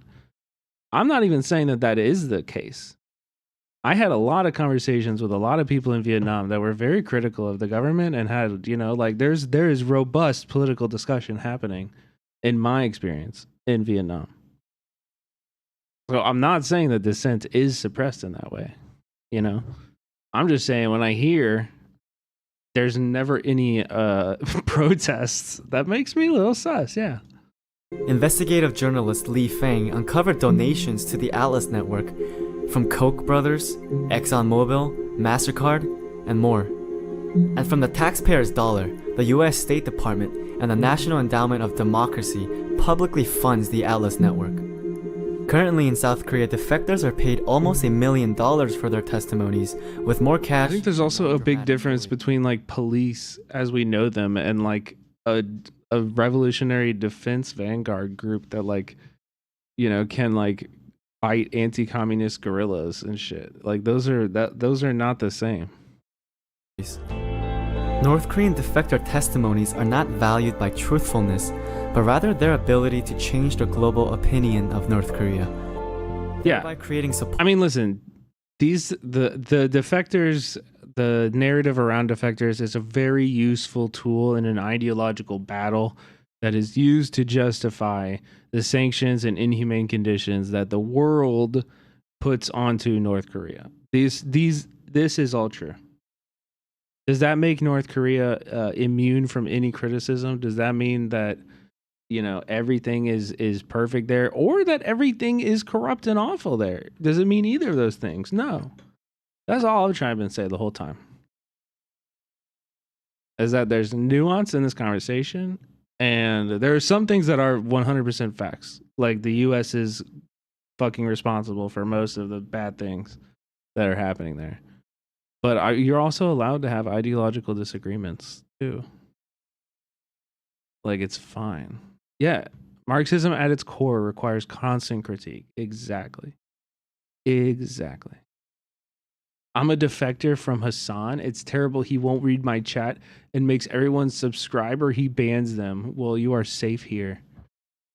Except for we're going to put you in isolation for 6 months and then hold a gun to your head and remind you that nobody will notice if you never return to Hassan's chat, nobody will ever notice. Okay? And so listen, I'm going to bring you on the stream later, all right? And you're going to tell me exactly what I want to hear about your time in Hassan's chat. Paul Wall, thank you for the gifted sub. Support for anti-North Korean policies. And this is why I made this project. Because year after year, the people in power spend millions of dollars to make sure we get anything but the truth when it comes to countries like North Korea. I'm hoping that what Mrs. Kim and Mr. Choi said will inspire this is a great video. To ask questions for themselves. I mean, this is a great video. I really liked it. I don't take everything said as like 100% truth. I think there are still like subjective sources and stuff. You know, but I think they're definitely more truthful than most of the defector interviews that I've seen. And also, there's a lot in there that is super valuable. And it's a perspective that's actually very hard to find. So, okay.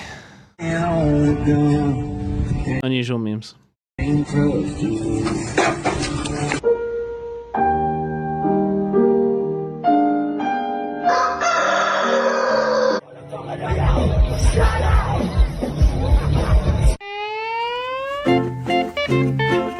¿Cómo está esa masa?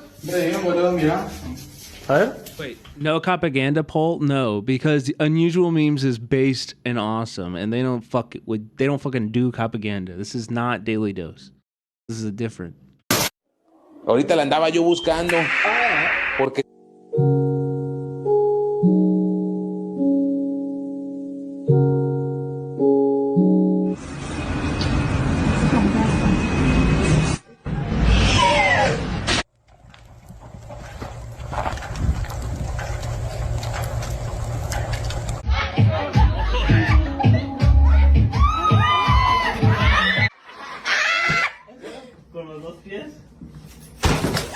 Who doesn't like a little Costco rotisserie chicken?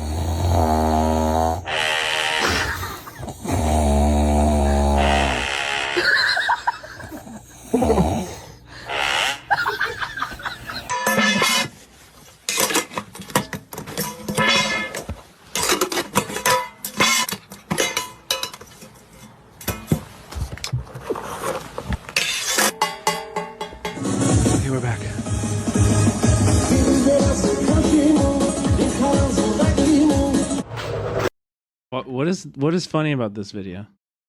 That's just a homie doing some videography.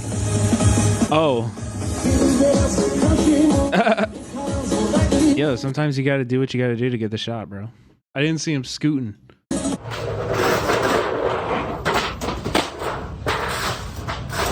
called using a prime lens.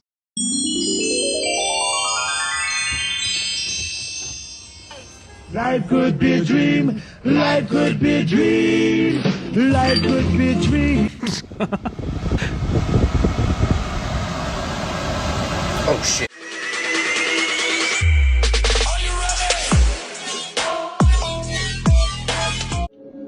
Кофе.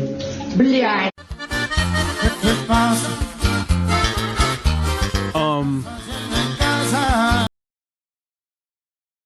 How do I get invited to these parties?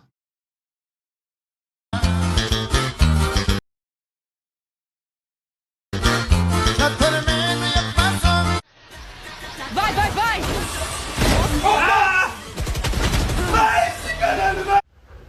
Oh wait, I literally was just watching the Valorant. I didn't even notice he was sitting on a horse. I was locked into the gameplay. Also, guys, Deadlocked cured me of my Valorant addiction. I used to play Valorant all the time. And now I literally haven't played it in like a month, and I have no desire to ever pick it up again.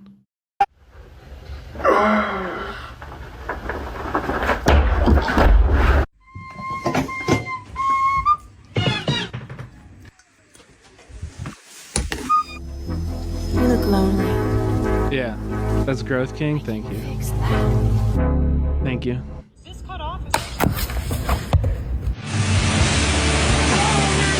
Oh my, wait. What is this? Wait. Why it kind of though? Why it kind of? Wait. What is this? It's soundproofing. Ah! I should call her. JD Vance's arch nemesis, bro. JD Vance would absolutely lose his mind. No, you did it on the wrong side. Oh. Oh wow.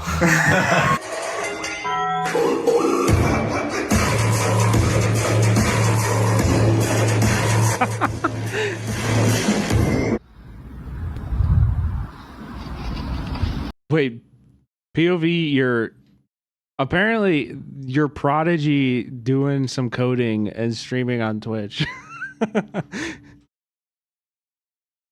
Becca was I had your stream on yesterday. I was like, what is that? It was like some like hard dubstep. I was like, okay. Okay, Prodigy. Fentanyl.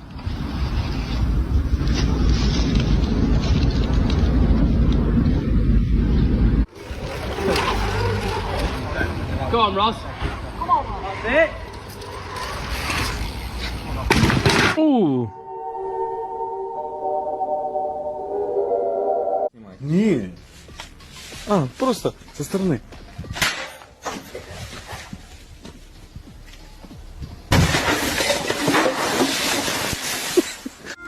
What did he do at the beginning? Просто со стороны. Oh, he threw a firework down there.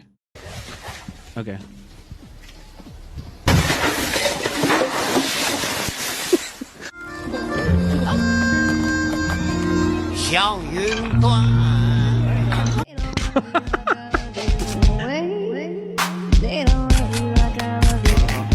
Oh my God.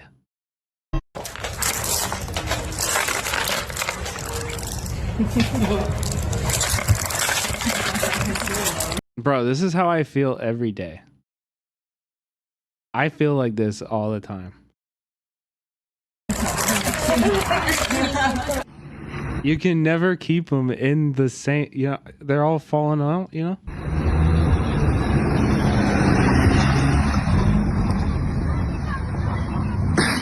Ooh. Stop. Turn right.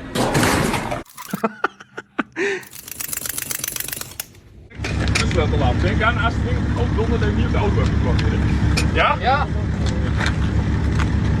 Wat gebeurt er? Ja, geen goed. Wat gebeurt met het rijden?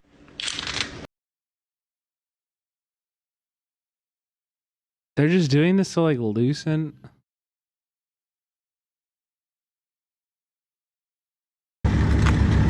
Wat gebeurt er? Ja, geen goed. Wat gebeurt met het rijden?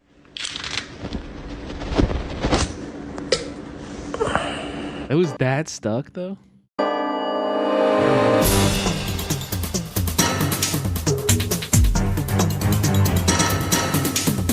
If you ever find yourself overly worried about what other people think about you, just remember.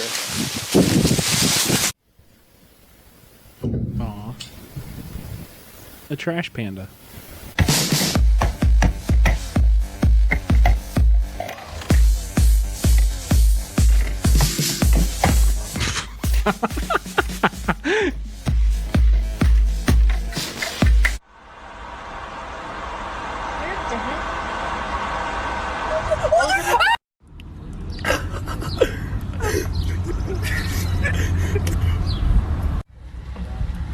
Bro, and they said that Pokemon was stupid.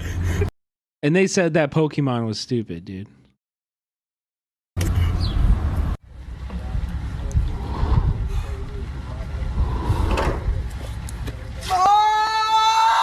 Birdie must have hit the window.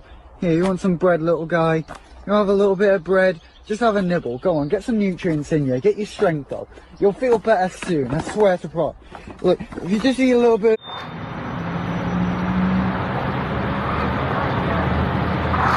Today we're going to be making churros.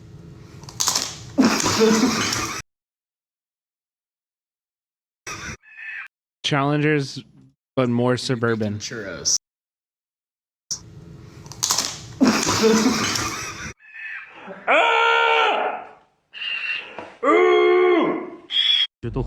Dude, yesterday on my flight, somebody had a bird. They brought a bird on a flight, on a plane. And I just really want a bird. 知道这里面到底是一个什么样子。带你们看看。我去，看这边。A service bird? No, he was in like a little carrier and stuff. 我看看啊。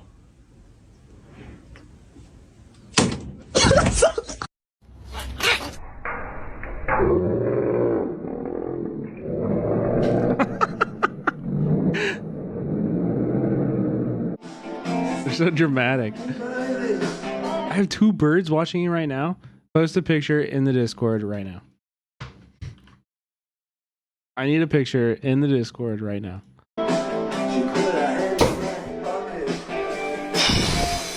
Mike jest egzerę, potrzeba po spazzo! Aw. Wait, this looks like my dog. This kind of looks like my dog.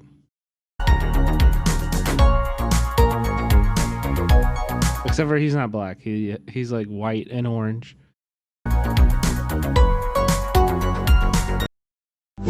Okay. Okay. We got some other shit to watch. All right, we got one. How to find a secret communist cave, Vietnam travel video, and then after that, dining with the last known cannibals, best ever food review show. 1941, in a cave, in a jungle, about 300 kilometers north of here, a movement was born. A movement that would change the course of history. Let's travel through Vietnam. Vietnam, probably one of the best countries in the world. Just like the French. They loved it so much they colonized it for 70 years. An occupation that ended with a story of resilience and defiance as an army of independence fighters against all odds reclaimed their freedom. And wait, this what the fuck? This guy's going political and like doing this video? That's kind of wild. We've watched this guy. Yeah, this is the guy who lost his credit card. Yeah. We've watched this guy before. He was never like fucking championing independence, communist independence movements. Let's fucking go. Yeah, camped on the Great Wall. Yeah. Yeah, we've watched this guy before. At the heart of it, his shit is not political. One man, good old Uncle Ho. Come with me on a journey through North Vietnam, along borders, through battlefields, to the place where this incredible fight for freedom began. Hello. And we'll also try to have some fun along the way. Oh, thank you, Maltese. And we're going to be doing so on this Honda CG 125. Fuck yeah, dude. That's basically the same bike I had. Mine was like a custom build that was exactly the same as this. Except for it was all black. It didn't have red, it didn't have Honda, it was just all black. And then the chrome was like pretty dull too. Hip check. This is where I live, by the way. I've lived in Hanoi, Vietnam for most of my 20s, about 4 years, half of my 20s. He lives in Hanoi? I didn't know this. I'm really good at speaking Vietnamese until I need to actually have a conversation with someone. Right, the plan is leave Hanoi, a city well known for its awful traffic, and we're going to head north to the Chinese border. You can't keep me away from China. You can't. Collab? I mean, shit, dude. Why not? Vietnam IRLs is on my... It's on my 2025 goals. I really, really want to go back and do IRLs there.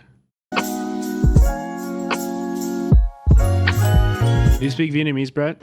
I took a lot of lessons, immersed myself in a lot of Vietnamese only spaces while I was there. Vietnamese is really fucking hard, so no, I don't really speak.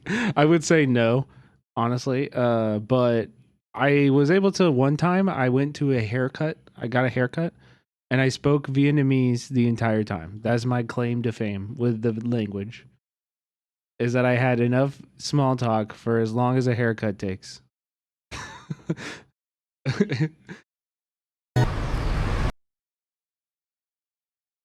No. I'll be right back. Vietnam is the home of many things. Ho Chi Minh, the Ha Giang Loop, the Banh Mi. It's also the home of the world's cheapest beer. I just spat all over the place. Bia Hoi? Bia Hoi á? Bia Hoi? Một cốc. Chỉ có bia lon lạnh thôi. Không lấy. Không Bia Hoi? Không lấy nữa lạnh đâu không lấy. Okay. Uống lon nhá, lon lạnh nhá. They don't have Bia Hoi. If you ever see a sign for Bia Hoi, it's basically fresh beer that's locally made every day and then delivered around the areas. And it can cost as little as about 15 cents, 15, 20 cents a cup. But they don't have any. Translate. I don't know. Sorry, my cat is sick. We had to give him medication, so I was helping Becca with that. We're going back. Don't have any. Translate. I don't know. Okay? Okay. I don't know. Crazy drunk man. Tuk Lao. Song here has invited me to have a Tuk Lao with him. Dude, this shit, the Tuk Lao will sit you on your ass. I would hit it when I was in Vietnam. What is that? It's like tobacco, highly concentrated tobacco, but it's like a water pipe bong. And Vietnamese people love watching foreigners try it. Like, you will always, if you're like a white guy in Vietnam, or you're a foreigner of any kind, they love watching people try it. Because it's like a very Vietnamese thing. And people pass out. It's just nicotine. It's just tobacco. But you will, like, if you hit it wrong, it's really harsh if you don't know how to do it right. So it's really harsh and you pass out. My name is Mike. Is like Doka? Is that the really concentrated, like, I think I smoked that in Qatar. Or not Qatar. I'm sorry, Oman. It's not like that, because that's like a different, that's like really finely right? Doka is like a really fine tobacco thing. This is actually like tobacco leaf. I don't know. Maybe you'll see it. Maybe he'll show. Micah. It's like in here. It's like little leaves.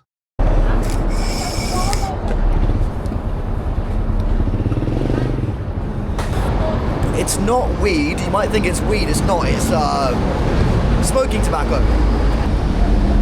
Does it give me the same buzz as tobacco? It's like a very, very, very heavy buzz. But yeah, like a head rush. Like, and I don't even really like that feeling with nicotine, even though I'm a mad nicotine addict. Guess why? Do I need to buy some army gear?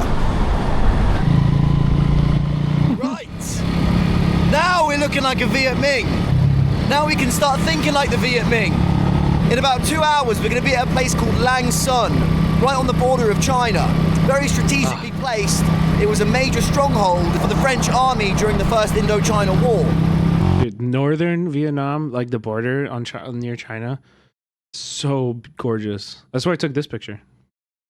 My background. So insane.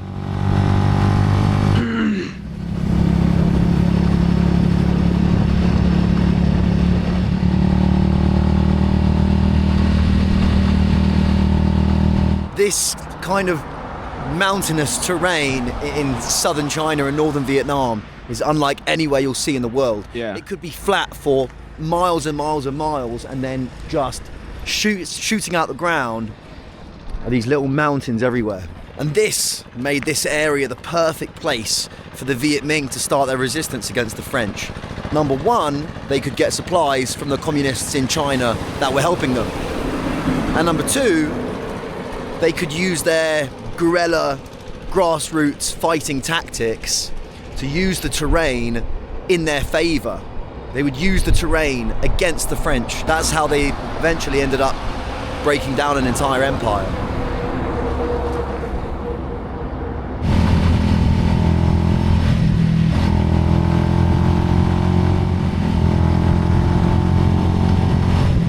This jacket is perfect if you don't want to be seen, but it's not perfect if you don't want to freeze your absolute balls off.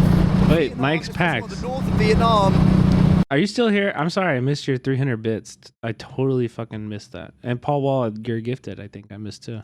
Gets really cold. I think I called that Paul Wall. Well, end of November, December, January. So if you're planning a trip to Vietnam, thinking, oh, I've got my bikini and I've got my shorts. If you come via Hanoi in the north, bring some warm clothes. We are not the tourist destination. I know. Yeah, but I don't know. Here many foreigners come here. Yeah. Like they go to Ha Long Bay or they go to Cao Bang. And they stop here. This one is like stop. They stop for one night on the road trip. I like your vibrating chair after a long day. Pay 30 for 15 minutes. 30,000 for 15 minutes on the vibrating chair. Fantastic. They've got a vibrating chair at this place. So you're an English teacher and you also have a hotel? Yeah. The name of our homestay is come by my husband and my name. So what's your husband's name? Hayden. Hayden? Yeah. Where's your husband from? Vietnam. From Vietnam? It's an English name, Hayden. Yeah, it's an English name because it's easier for foreigners. What's your Vietnamese name? Ha. Ha. Yeah, Classic. I'm Vietnamese name is Vân. Vân. Yeah. What's your name, dude? You are my son, Louis.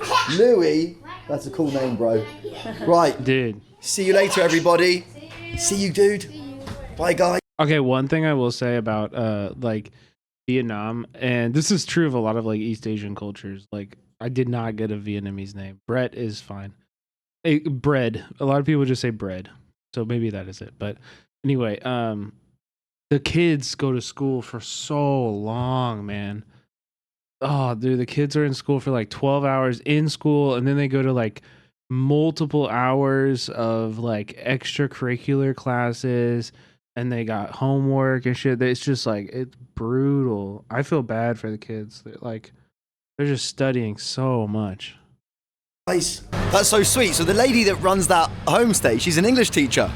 She's teaching all the kids English just then. I used to be an English teacher here in Vietnam. And sometimes I miss it. Most of the time not though, because it was fucking awful a lot of the time.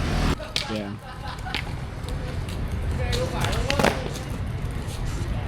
That's why the world thinks the US kids are dumbasses. I mean, the US kids are dumbasses. Our education system is like,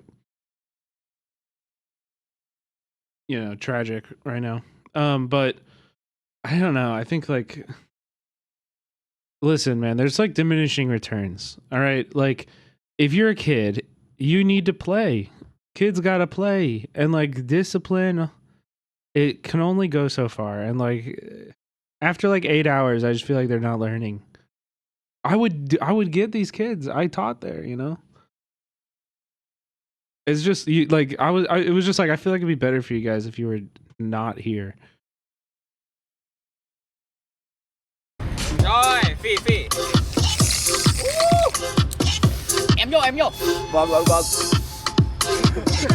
Whoa. Bro, the KU sweater? That's awesome. Em vô. Also, this guy's dripped the fuck out too. That Ferrari jacket is sick as hell. Vâng.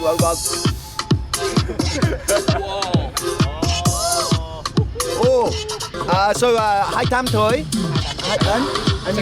17. Yeah. 17. 33. 23 or 33. You're older than me, bro. Wow. You're a dancer? Fuck yeah. Cool, man. You're a locker. Sick, dude. See, whereas I love breakdancing culture in Vietnam. It's actually like pretty big. Teenagers in the UK would be sitting here drinking really cheap. Wait, did he say 28. Cider. Teenagers in Vietnam. Hold on, I'll come back to this, but.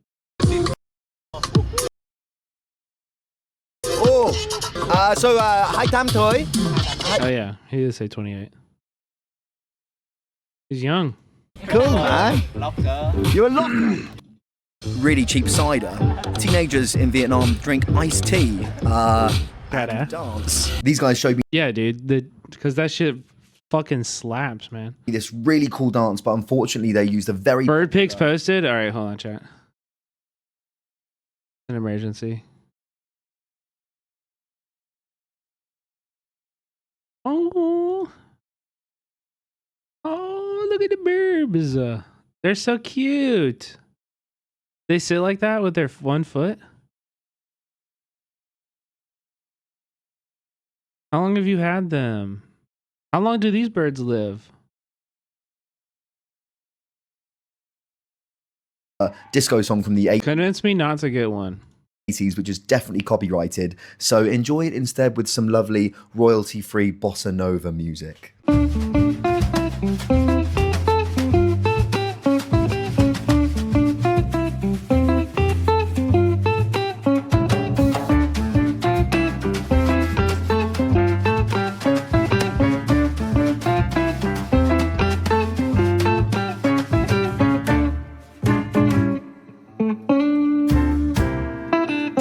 Dude, just dancing with my homies.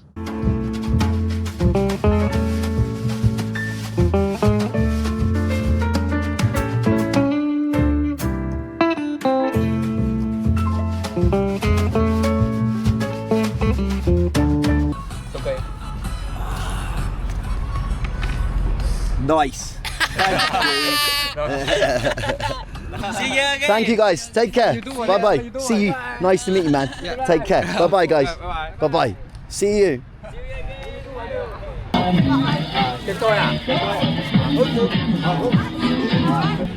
Một chút.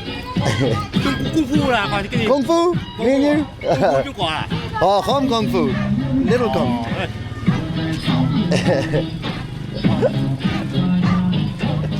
Hello. Hello. Thank you, sir. Bye bye. Bye bye.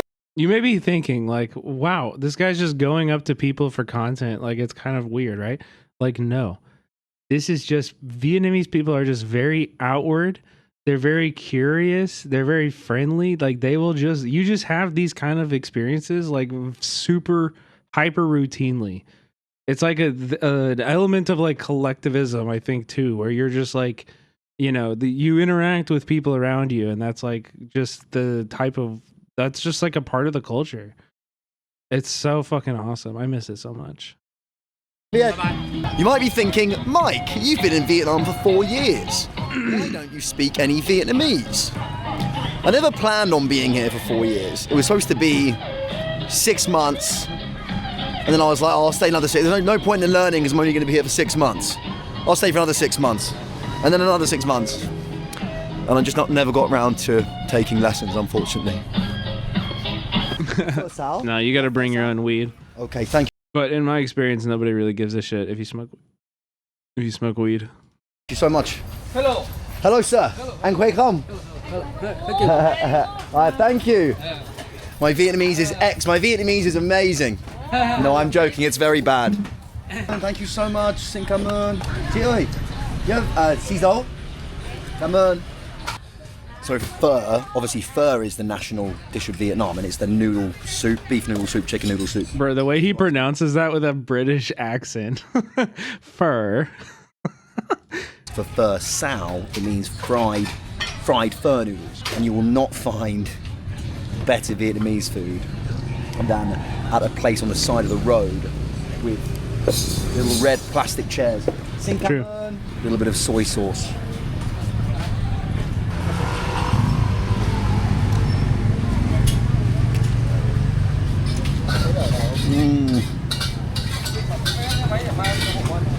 He's lived there for 4 years at least. How is he still butchering the language? Okay, Vietnamese is super fucking hard. I think my accent is a lot better than him, but it's very fucking hard. It's super fucking hard. I mean, he's also just like British. Yeah, the Brit debuff is true. Also, like truly a lot of people like I spoke Vietnamese better than like 90% of my friends and expats that I lived with. Like most people did not put any effort into it. It's actually like sad. It's so good.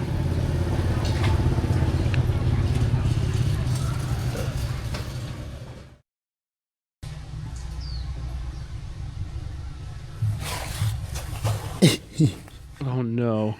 In the late 1940s, during the First Indochina War, the French maintained control over key stretches of northern Vietnam, close to the border of China, aka the Route Coloniale 4, which is the road that we've been driving on the past day.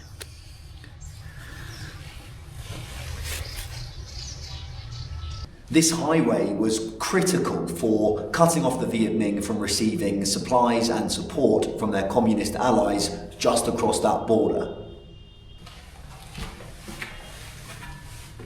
Oh, fucking hell, ow.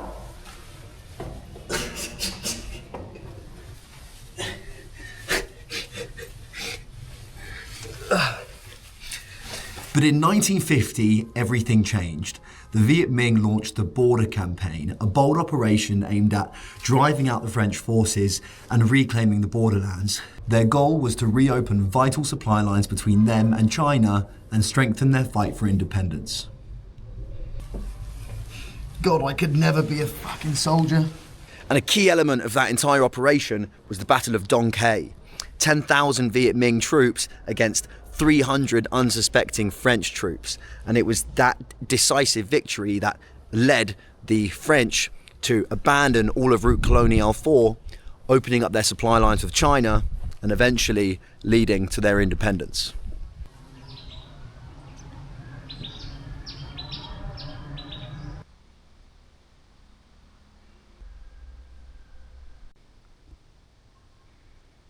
But I need to get back on the road. We're going to Pac Bo in the north of Vietnam. We're actually going back in time. We're going back in time 10 years from when this battle took place to a cave. It's a cave where Ho Chi Minh lived in and formed his vision, made his vision a reality for an independent Vietnam.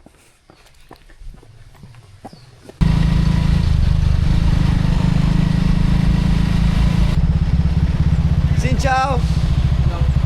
You speak English? No. No.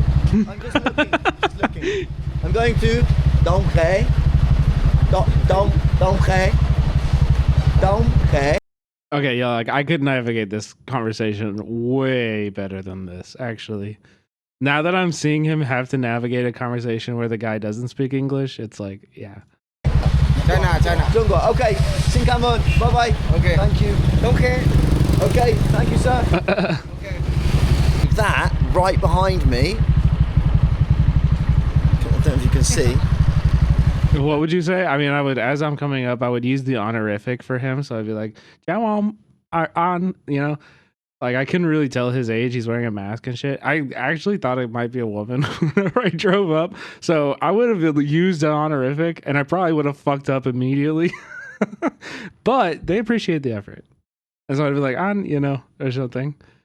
And then I would have, you know, I could say like I'm going here, like MD, Dong Quai, or whatever he's saying, you know what I mean? And then like I can also understand it better than I speak it. So like if he said something back to me, I could probably like respond to it. That right behind me is the border of China. Ah, thank you, sir. Like I know directions. You know what I mean? Like I could ask like where, like how to get somewhere. You know what I mean? Like I actually have had this exact interaction. Yeah, he's helping. Of course, dude. I would drive around Saigon. I love doing this. Some days I'll just get bored and I'd be like, okay, I'm gonna go. For example, I printed Secret Hitler. So Secret Hitler published like print your own PDFs. And so I like drove over to like the print shop area of the city and got it printed like really nice on like cardstock and got it like cut and everything, but like finding that area is not easy, and it's not like you can just Google it. Like I mean you can probably, but I don't know Vietnamese well enough to Google it. So I would like go around and like learn a few words and like just drive around and then like pull over at somebody in the neighborhood and be like, hey, like, do you know where this is? Like, can you help me? And they would tell me where it is, and I would go and I would find it like that. Like that's the shit that that's how I like tried to learn the language. Okay, this way. Secret Hitler. It's a board game. You never heard of Secret Hitler? It's actually pretty fun. And very funny, like political, and then like there's definitely a political like message to the game. It's really good. It's like Mafia or Werewolf, yeah, but you're like liberals or fascists. And there's one person who's Hitler, and the liberals are trying to find out who the fascist is, who the fascists are, and like, yeah, you have to kill the fascists, and but you know, it's great. Okay. But I would play that I actually would play that in my I taught at a Vietnamese public school, and I would play that in the school because it got the kids to talk, and like they liked the aesthetic is cool. So like it was like kind of like a little subversive, but like not really, you know what I mean? So like they were into it, and I would like, that's how I would get them to speak and like be talking in English, was like playing this game, because it requires them to interact and talk with each other, and they fucking loved it. And they would do it in English like the whole time. So they were practicing English. I would go around and correct them and stuff like that. Come on.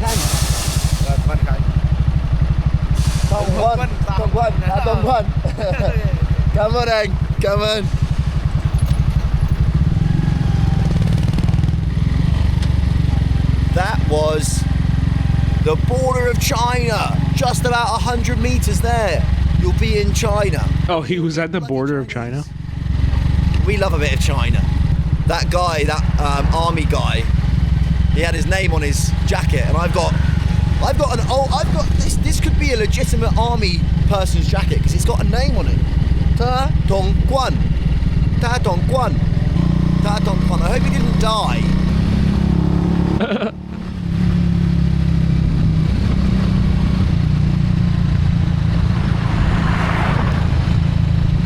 So pretty. Ciao. Hello.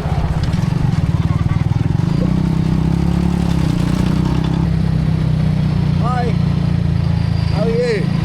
That's cool. Yeah, good. Be safe. Be safe. She's going on bike, dude. That's cool. Anh khỏe không? Khỏe.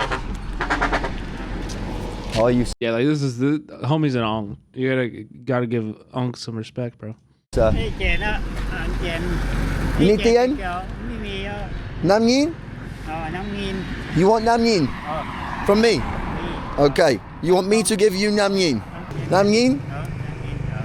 Okay. Xin chào. No idea.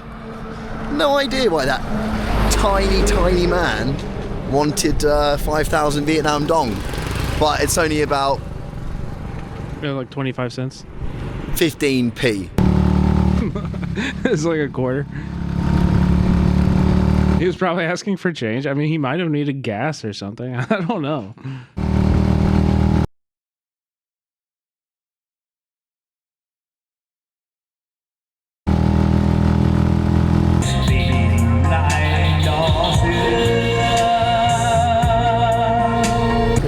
Look at that. There's a chap here in rural Vietnam that speaks German. Speaks fluent German. Where can I find some good food? You got us here in Lamba. Yeah. Go to Lamba und dann Geist. Okay. Dann Geist, yeah. Dann Geist. Okay. Yeah. Danke. Good Appetit. Dankeschön. Let's have a look. I'm going to come around here. I will have...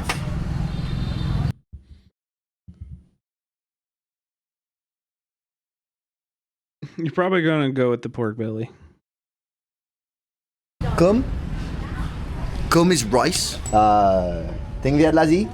Tofu. Đậu. Một thịt. Okay. I'll have some lac peanuts, and some vegetables. So Vietnamese food, you think of pho, you think of spring rolls. Well, this is called com bin zan, and it literally translates into. Oh my gosh, Sign, that sounds incredible. Congratulations. That's what a relief. Translates into affordable rice, or workers' rice even, and it's what the very working class people, the builders, whatever, would come, and you can get rice. Wait, what did he say? Rice actually translates it of. So Vietnamese food, you think of pho, you think of spring rolls. Well, this is called com bin zan, and it literally translates into affordable rice, or workers' rice even, and it's what the very working class people, the builders, whatever, would come, and you can get rice, meat, vegetables. This costs 30,000 Vietnam dong, £1, $1.50. Yeah. That's a pretty good meal. He ordered pretty good. I do think he kind of fricked up. I don't know if he's vegetarian. He just wanted a vegetarian meal. But you got to get that pork belly, bro. $1.50.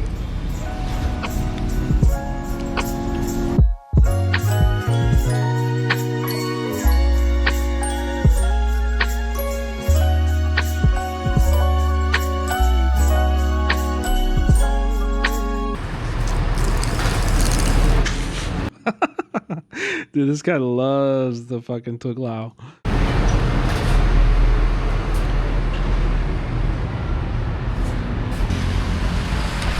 Everywhere you go in Vietnam, I'll copy the channel. Communist propaganda everywhere. I've just translated this one.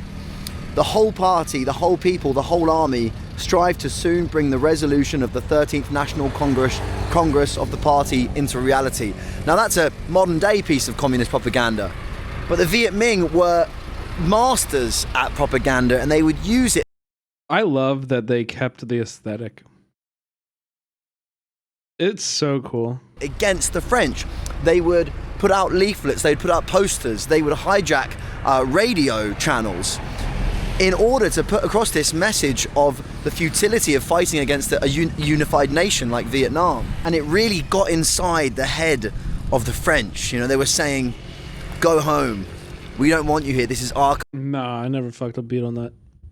Also, Beetle Nut not that popular in Vietnam. It's really not really chewed there. That's more like Indonesia. It's super popular in Indonesia. A lot of Africa. Country. This is the people. Even like Malaysia. Country. That was the beginning of it, and it's instead of seeing posters for fucking beer and cars, you get cool. Vintage posters like this. We're getting into like Christmas. Everywhere you go.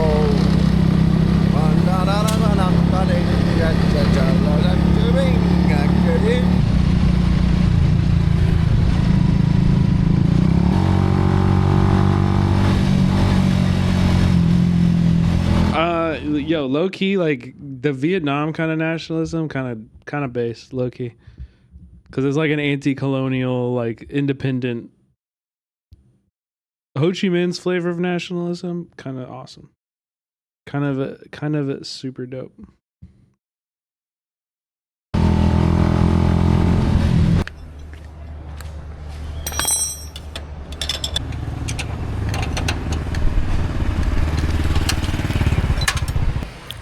Got a flat tire.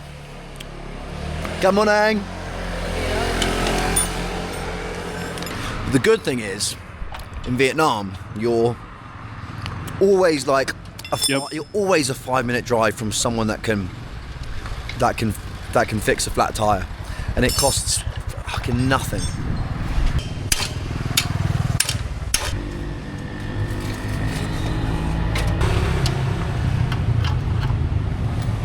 À, 70. 70. 70.000. He's done a really good job, and he said ba mui or bai mui. I think he said bai, which would be like 70K, which would be like $3. He stopped all of his work to help me. I'm going to give him a massive tip. Thank you, sir. Come sao.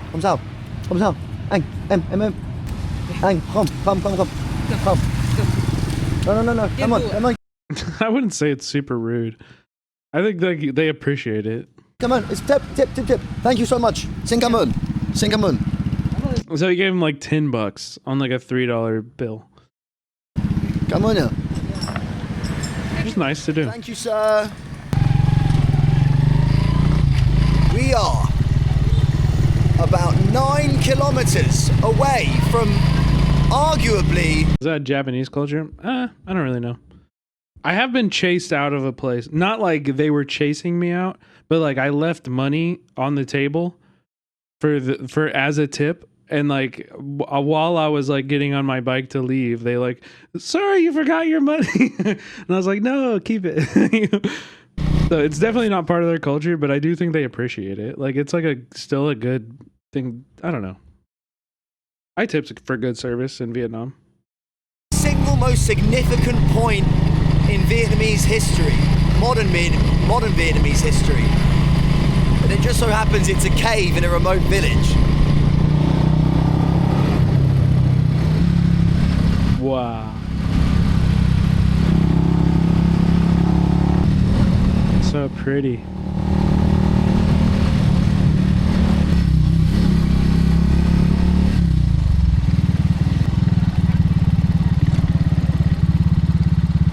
So it's obviously not the quiet, remote, secretive area it once was. Xin chào. It's now a little tourist hotspot for Vietnamese tourists. Look at this, look at the colour of this water. Can you see that? That's beautiful. Xin chào. Yeah, I think most people I think Chile, for the most part, most people are like, you know, it's they're just weird. Like they're just Americans and like, ooh, that's nice, good money, you know? How cool is this place? Look at this. A blue water. Xin chào. Hi. Vietnamese women are so lovely to me.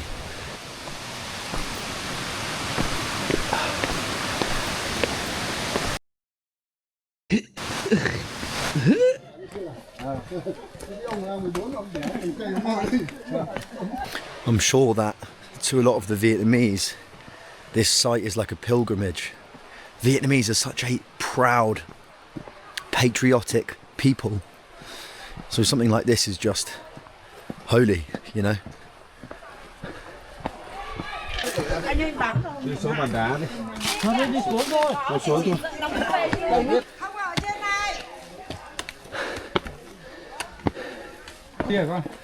Wow. Xin chào. Hello. Ooh. In my head I was like, this is gonna be a tiny little cave with no one there. Wow. Áo em cực rồi. Áo đi rồi. Đây là dấu rồi. Fucking hell. There goes the chance for a peaceful ending. Xin chào. Xin chào. Xin chào. Xin chào. Hello.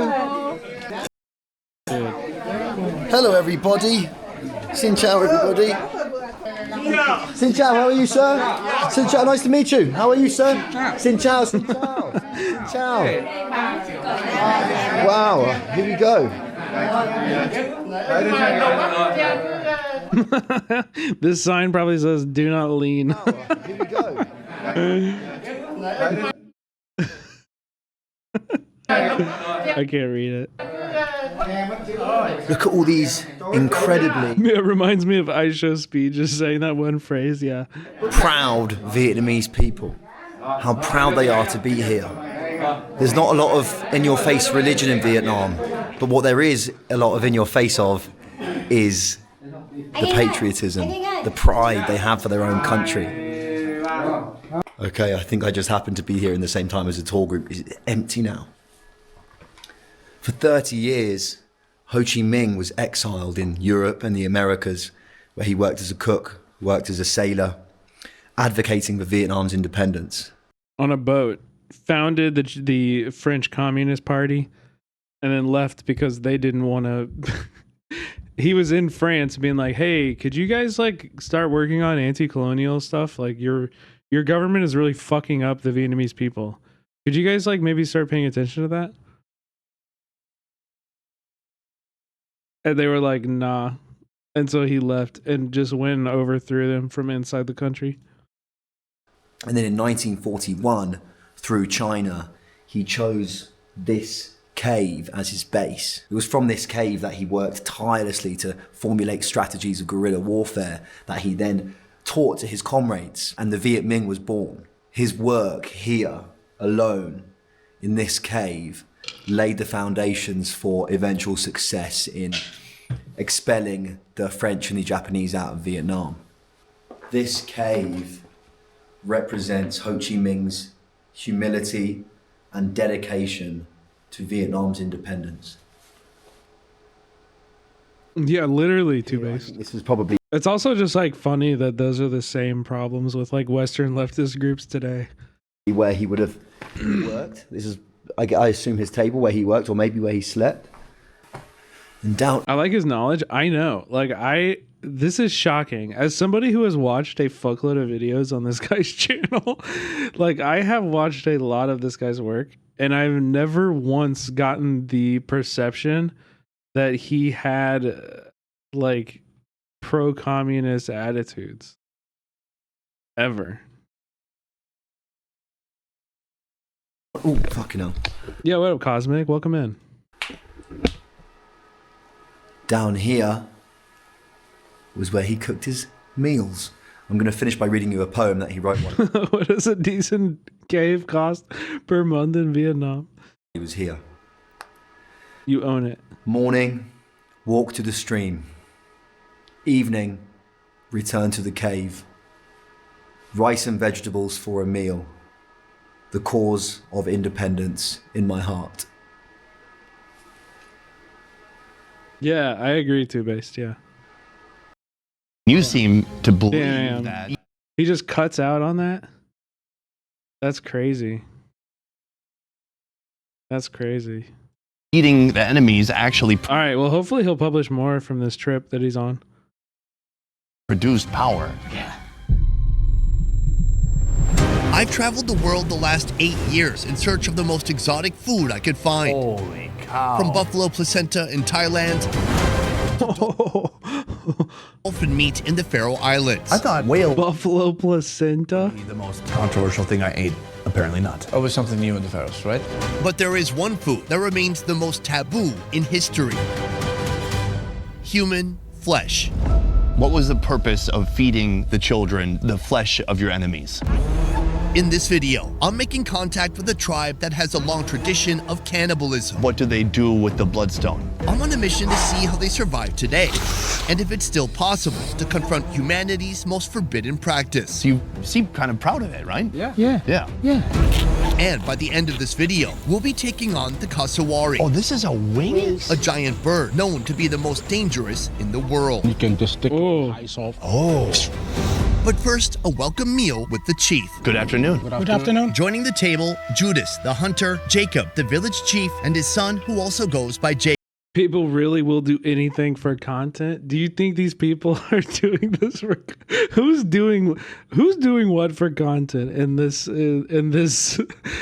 situation? Jacob. Like many in Papua New Guinea, these men carry biblical names, the lasting influence of the Christian missionaries who came here over a century ago. But more on that later. In front of us, we have two foods that really... your main foods. Smoked tilapia, no salt, no seasoning. This is one of the two staples that keep the... I meant the host. I mean, he's just going and documenting. I used to work for this channel, full disclosure. You probably didn't know that, but... Khumri tribe go... I'm also not a fan of the host. I quit the channel, for good reason.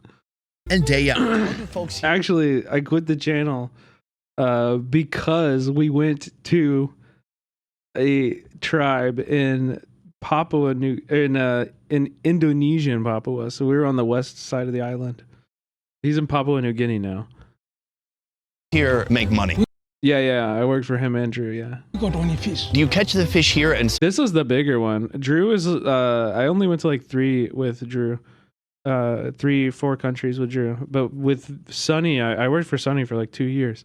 I worked for Sonny from 300,000 subscribers to 3.5 million, and I was full time on the show. Like I was like the number 2 on the show. I was the director of photography. I was in charge of production in a big way.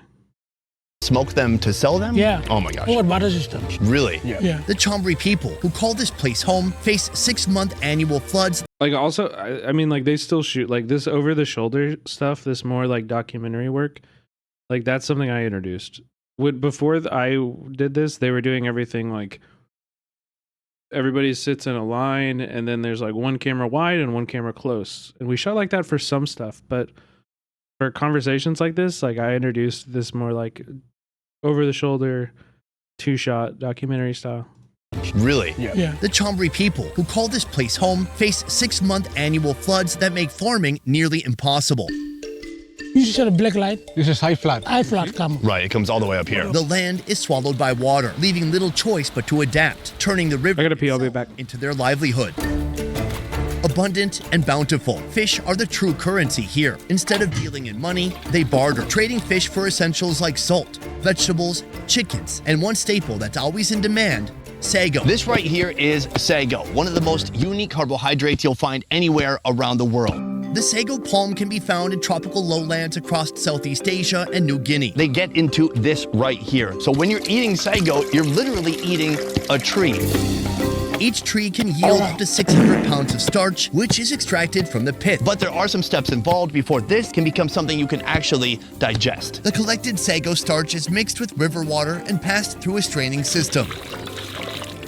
It flows through 2 layers of filtering nets made from coconut tree fibers, before finally settling in a carved wooden vessel. Do you drink that water? Yes. Yeah. Just right from the river? We didn't even want the thing here. It just surprises me a little bit. I thought maybe there might be a filtering system or boiling. No. What will happen to me if I drink the river water? You got problem now. Maybe you only have diarrhea. Diarrhea? It's my new weight loss program. After 3 days, the water is removed, leaving behind the resulting sago that once dried is ready for cooking. First, the sago flour is spread out on a pan. Then it's taken to the side and sprinkled with river water. Fold it in half and put it back on the hot pan. Once cooked, soak the sago again with that flavorful river water before letting it set. Can we start with the sago? Yeah, you can try. Folks here call this flat sago. With fish. That makes sense, because this does not have a ton of flavor. It's very earthy. It tastes like the river. The texture is very elastic and kind of gummy. It's like I just found some gum under a table in the library and started chewing it again. Right here we have the tilapia. The skin is very soft and kind of gelatinous, almost a little slimy on the outside. Hold on. I just saw the funniest tweet. Okay, I bookmarked it. Hold on.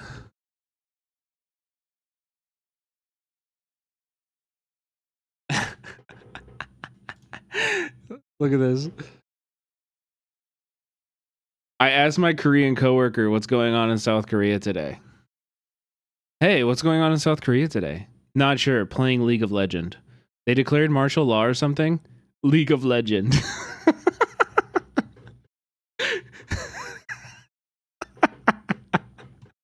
I love that, dude. That's so fucking funny. The meat is just very soft and delicate. I can taste the minerality of the water. When I grow up, I have to eat fish and sago. That's my main food. Do you ever get sick of fish and sago? No. Sometimes you have onion, you can mix it. It's very nice. Any of that has to come from the market. Yeah. You have to trade for that. Yeah, mainland people, they don't have fish. But you got fish. We got fish. However, bartering for necessities here isn't as simple as a quick trip to the grocery store. For the villagers, it means hours of travel through the only available... Bro, are you good? Are you good? Route. Right now we're traveling on a longboat made out of a huge hollowed out tree on the... Oh, did they say that in the... Yeah, dude, everything... River. The longest in Papua New Guinea. It's often... That's like the answer to every... If you ask anybody, why do you eat this? They're like, it makes me hornier. It's on in the Nile as one of the world's greatest river systems. For like 99% culturally and of like diverse regions. Exotic, quote unquote, food. Languages spoken along its banks. To get where we are now takes a lot of work. From our last video, we left from the city of Tari and flew all the way to Wewak. Then we drove 4 hours and got on the river. Now we're traveling 2 hours down this river to a village to meet a people known as the Crocodile Tribe. That's so good. That's such a good shot. The Chambri people number only a few thousand. There are no conveniences out here. No electricity, no Wi-Fi, no grocery stores. People here have to be self-sufficient. They literally have to survive in the elements using their creativity and using their skills. The scars carved into their flesh have earned them the moniker Crocodile Men. But what's often left unsaid is buried in their dark past: headhunting and cannibalism. Topics like these can only be discussed in the Spirit House, a place meant only for men and a place I'll soon be invited. There, I'll learn why human flesh was eaten in the past and if it's still possible to observe this dark practice today. Have you ever been curious about what a human tastes like? But before that, village hunters Judas and Cleon proudly unveil tonight's menu. An epic reveal, an animal that will soon be... Human is the only vegan food, chat. Or the only vegan meat. Okay, did you consider that, chat? Human is the only vegan meat. Please don't say that. It's just the facts. No, yes. It's the only... Humans are animals, though? Yes, but humans can consent. Humans can consent. And that is the real big problem. Consuming today. Are you ready? Yeah. Dude, I would love to be eaten. I wish I could be eaten. If I could control everything with my death, I would want to be eaten by my friends and family.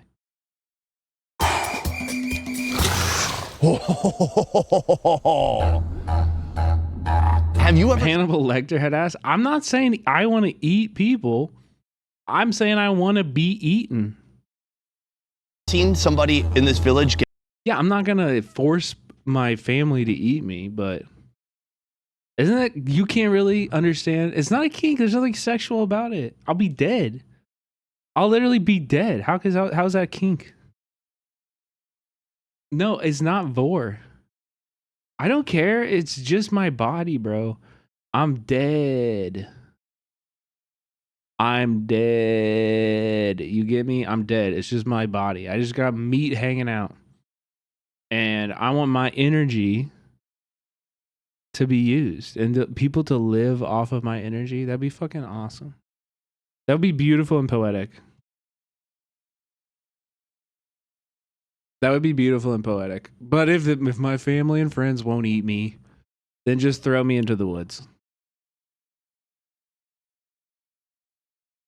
Just throw me into the woods. I want to get just eaten.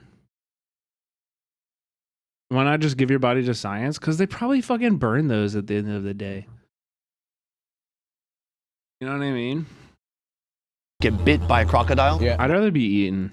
What happened? It was 18 to 19 inches. While they were hunting, they tried to bring him up with the surface of the water. He opened his mouth and bite the hand. And did he lose his hand? Or he pulled his hand off. I want to talk about the significance of crocodiles in this part of Papua New Guinea. Your tribe is often described by outsiders as the crocodile tribe, and there's a good reason for that. We believe in crocodile, so crocodile is a very strong animal. The strong of crocodile, we put this scales on our body. Is it okay if we see? The Chambri people believe Earth rests on the back of an ancestral crocodile, from which humans evolved as they migrated from the Sepik River. How old are you when I've eaten crocodiles. This was done? 17 years old. To them, the crocodile embodies spirit, manhood, strength, and power. So today we have two crocodiles being cooked two different ways. We had a big crocodile that's being prepared separately, and then we have this little guy right here. It's been skinned. Yeah, Americans eat gator, okay? And now it's being This isn't even that exotic. Smoked whole. Smoking is kind of the specialty of this village, and it's a skill that's absolutely crucial in order for them to be able to trade and sell fish. Smoking the fish means that Florida, Louisiana, so then they can keep them until they need to barter or trade them for something else, like their precious sago or like salt or maybe beer. Can I get a beer here? Hopefully beer too. This crocodile's gonna take about 4 hours to smoke all the way through, and then are we gonna barter it? No, there will be no trade. Instead, how does alligator taste? It's kind of swampy. It is. It's a little swampy, but it's also like a in between. I would say it is like chicken, but it's like a little bit more like fish. It's like in between fish and chicken, and it's got a little bit of a swampiness. I would also describe like frog that way too. Stuff that is in swamps tastes a little swampy. We'll be trying it out. The second crocodile is a different story, but while it's being butchered, I'm headed to the most sacred place in the village. Thank you so much for inviting me into the spirit house. Here, us men can speak freely about topics that are forbidden in the presence of women. It's a place for men. Like I've had snake too. Yo, Eden, welcome in. Thank you so much for the raid. Peden is online. Guys, please go follow Eden. Please go follow Peden. Pissin'. Peden always over there pissing. But that's why you should go follow. Because their shit is awesome. And go sub to their YouTube channel. They make really great videos on YouTube. I watched a video with I watched one of your videos with Doodleburb last night. And we were cracking up. The dog, the bounty hunter video. Men together. Women are not allowed. Why not? They don't have So all of you have undergone the crocodile scarification, right? Yeah. This scarification What up, floofers? ritual isn't just a rite of passage. It's a raw test of courage and Oh, resilience. chat. Guys, everybody who just rated in, we're watching a YouTube video from a YouTube channel called Best Ever Food Review Show. When this channel was very, very small, it now has 11 million subscribers, but when it had like 300,000 subscribers, I was the director of photography for this channel. So from 300,000 to 3.5 million, I was like the director of photography of this channel. I worked and traveled the world with this channel. Obviously no longer work with them, but this is their newest video, which is about cannibals. And we're talking about how I wanted to be eaten. I think it'd be beautiful to be eaten. Overcoming this test marks the transition into manhood. They make a fence around the spirit house that no women or ladies can look through. Inside, the boys are taught tribal customs and the responsibilities of manhood, preparing them for the ritual ahead. And they're cutting you the feeling. Eaten is online. Excited? But after all, you're Eaten literally was an innuendo. No, I want to be eaten. When I die, I would like my body to be consumed by something. The more intelligent, the better. Like dolphins would be cool. But I mean humans would be the big one, you know? Yeah, like a shark would be cool. Just drop me in the ocean, that'd be sick. Wolves would be like a big one too, getting like ripped apart by wolves. That'd be sick. You're using a razor blade, right? Yeah. Our instinct used to be able, but now Feed me 2 raccoons. Yeah. Now we're getting a little bit lower down the list. Now I'm imagining my body dumped in a dumpster. When you say raccoons, I'm thinking they're eating out of a dumpster, and I'm getting less excited. You know what I mean? you're using the blade. With cutting Grizzlies would be cool. Yes. Now you're see, we're getting it. into the wounds to ensure the scars heal with a raised texture, mimicking the scales of a crocodile. How long did it take you to... Yeah, that's where I'm at, okay. Once their transformation is complete, the crocodile men shoulder great responsibility for the tribe. They must build, protect, and at times launch attacks on neighboring tribes, bringing back the heads of their enemies that will be consumed by future warriors. But before we get into that, a slightly less controversial meat. This is your wife sitting next to you, Albina. Hello. It's very nice to meet you. He's taking the knife to the tail and he's just cutting it right in half. Take a look at this. Yeah, fuck this state, Moto Lemur. That's why we say fuck the police, fuck the state, telling me how I can dispose of my body. Fuck that. And that is so much meat. This looks amazing. Oh yeah, that looks incredible. Very nice. It's very flaky like a fish. No, it should be like chicken mix. You think like chicken? Yeah. To me, it tastes like halfway between a fish and a chicken. It's nice. I didn't pre-watch. I pre-ate it, brother. What did I tell you? I've eaten it. And smoky. It's not pre-watch. It's pre-eaten, pre-experienced. I lived it. Only know, what do you think? very good. I'm curious, when did you two meet each other? So when I was going down to her village, and I met her, and I married her, and I took her to my home. Was it already arranged? It was been arranged marriage. I made the agreement with her parents. Wow. When you first saw Judas, what did you think the first time you saw his scars? She said, okay, this person will be look after me. He can go and hunt for the crocodile, for the pig. So she said, I mean, getting eaten by crocodiles would be kind of cool too. And it's okay. It was a symbol to let her know that you would be a protector and a provider. Yes. That's what it sounds. But like, also like fuck crocodiles. So maybe not, because they're like mean, like wolves or foxes or something. Yes. What is the Western equivalent of that? Like a Mercedes-Benz having 50 Bitcoin? For our second crocodile dish, the meat is cut into bite-sized pieces. On the side, coconut flesh is scraped and mixed with river water to extract fresh coconut milk. And you have children. No, I would already be dead. JW, I'm talking about after I die a peaceful death of old age or whatever. Then what happens to my body? That's what we're talking about.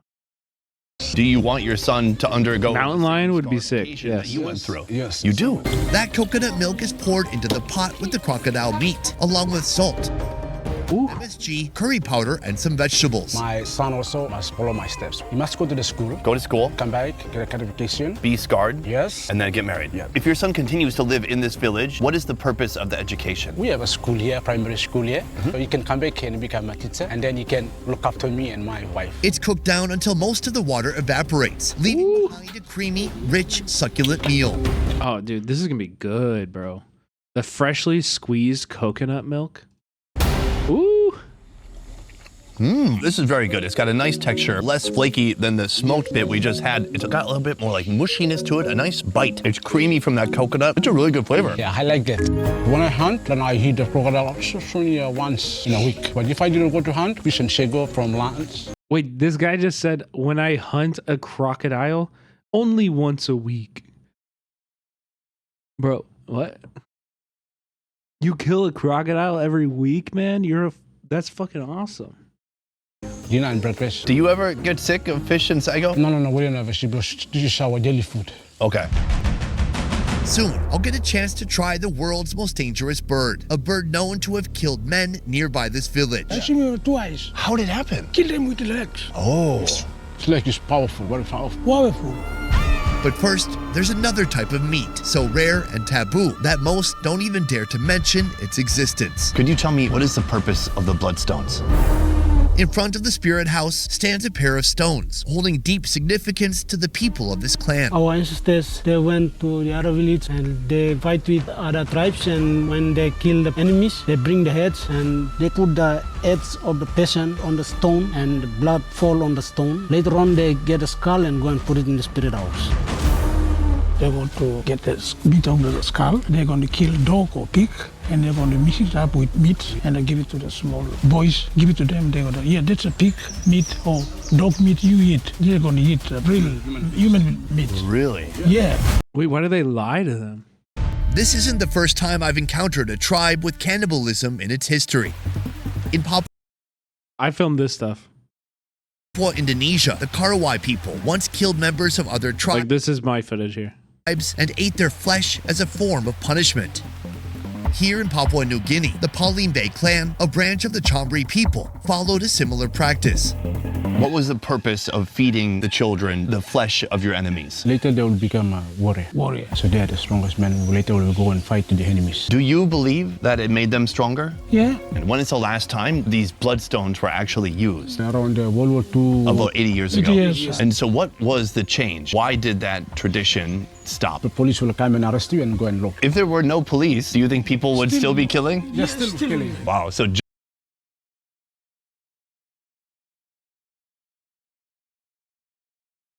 Wait, we're back. Back. Are we back?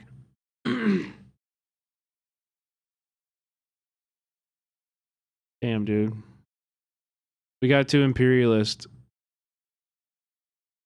We got too imperialist with that last line. It literally kicked us off the internet. Many tribes, including the Palimbe, converted to Christianity, leaving those brutal practices behind. How does it feel knowing that these were your ancestors? That's our history. Sure. You seem to like the story. Yeah. And you seem to believe that eating the enemies actually produced power. Yeah. So you seem kind of proud of it, right? Yeah. Yeah. Yeah. Yeah. But you're not going to do it. Yeah, I'm going to do now. So if you could do it, you would. Have you ever been curious about what a human tastes like? No. No. No. He's like, no.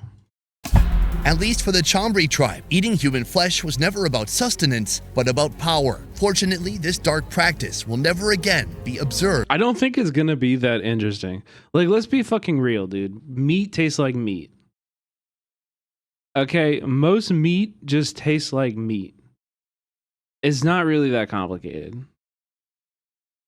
You know what I mean? On this island. At last, here we have it, the most dangerous bird in the world. But it makes you nuts, right? I think that has to be like, I don't know. I think, what is it like? It's like prion. What's the name of the disease? Kuru.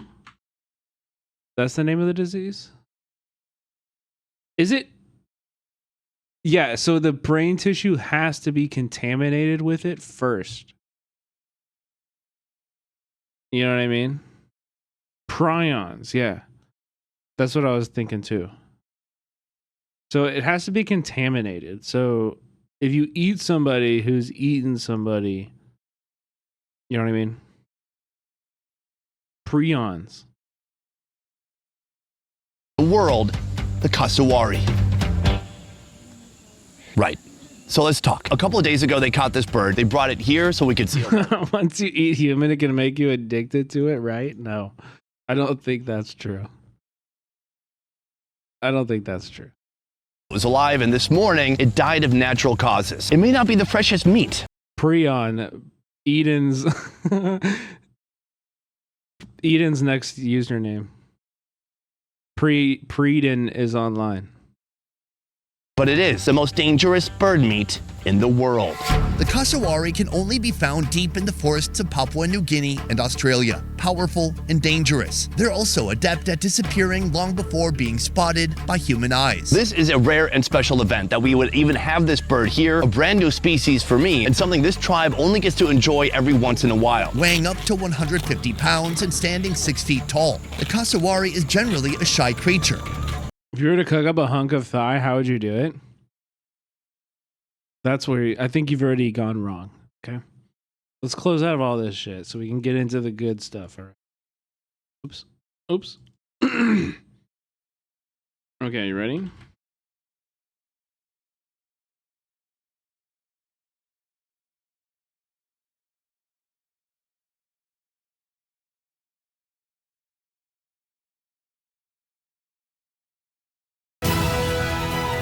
Okay. Now, this is how I would like to be.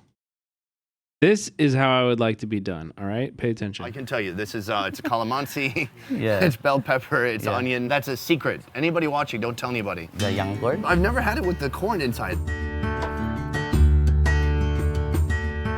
The seafood lechon gets all the same seasonings, but instead of chicken, they're loading this baby up with a mountain of crabs and shrimp. It's so interesting seeing shrimps inside. I arrange the crabs. Are the crabs alive? Yeah. Poor guys. What a way to go. So, stuff me full of crabs. Stuff me full of shrimp. hey, quiet down. Tie me up. They're staging a protest. Roast me over a spit. Local favorite. Brand's right-hand man, Genesis, is gonna walk me through how they make so crispy. So this is how I want to go. Oh my lord. Is the skin your favorite too? Yeah. What is a nice piece of meat? The belly. Oh wow. Look at that. Beautifully fatty, tender. And this is your own vinegar. Yeah. Spicy and coconut white. Wine. Yeah. Great. So it gets you a little drunk too. Yummy. The perfect amount of spice. This day was awesome. I filmed this episode. This is honestly one of my favorite food experiences of all time. This meal was one of my favorite food experiences I've ever had. One of my favorite days. Though that's on the not show. the story you'll hear if you ask around the village. The Philippines is awesome. They have strong legs capable of delivering a strong kick. But it's not just about the kick, it's about the dagger-like claws at the end of it. It's a really cool place. Be up to 5 inches long. This is what it uses to slash up predators or even humans. The bird will be cooked 2 ways. The first dish may seem simple. Designed to highlight the true flavor of the animal, the meat is grilled with just a touch of salt. Ladies, thank you for joining me. I've been around too many guys today, so I needed a little bit of estrogen around me. The guys, they're great, but they're just talking about crocodiles and scarring themselves. It was a bit much. You understand, right? Yes. I mean, you live with these guys. Grilled, charred, blackened? It's very dark. You prepared this. Yes. Tell me about your preparation here. About this one. I made a fire. Let's go, Ikamishu. Thank you so much for the sub. Constantly fucking crying about the DSA, And I Los put them Angeles on the candidates are all wire. and whatever. It become. It look like this. It looks very black. I'm seeing these different body parts. What, is it ribs? Yes, it's ribs. Those are some big ribs. Oh, this is a wing? Yes. Look at this tiny wing. What kind of wing is that? Have any of you eaten this before? Yes. I ate last year. I haven't eaten. It's gonna be my first time as well, Hannah. Yeah. Oh, wow. So it's black on the outside, but on the inside, ooh, beefy looking. Let's go. Yo, what the fuck? That looks good. It's really nice. It's delightfully smoky. It's very fatty, beefy. Oh my god, that looks so good. It has a strong flavor. I like it, but I'm curious. You know, way out here, people don't really have I don't think I've ever seen a bird that's so well. No, that's not true. Like there's some game birds that I've had that are like red meat like that. pastures. You have wild pigs, you have fish, but are you ever eating beef? No. Have you ever had beef? Never. Wow. So have you ever had beef? No. Where do you have to go to get beef? Then you walk in city. They sell it in the store. Interesting. We eat fish and Fish and sago. Fish and sago. Do you ever get tired of fish? Yes. Yes. Sometimes we tired of. Is this fun to try? Something new? Is this good? Yes. Good. To go with the bird, we need something else. We need something a bit familiar. For the carbohydrate, sago is on the menu again. But this time, the sago flour is mixed with hot water and stirred until it forms a sticky, gooey texture. This is one of the most interesting, glutinous, strange carbohydrates I've ever seen in my life. It smells kind of fermented. Yeah, I had this in Papua too. I'm not sure if that's going to catch on in the US anytime soon. It's a very interesting carbohydrate. Such a fun but strange, gooey texture. Almost slimy a little bit. Very jiggly. The flavor, not very strong. We must eat with the protein. And so, we need... It has like no flavor. Some of this. Our second dish starts with home Yeah, it's very much like fufu. Yeah. salt, created by first burning coconut husks. When we have no salt in our home, we use this one, traditional salt. Then using the coconut tree fibers as a filter, water is poured over ashes, leaving the cinders behind, but Good night, Himbo. salty liquid. By the way, chat, I see, I don't know if it's because it's getting later. Because, no, I didn't film this one, no. I filmed the other one they were talking about. But before you guys go, we are going to have a special stream tomorrow. We were supposed to have a special stream tonight, but the guy didn't get back to me. RIP. But special stream tomorrow, I'm going to have Taylor Lorenz on the channel. We're going to dive deep into the assisted dying legislations that are being passed around the world and why disability activists are very upset about it. And it's a topic that I am... kind of ignorant to, and I don't really know much about. So we're going to deep dive into that topic and understand it and talk to Taylor about it. So yeah, it's going to be really cool. Excited to look about it. Pass through. Did I remind you about the video the other day? Yeah, I mean, we can watch it after this if you want, yeah. Tastes salty? Yes. Yes. A single pot receives meat from the most prized part of the bird, its massive legs, vegetables, and same time as usual, yeah. After cooking for some time, coconut milk joins the other ingredients. This is a local dish known as Russificat. Just moments ago, these were the drumsticks, full of plump, juicy leg meat. Now that meat has been removed and put into here. This is eventually going to be turned into a tool, a knife that looks like... What the fuck is the usual time? I go live at like 6:30 and I stream until like now or like an hour from now. This. Also, no, sorry, I've never been to South Africa. Sawari bone blade, made out of the strongest bone in this bird's body. Now I know what you're thinking. What about those delicious bird feet? Well, my Vietnamese friends and wife will be very sad to know that this will be discarded. This will not be eaten. It looks delicious. It smells good. It smells a little smoky. Let's give it a shot. Did you try some already? Yes. Oh, I knew it. The greens are a little bit watery. Tastes a little bit like spinach. You like it, right? Yes. Yeah, I see that. Enjoy it, please. This time the meat is very soft, very tender, still beefy, but delicious. It tastes a little salty. It's not a very strong flavor, but it also does not taste like ash. It's a unique flavor. So between this and this, what do you like more? We like this one. Oh, you decided for everybody? Yes. Oh, that's nice. This one is dry. Wow. Oh. I cook it. We can leave it for a month and eat. Oh, that's a pretty nice compliment. This is a fascinating experience. Ooh. I like this bird. It is. Dude, that looks so good. Tiny emu. Beefy, tender, delicious, and it's probably the only time in my life I will ever get to eat this. Hannah, what do you think? Sweet. Got it. Are you married? No. Do you plan to get married? No. No. Smart. The question I want to ask is, coming out here, I can see life is very simple and there's a lot of limitations. People have to be really creative because problems arise, whether it's with the boat engine or not having the tool you need, not having salt, so you make your own salt. But around the world, everybody has a different requirement for happiness, what makes them feel satisfied or what they're building towards. What is a happy life for you? More water and we have more food, more sago and fish. All these things makes us happy. Have you had times in your life where you didn't have much food? No. You always have food, Yes. but more food, always better than less food. Yeah, I mean, they live right next to the river. What about you, Anna? I like to live in my village because my village is more nice.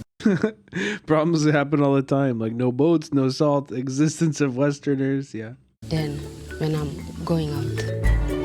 I mean, I don't think they're bothered by this. I'm sure you've seen you. They got to, listen, as somebody, I've done this many times. Like, you're bringing them a bunch of different food, you know, like there's subsistence, like fishing for everything they eat, and like everything is like work, right? So bringing them like a whole bird and shit, and like paying them to cook it and stuff like that, they're stoked. Trust. YouTube videos and movies where maybe you can see some big city. Are you curious about those things? We live comfortable in our village because we does not spend any money. We have everything. We stay in our village and we get free. No property tax? No. God damn. I gotta move here. Hungry for more fun food videos? Join me at More. Yeah, they're chilling. Food Review Show, a channel that's unfiltered. Do the reveal. Let's see it. Awesome. Ocean. It's getting pretty intense in here. A little steamy too. Now you might remember we had a bigger, more aggressive crocodile. He is gonna be made into something else. And then we have the little guy. And now he's even more little. He's dehydrated a little bit. I have no idea what's under here. There is something sticking out though. Okay, I have somewhat of an idea of what's under here. After food, what is the next most important thing? Because everyone here talks about food a lot. Betel nut and smoking. I was thinking she might say family, but no, she went with cigarettes. Yeah, our addictions. After food, after cigarettes, then what is the next most important after that? Our families. All right. That's amazing. Boom, that is the end of video number 3. That's funny. That's funny, dude. Okay, we got more. We got a Yemen one. We also got oh, fuck it, dude. Run it, dude. Wait, this one's 2 months ago. No, there's a new one. Bro. Welcome back to fresh off the press 1 day ago. Chat. 1 day ago. Wait, so why don't you like that guy though? Cause he exploited the fuck out of me and then left me with nothing. And I helped build his channel a lot. And he kind of left me out to dry. And also like he sacrificed our safety like a lot. To make the channel. Like he's put us into positions of into bad spots many times.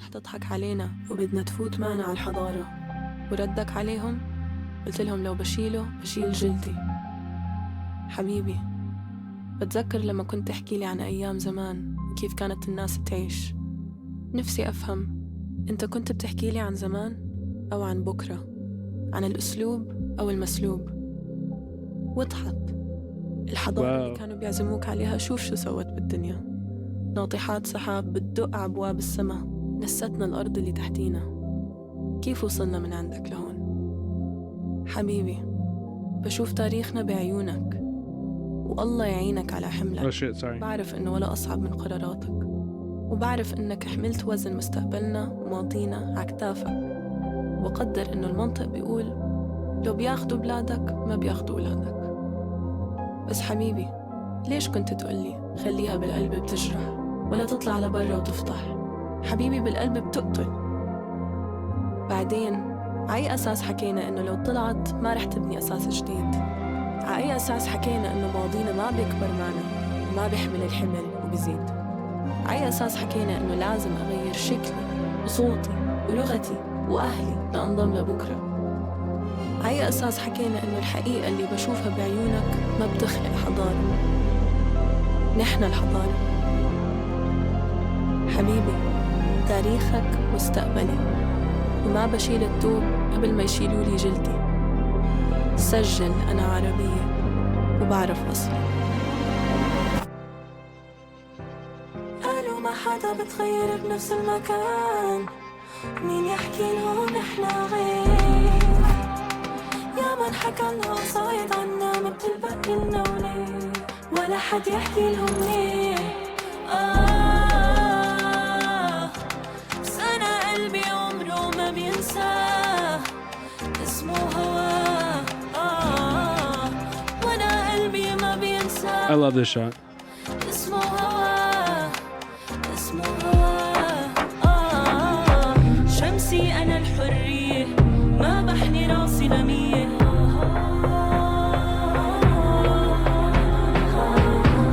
This is cool. سجل أنا عربية، بعرف أصلي أنا.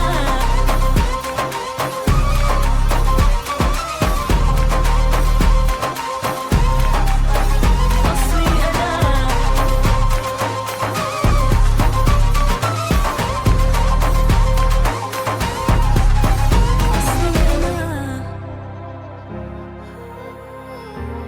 Damn.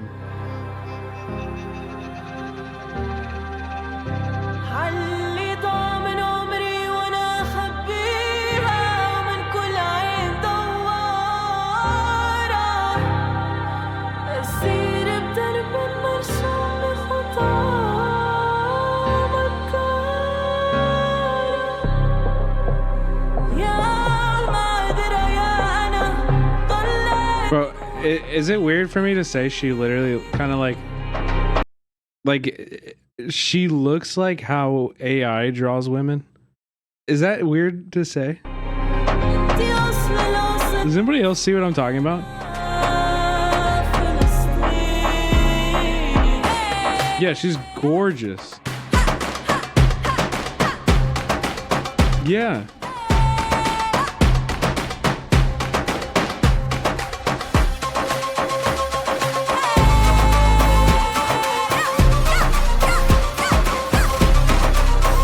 This is sick.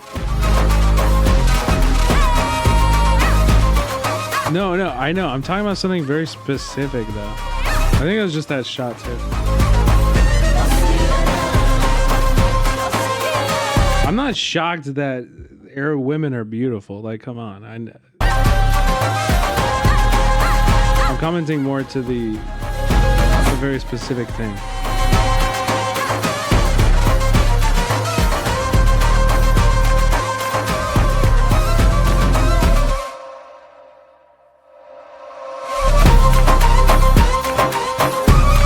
Oh yeah, that was great.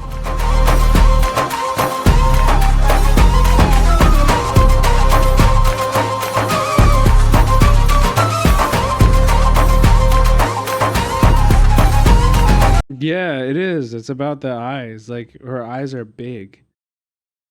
Okay, we're gonna go from that high quality content to some absolute slop, and you guys are gonna fucking love it. All right, if you guys weren't here, for when we found this YouTube channel.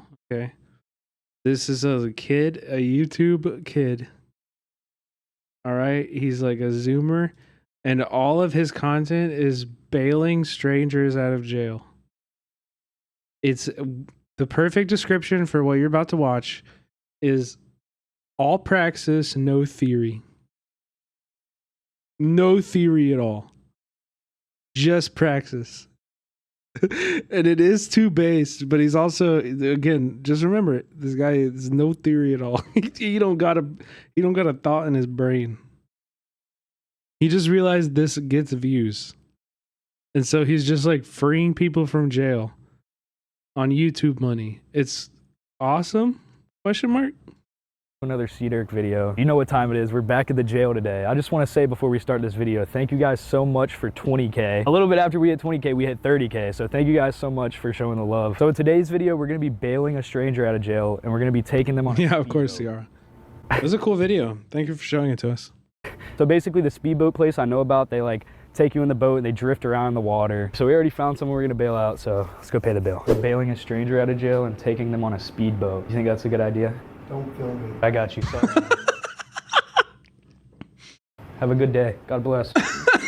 Comment down below a city I should go to and bail strangers out. Pretty soon here, we're gonna switch up the scenery, go to some new jails and stuff. So everyone comment below what city I should go to. All right. Can I get a link to the last one or this one? So we bailed out Craig. He looks like a good old dude, so we got him out of here today. And this one? He's down to ride a speedboat. That's what we do. You should tell him. Oh yeah, we bail strangers out, but this time we're taking them on a speedboat.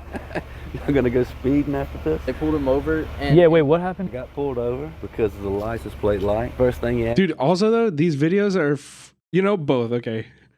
These videos are so revealing because you hear the fucking insane reasons that people are put into jail in America.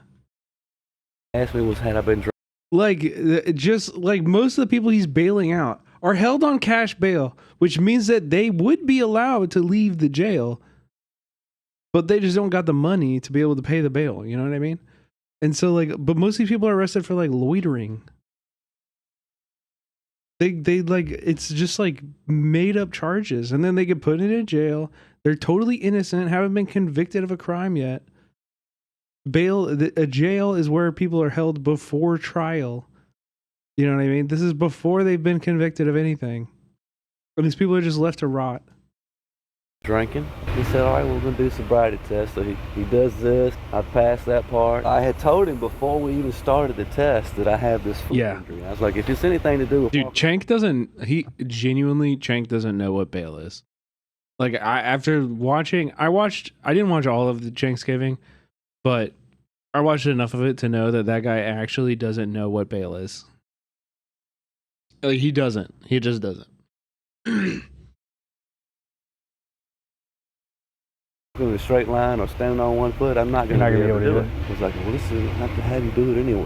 What? I did the test, but I failed the sobriety test. Because your foot, injury. Yeah. I fell 24 feet and exploded my heel bone. Oh my gosh. When I got back, when they finally got me there, I blew no alcohol. And they still had you in there for DUI? Yes, sir. What the? Part of this channel, it feels like we're almost like exposing some corrupt that happens. Because a lot of people have crazy corrupt stories, you know? Well, I wouldn't say that anything happened to me was corrupt. I want to say coercion, but setup. If the guy is sitting at adjacent from the bar waiting for people to leave, that's kind of a trap. That is a trap. So you got pulled over for a license plate light being fuck out, Prop 36 every day. Yes. That's insane. Who pulled you over? What police department?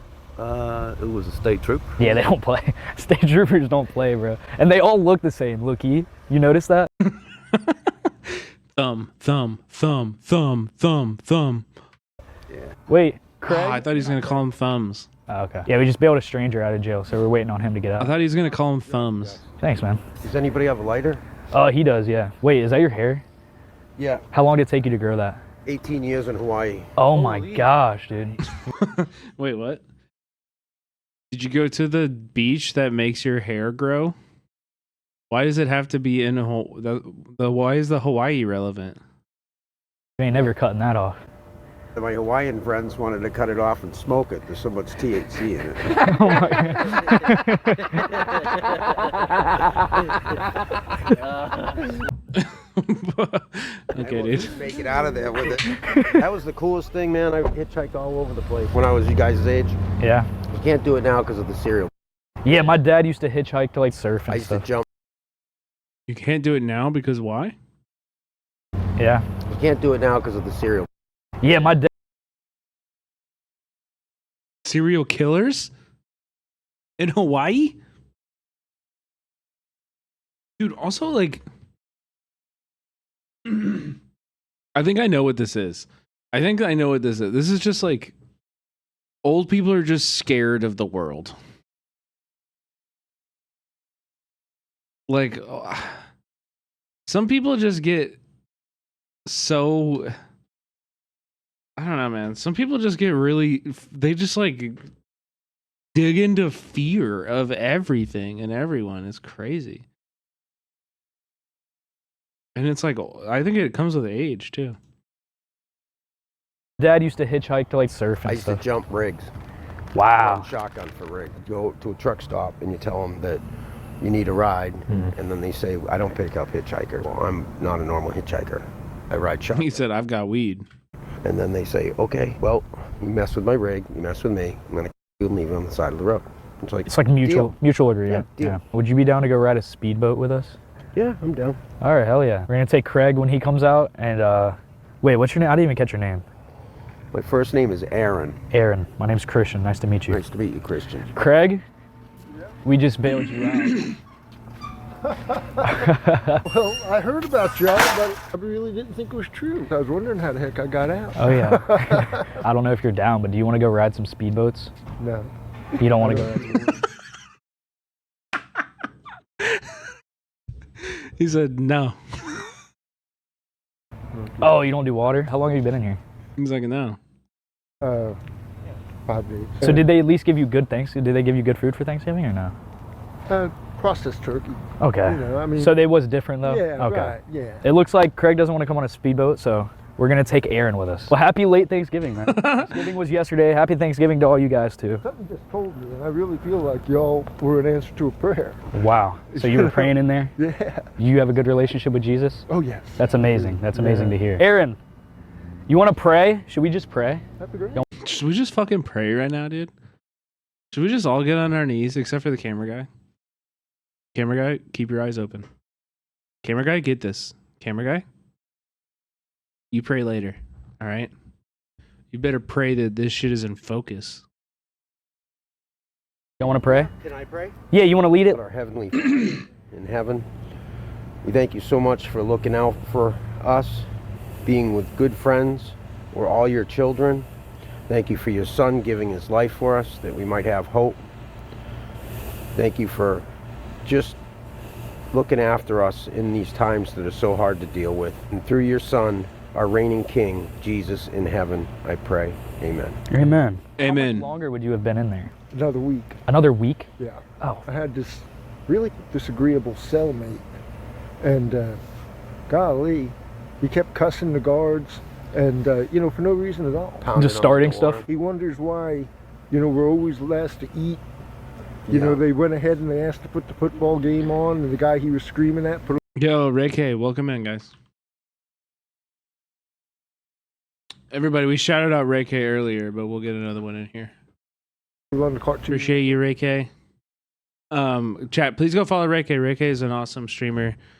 Translates a lot of media coming out of Israel and Palestine right now. He's a Palestinian from Hebron, or Ray K, where are you from in Palestine? I forget. So you get repercussions for your Haifa, that's it. I knew it was H. Oh yeah. Oh yeah. Yeah, but I knew you're. Yeah. Sorry. It's insane. You know, I mean, the thing is maybe you need to see the nurse. You ringing the bell. You ringing the bell. Oh, it's that cell. I don't want to go up to that cell. Oh my god. Yeah, thanks for the raid. You and him at least get along? Oh no, we almost got into it. The guy was so obnoxious, and then he started messing with me. Shout out Officer Ortiz. I just went to court and he let me off pretty easy. Myrtle Beach? Yeah, I went to court in Myrtle Beach actually last week when I dropped the last video. Okay. And Officer Ortiz, if you're watching this, you're a legend, by the way. I know jail was really shitty, but if you had to find, if both of you guys had to pick a good thing about jail and the worst thing about jail, what would those two things be? You can't pick your cellmate. You can end up with a real lunatic and you're stuck with him for 10 days and you're at each other's throats. So that's the worst thing about jail? Yeah, is you can't choose your cellmate. And like some of the cellmates I've had, I mean, they don't deserve jail. They needed to be in a mental institution. Right. The best thing about jail, respect you give, you get back. So you're saying the best thing is if you respect other people, they respect you back? That's the best thing? The guards will. That's a good, yeah, that's a good two thing. Booking is the worst part, getting out is the best part. That is beautiful. Timur Tempura, thank you for the gifted. Beautiful. That was beautiful. And I put a comment saying, should I drop merch on the last video? A lot of you guys said yes. So comment down below some merch ideas. Maybe we do a Cedric bail bonds design. Who knows? We're gonna drop some merch soon though. That's something I would think that you guys would want to get into. Anybody can be a bail bondsman. Even if you're a felon, you can be a bail. Well, that's the thing. We bail people out for free, but bail bondsmen, they make you pay them back. We don't make people pay us back. And that's why we're better than bail bondsmen. Yeah, they get money and they get bailed out. That's why we're better than bondsmen. You want to film me for 1 second? My name's Rocksteady. I've been living in Myrtle Beach here about 9 months, and W Chiefs fan. I've been to jail 6 times for basically walking down the street. And they're trying to eradicate the homeless and anybody that walks down the street. So you just want to put that message out there? No, I want to put the message out there that I'm Rocksteady. I'm on YouTube. He said, no. This is not political. I'm trying to get that clout. Rock steady on YouTube. All right, bro. Rock steady. There's no way you have that username. Yeah, like what? Here, how do we even search for accounts? Channel. I don't think it's him. Which one is he? Surely they linked him, right? Bruh. Richie Fox, James Scott, No Way Back, Memories That Fade. Wait, is that your username? Fox. This is what I told him when I got out of prison. I said, F you. Jaded Fox. That's me. I'm going to LA to record a hit song. Let's go. You're going to see him on billboards here soon, though. You're going to see me. Let's go. Hey, good luck. God bless, bro. I had this Cadillac. Okay, I really want to. I was going to let it die, but I got to know. What did he say? Eradicate the homeless and anybody that walks down the street. So you just want to put that message out there? No, I want to put the message out there that I'm Rocksteady. I'm on YouTube. Richie Fox, James Scott.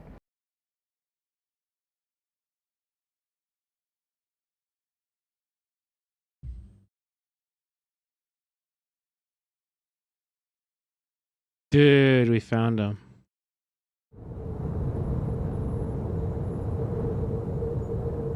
Whoa.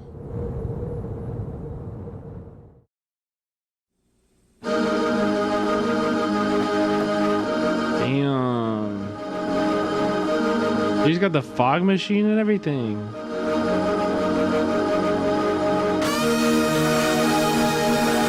Yo! That's vape.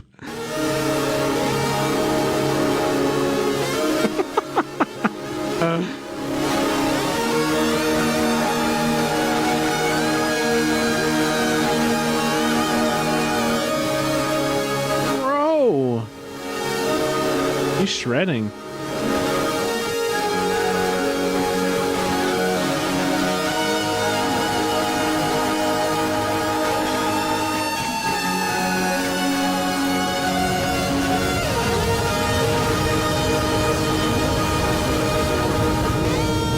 I haven't seen him yet. Isn't this him? I think this is him, is it not?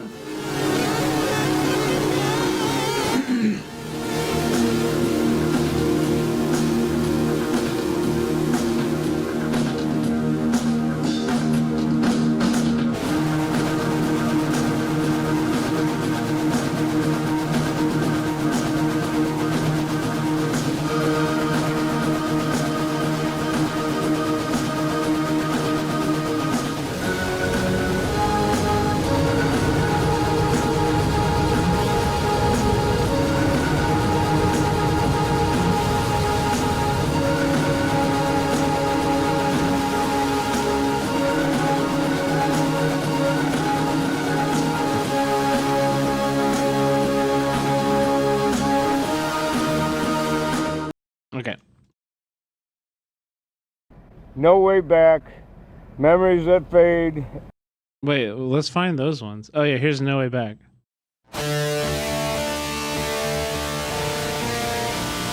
Pretty long build up. I think that's just. Yo, he plays drums?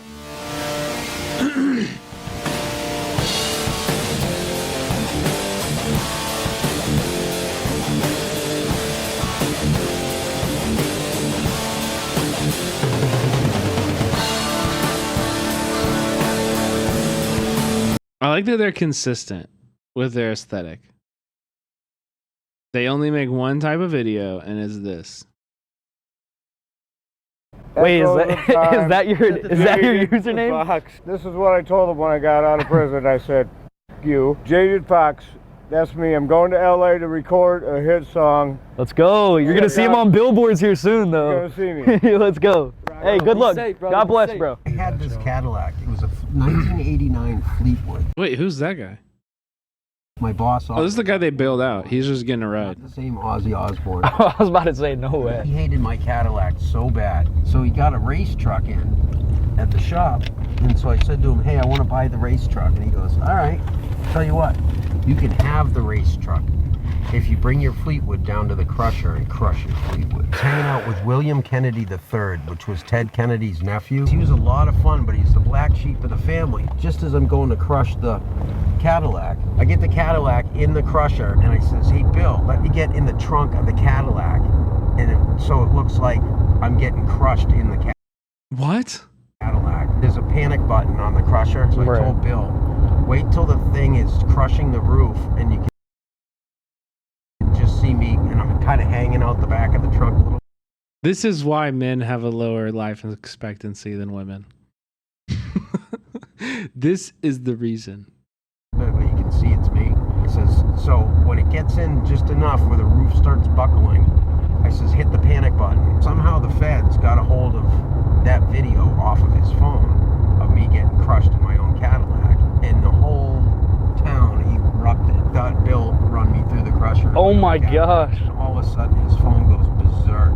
It's all his Kennedy cousins calling up, wondering why Bill just crushed me. Oh my gosh. This woman used to be the goal. Can anybody find that video? Is there anybody in here who can find the video? Over at Myrtle Beach Jail, and she remembered me, and she come over and she sat down next to me and she said, "What's your name?" She asked me what I was reading. You're big into books? Oh, very big. Wow. Aaron said the guard said that like it's gonna be really cold out tonight. That's why I'm trying to get to that shelter, because I don't want to freeze to death. What if I just got both of you guys a hotel room? That'd be great. All right, so we just got to the boat place right now. Craig's just based. He's probably gonna spectate. Like, why? How come this fucking 13-year-old like Zoomer dork, broccoli cut motherfucker can understand that what these people need is housing? Like, okay, well, like first thing, you need housing. Okay, yeah, like first thing, let me get you a hotel room. You need housing, right? Like, so he doesn't want to go on the boat, but something that like grown ass adults can't understand. But me and Aaron are going to go on the boat. So after we leave here, we're going to go get them a hotel room so they're good for the night, because it's a little bit chilly out today. So if you guys are liking this video so far, make sure to like the video, drop a sub if you're feeling generous. What are you thinking? Are you nervous or no? No, as long as you don't hit the bridge. All right, Aaron, fit it up right now. Let's go. Hopefully he drives like me. Yeah, you want him to drive crazy? Yeah, I'm good at it. All right, Aaron, let's see what happens here. This boat has an LS3 in it. Yo, they're kind of cruising.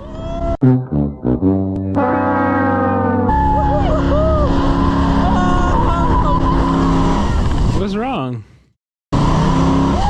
Damn! This is not what I thought when you said fucking speedboating. This looks fun as hell.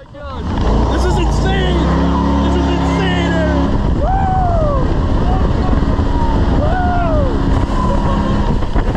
It's basically just like a jet ski, but like way bigger.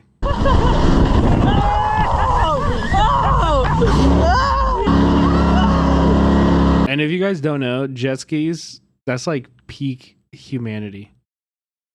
Jet skis are like peak human existence. You cannot be sad on a jet ski.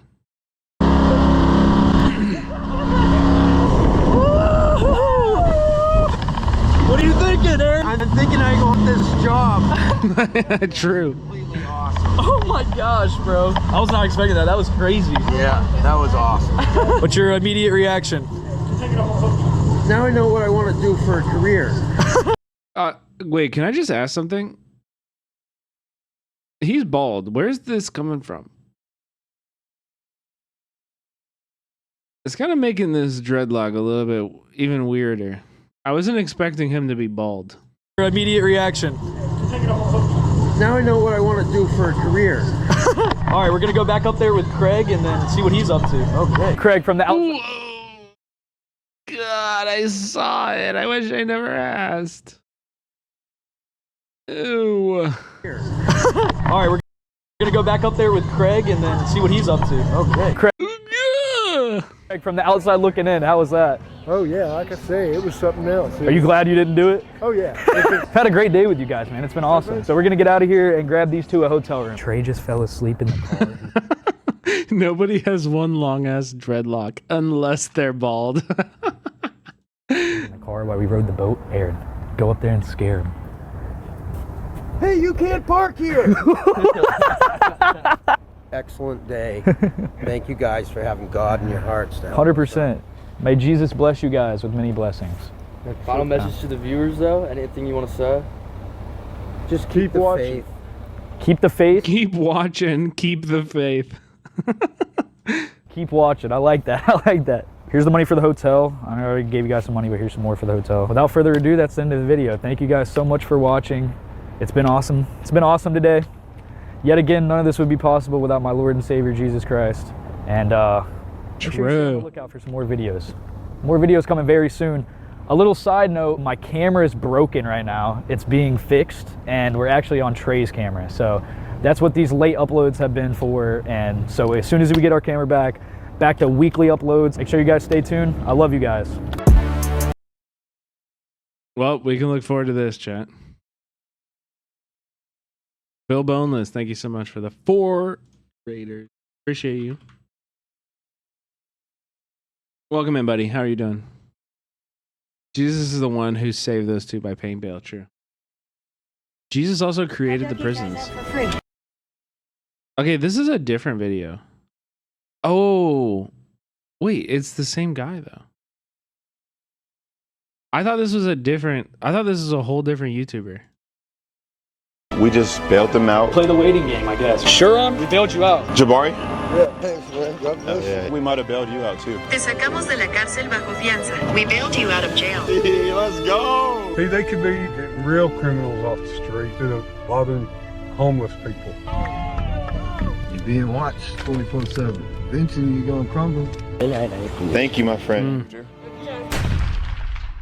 We're going to be bailing out 4 random inmates, and this is C-Dirk's idea. Go ahead and smash a like and a sub. This is absolutely crazy. I love that they were like, hey, the audio kind of sucks in this shot. How do we make it better? Let's put some really loud bumping bass music behind it. New merch will be on the way. We have a Patreon, so if you guys Like, yeah, you know, like the audio just didn't turn out very well here. What do we do?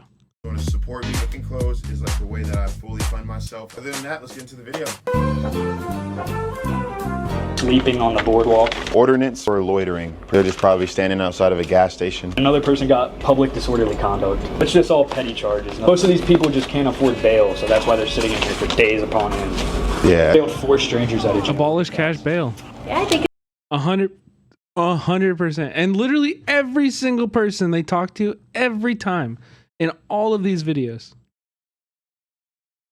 Every person in all of these videos, they're all like, yeah, these people shouldn't be in jail.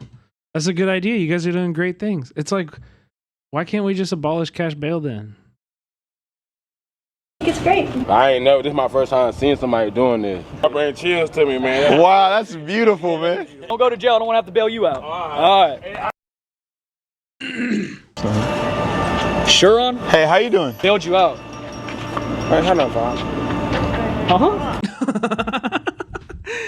He said. Yeah, they bail you. We did, like we looked you. We looked you up last night, man. God bless, man. You've been in here for a minute, haven't you? Yeah, you on YouTube. Been in here for a minute? For like, I'm on YouTube. Look like this. Oh my Nah, God. you good. You look fresh. Aww. You look 14 amazing. days? He's been here for 14 2 weeks. Wow. God bless y'all, man. Amazing. How do you feel? I feel mad, man. I thought I was gonna get out like at least by Friday, but I mean, thank God. I got YouTube channel. Yeah, we do. What's it like in there for you? I mean, I think they're wearing lavs. You can tell when he talks. Like, it's fine. I mean, food is okay.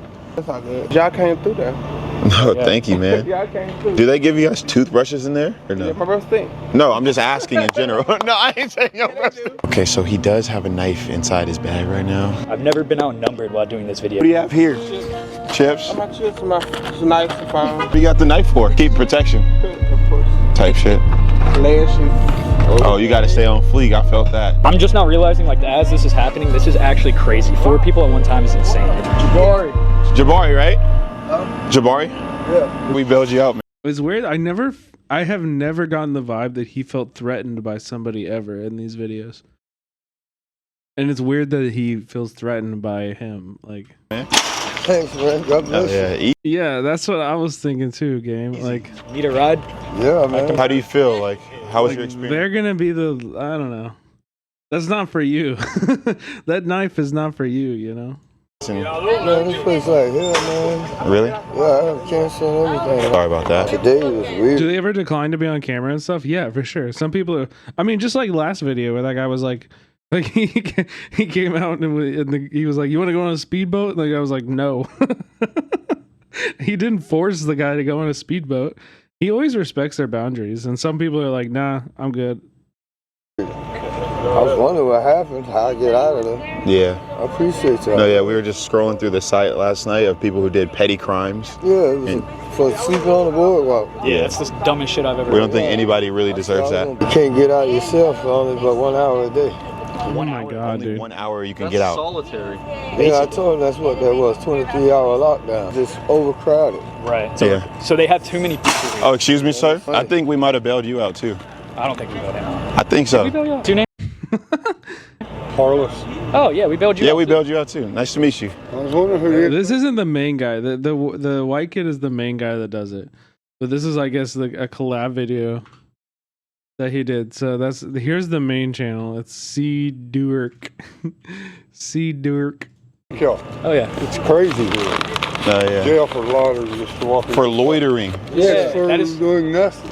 Yeah, literally, it's the definition of doing nothing is being charged with loitering. Sucks, man. So what did they? Is it just some rich kid? I don't know where he is successful, but he's making money on this somehow. He has like really terrible sponsors in a lot of his other videos too.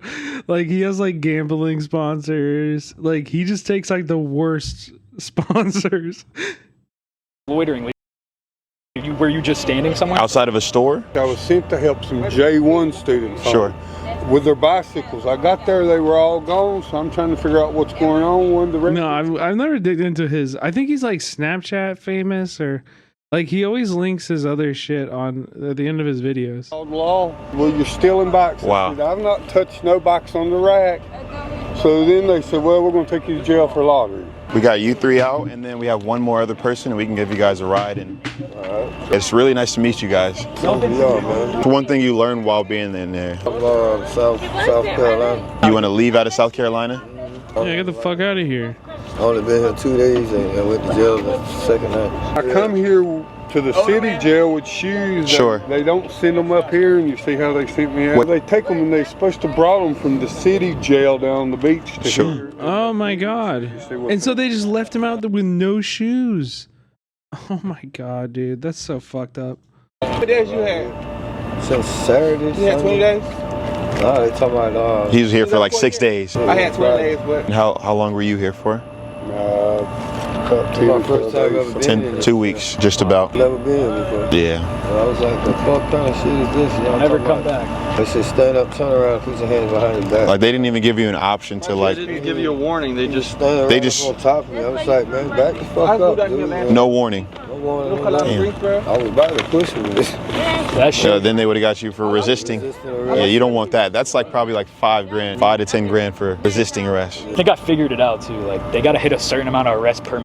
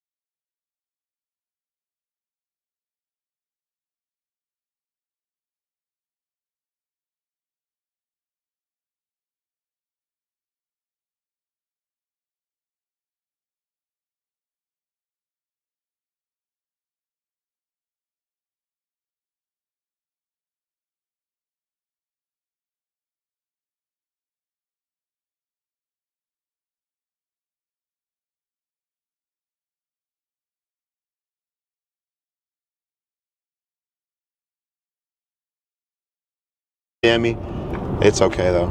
Do you guys know how to rap at all? I know how to sing. You know how to sing for real? Can you give us a little sneak peek? I'm kind of shy. But victory or defeat. God gave you a voice for a reason. I would love to hear you sing. Yeah, that would be amazing. What are your hidden talents? None? You know how to just be quiet, be observant? I've been sitting back here just chilling, just relaxing and understanding. What about you?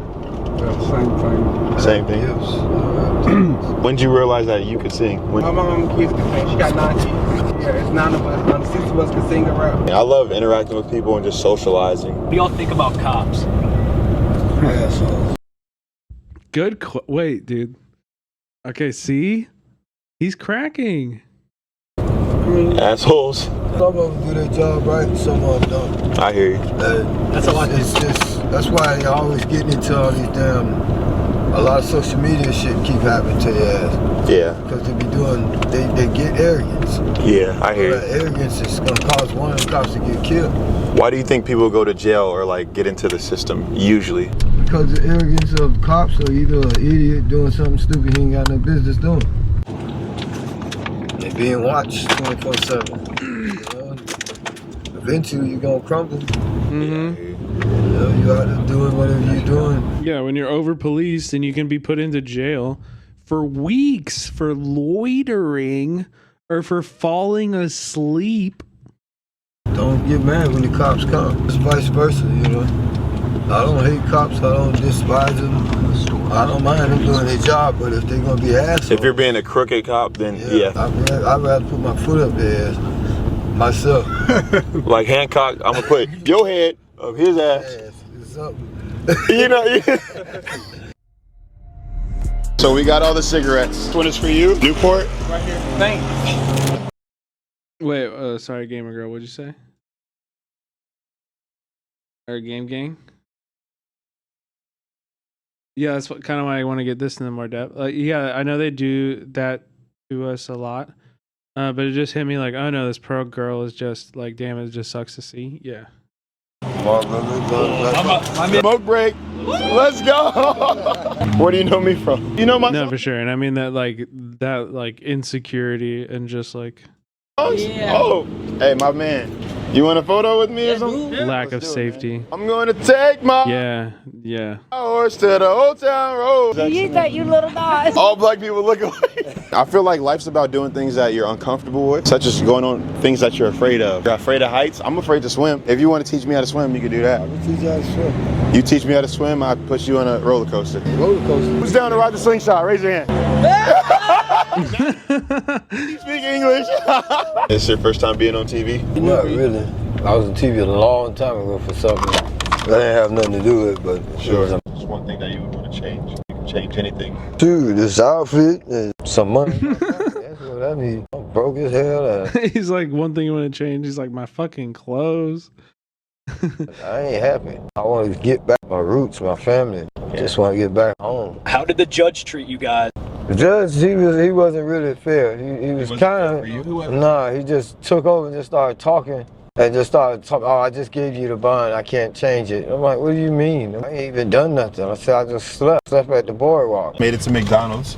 Yeah, like true evil. Genuine evil is this fucking judge. Like, the cops that are like arresting these people for sleeping and for loitering and shit, but like the fucking judge that's giving these people bonds, knowing that they can't pay them, knowing that his jail is overcrowded and populated, still putting people into prison. As you can see, now it's time to order everything on that menu. We just made it to the Golden Arches, guys. Make sure to leave a like, comment, and subscribe if you're loving this video, because I know I'm loving it. Just bailed these guys out. The whole team got to eat 5 fries, a lot of ketchup, 7 honey mustard. As long as you're paying for it, you can have everything you want. Yeah, this is serious. Scared you. I know we look like. Oh, thanks, Kim Gang.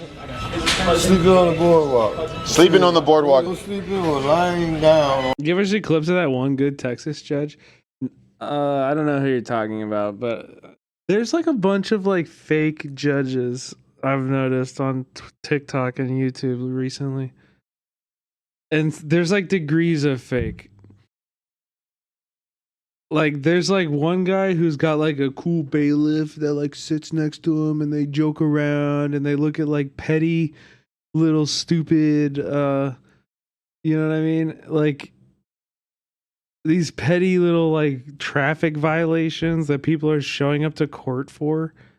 I'm like, nobody, like, who's showing up to court for this traffic violation? I don't know. And it all gets recorded, like multiple angles and shit. But there was another one I watched.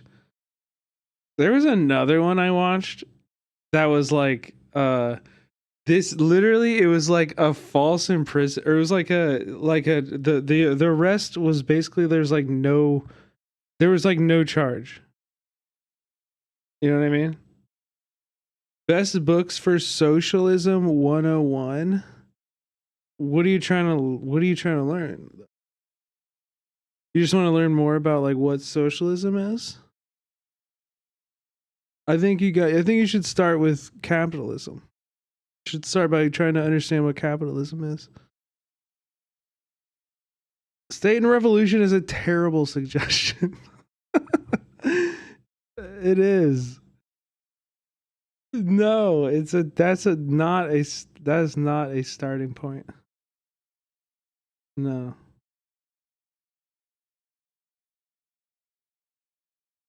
Yeah, that's like later on. Professor Wolf's lectures on YouTube is a great recommendation. Carito is right. Carito is right. But books, I mean, how about, let me give you Work Won't Love You Back by Sarah Jaffe. Really good book. Very, very, very informative. And I think very relevant to our generation. Because I think for our generation, if you're in like, you know, a millennial Gen Z-ish, I think more than like income, I think like passion is something that we've been taught about. And like, I think this book does an incredible job of like, even if you love your job doesn't love you back. And it also does a very good job of like deconstructing how passion and care and all of this is like exploited by capitalism. On the boardwalk. But if you're looking for like more like socialism, I mean, like it's very thick. I wouldn't recommend it for your first book, but like you got to read Capital. At least the first book of Capital. At least the first 4 chapters of Capital, you know? Really get through the first 4 chapters of Capital and your life and your worldview will shift.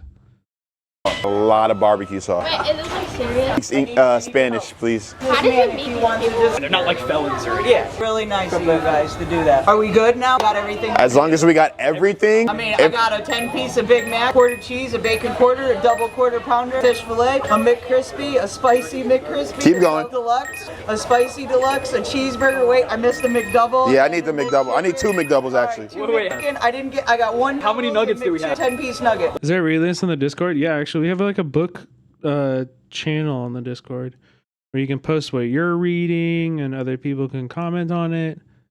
It's cool. Check it out. Let's do 4 10-piece. It's legit, guys. Oh. Are we ready for the total, guys? Drum roll, please. Drum roll. I'm way too lazy to read the theory, not gonna lie. I think you should read it with other people. Try to start a group. Like, and if you want to do that in the Discord, I've always encouraged that. You know? Start a reading group, read it together. Everybody's gonna take a different thing from it and you can put it all together. And also the discussion helps you to internalize the reading a lot. Don't even want to give it to me. I like communal communal learning and like structured learning a lot more. Not bad. We broke the system? $128. What? Wow. For everything on the menu? Again, guys, that was very nice of you guys. Oh, thank you so much. Very good. God bless you guys. Yeah, I got barbecue, honey mustard. I got buffalo ketchup. That was. Oh, hell yeah. I mean, this is a great experience for me. I hope that you guys are all enjoying your time as well. All right, let's dig in. Are you hiring? Always. Thanks. Go ahead and fill out the application and see what I can do. Y'all don't Based. discriminate. No. I'm glad y'all picked me. Y'all didn't know who I was though. Y'all didn't know I was trans, did y'all? Oh, she came out. Is it offensive to call someone trans? Yeah. Okay, we gotta go back. Y'all didn't know I was trans, did y'all? Is it offensive to call someone trans? Yeah, that's expensive. Do you consider yourself a girl? She? Or when did you realize that was who you were? 15, 28 now. You know, when I was in the 3rd grade, I thought that I was gay. How? It's that Macklemore song. I'm trolling. Here we go. I've been sitting back here just chilling, just relaxing, and understanding. All the things, hey man, this is all good because God is making these plans. See, it's all just maybe you. Could be you, or just even, nah, maybe it's just me.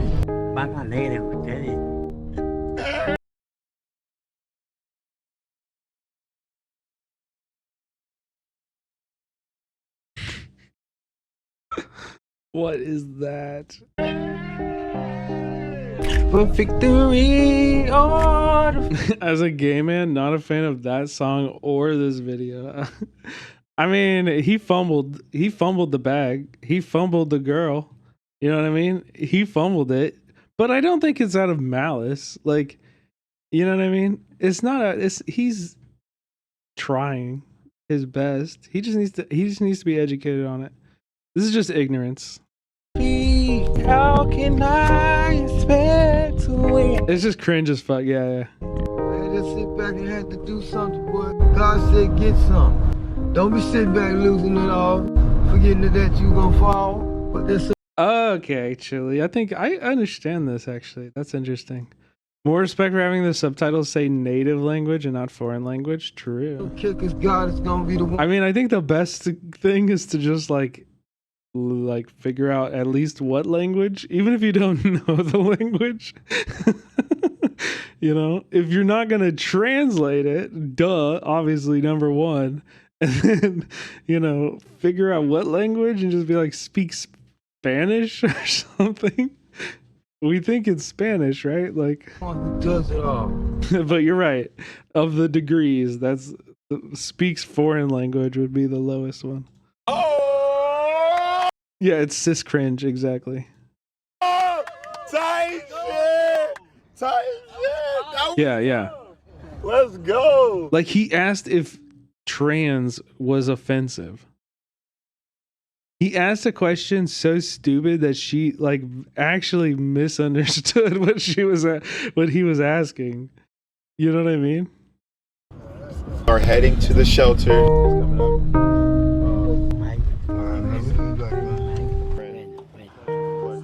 glad you're out. Yeah, I'm too. Thank y'all for getting us out. Thank y'all for everything. And this video honestly felt so smooth and chill. Yeah, Timmy. Everything went the way it was supposed to. We're also doing a video on his channel. The same thing. We're gonna add a spin to it. You guys want to see that on Dirk's channel? He's at. Yeah. No, that's not. She was like, she said the F slur. Yeah, that's offensive. She was like, oh, I think maybe they cut out the no butt part. Yeah, it was edited weird. Maybe it is just an editing thing. Let's get Dirk to 20,000 subscribers by the end of this week. It's been a fucking honor, dude. Hashtag bailout boys.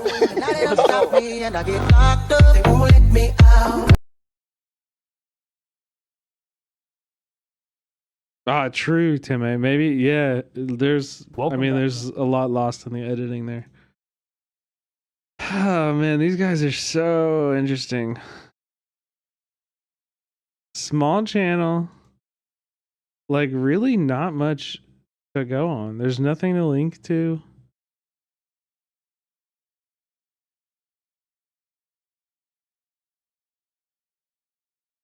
Yeah, Mikey, I think that's it too. I left a comment. Hell yeah, go ahead, guys. I mean, don't tap the glass. Don't be rude or anything. You know what I mean? I will ban you if you fuck this up. But giving some good love is always a good thing.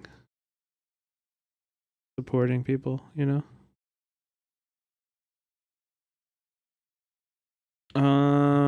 Let's see. Do I have anything else? Okay, Zeef. Chill, bro. Wait, you want to watch this guy get stung by a big ass wasp? What just happened, Mark? I just took the world's first ever sting. Wait, it's not even that guy anymore? Brave Wilderness, and it's not even that guy? They got a new guy to take the stings? What the fuck? A mammoth wasp. Ah! I've caught and been stung by some of the rarest insects on the planet, putting my He died? body on the line against venoms that are completely undocumented. Wait, are you guys being serious? Okay. Science. But in the hills of Borneo, my journey faithfully crossed paths with perhaps the rarest creature I've seen. I thought you were for real. No, the coyote. Yeah, coyote. That's his name. Yeah. A miracle we had our cameras ready to record this 1 in a million catch. What is that? Whoa, what the? What is that? Holy mother. That is a monster bee, guys. Oh my god. Holy smokes. Gosh, I think that's a mammoth wasp. It is aggressive. Huge pinchers, bright yellow head, massive abdomen. This might be my worst sting test yet. I hope you guys are prepared for a big one. Because what... Wait, why did you... Please take that permitted term off. you're looking at there is the giant skulled wasp, or more famously known as the mammoth wasp. Not only because of its massive size, but also because it is completely covered in hair, just like a woolly mammoth. Oh my goodness, and it is as intimidating of an insect. It's okay, I know what you meant, but I do not need that on my permitted terms. The hawk sting. I thought that was going to be the scariest wasp I would ever see. Ah! Ah! The mammoth wasp? Way worse. And let me show you why. I'm gonna zoom into that head. Enormous mandibles. Thank you, Chili. Menacing yellow skull cap right on top of its head. Reminds me of a giant. Yeah, I can see. Thank you. Or dare I say, the murder hornet. And who knows, maybe one day, the mammoth wasp will be known as the murder wasp. Now, there's not much known about this species. Maybe one day it'll be this other thing that sounds better for the title. To say it is rare does not do it justice. The reason you've likely never heard about a mammoth wasp before is because they are almost never seen, even by scientists. I saw a blog post from a scientist who claimed to have been searching out in these environments every day for 3 years. Is it crazy? I find it cute. For 2 to 3 hours a day, and has only seen this species twice. Can you imagine? Over 1,000 days of searching. So the fact that we have caught one is amazing. And then, of course, the fact that we're going to test the sting of this insect. This one is going to go into the record books of Brave Wilderness, guys. I can already tell. Not only is this going to be a super rare sting test, we're going to have to do this one a little differently. So I'm not willing to take any risk with this one. We want to be indoors while I do the sting test, just in case this wasp is able to pry its way out of the forceps while I have a hold. The chance. No. Wait, what? To take a sting from this wasp and see what this is like is never going to come around again. I fully expect the sting of this. Yeah, why is doing it inside better? Yeah, exactly. Wait, what? Huh? This wasp to be excruciating because it is a parasitic wasp. Let me show you what this wasp is out there hunting. Besides nectar, which it does eat, it's hunting for these. The Atlas beetle, or more specifically, the grub of the Atlas beetle. You see, when these wasps find an Atlas beetle grub, they will sting it, lay eggs in it, so it's a built-in meal for the baby wasp. But because they use their sting to paralyze supersized grubs, it's going to need to have a super paralyzing sting. And at this size, the amount of venom that sting is going to deliver, this will probably be the worst sting from a flying insect that I ever take. I'm gonna call it right now. I think this one's going to be off the charts on the BSI. Dude, save the BSI for after the sting, man. Let's go inside, set up the sting table, and see what the mammoth wasp is really made of. Is this in the US? Did anybody catch where this is? I don't remember when it is. This is wild content. Wait, Acid. Oh wait, have you guys, is this your first experience with Brave Wilderness? Oh, okay, cool. This is the whole channel. It used to be this guy, Coyote. It used to be this guy, Coyote, and he just lets everything, he lets a bunch of bugs bite him and sting him and shit. I'm Coyote. Like, this is like a plant that fucks shit up? It's beginning to itch. And here is the local remedy. And this is just what he does. Looking. But what we ultimately look. He just fucks up his skin. It's the whole channel. In this video, I am going to be stung. They just like being stung by shit. I remember when Coyote started doing this. Yeah, I mean, it's a big channel. It's got 20 million subscribers. Yeah. I think this guy got like he got like an Animal Planet or Discovery like reality show. I think that's why he's not on it anymore.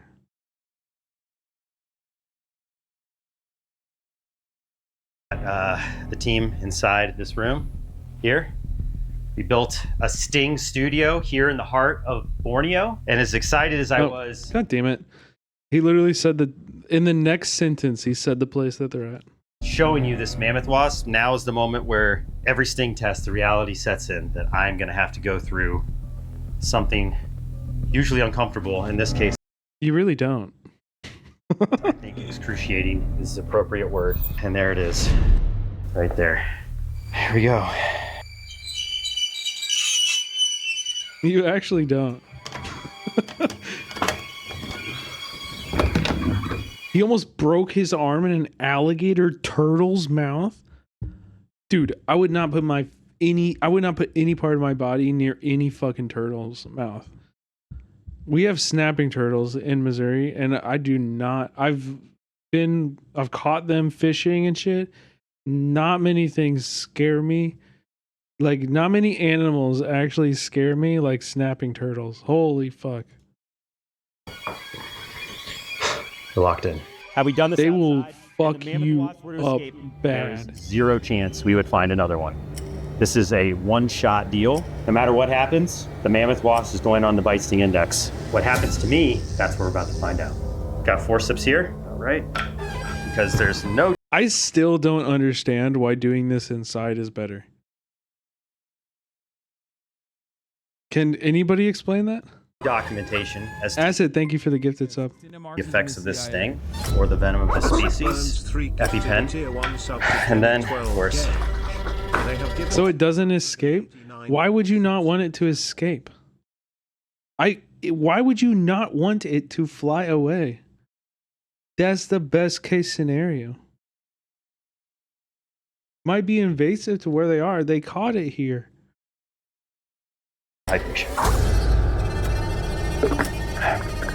This is a big one, guys. Had a lot of big stings over the years, but I don't think anything is quite as impressive as this mammoth wasp. If this is anything like the tarantula hawk, get ready for some fireworks. We're not going to... That's interesting, actually. This is actually... I think you're onto something here.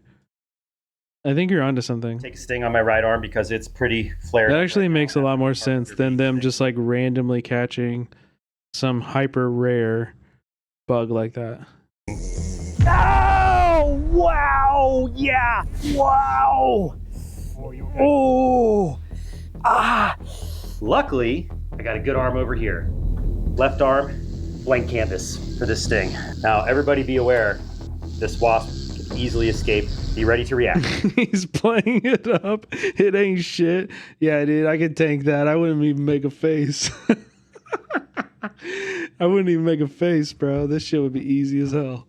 For sure. You guys ready? Gonna try to get it out. We're gonna see if we can do it without the mouth. It senses that.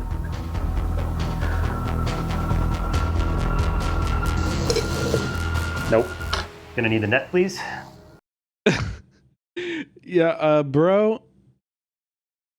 Imagine you're a camera operator. Like, what the fuck? I've dated goth girls. This is nothing. To get this grab, I'm gonna put the wasp back in the net, stretch these out.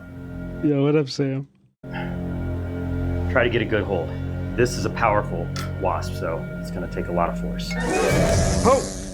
Oh my god!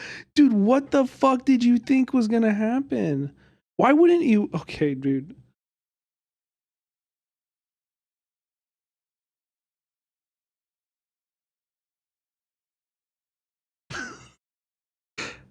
I'm losing it. The crew. Yeah, okay, so look, if I have even a quarter of a brain, I'm putting the net over this. I'm putting the net over it. And then I'm opening it underneath the net. This is a powerful wasp, so it's gonna take a lot of force. Oh! Oh my gosh. I got it. Don't worry, guys. Don't worry, guys. I'm a little worried, Doug. Oh my gosh. Talk about aggressive. Let's try to get it like further up in the net here. This wasp is trying to dig, not going up like I expected. All right, come on, come on. Up, up, up. Up, up, up. Come on. Come on. Go up. Go up. Get in the net. Up, up, up. Good, good. Good. This guy doesn't really seem like an expert. I don't know if I would take his word not to worry. Yeah, I'm not gonna lie, my instincts would be kicking in way before this. I'd be like, I don't give a fuck what you say. Okay. You flew me to Borneo. And now we're in a hotel room and this is what we're shooting? Like, can you imagine? It would be kind of awesome.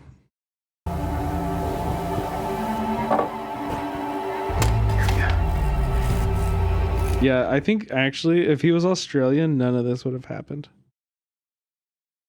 If we're being honest, Australians would never do this. Oh my gosh. Oh, jeez. All right. He's trying to escape. This is why we're doing it inside. Because you suck at it? Dude, look at this guy. Look at this guy. What are you doing? Okay, chat. Brother. Brother. Brother.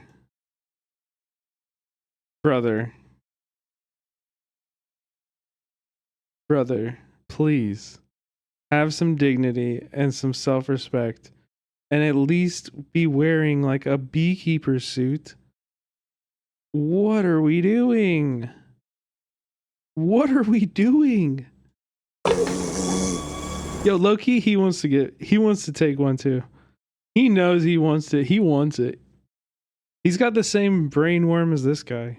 And it got implanted in his arm by the last wasp.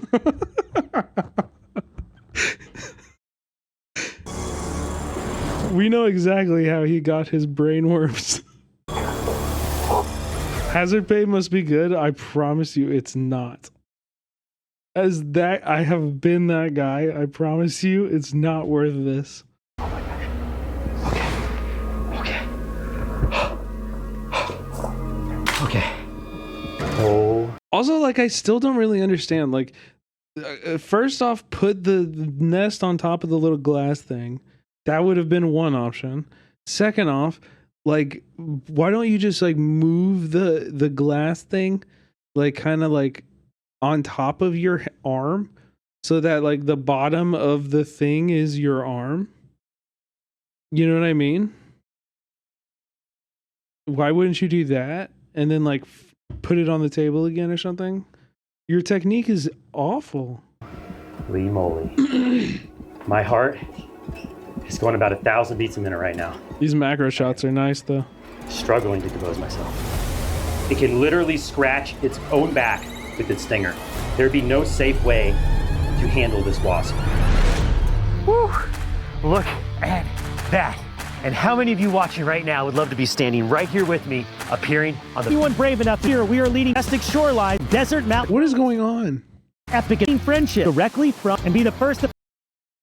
come brave. And I'm... 2, 3.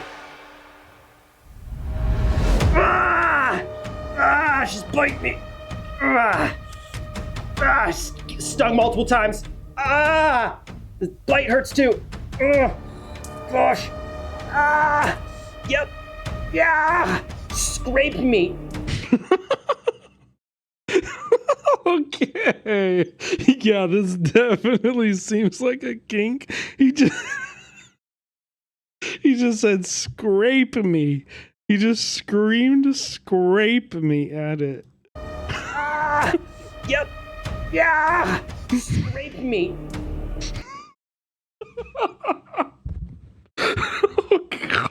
Oh my god.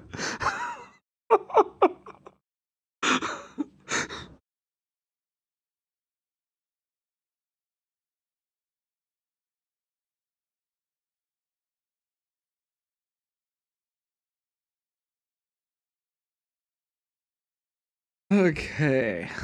Okay. All right. Okay.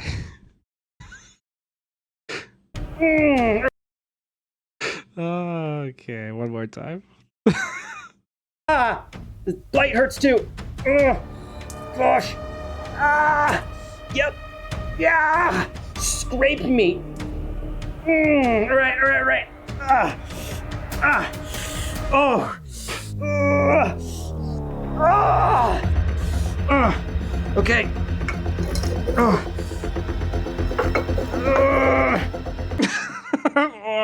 Oh my god, I hate watching this. Describe the pain mark. Yeah, I love that he's like, hey, can you talk to me? It's building.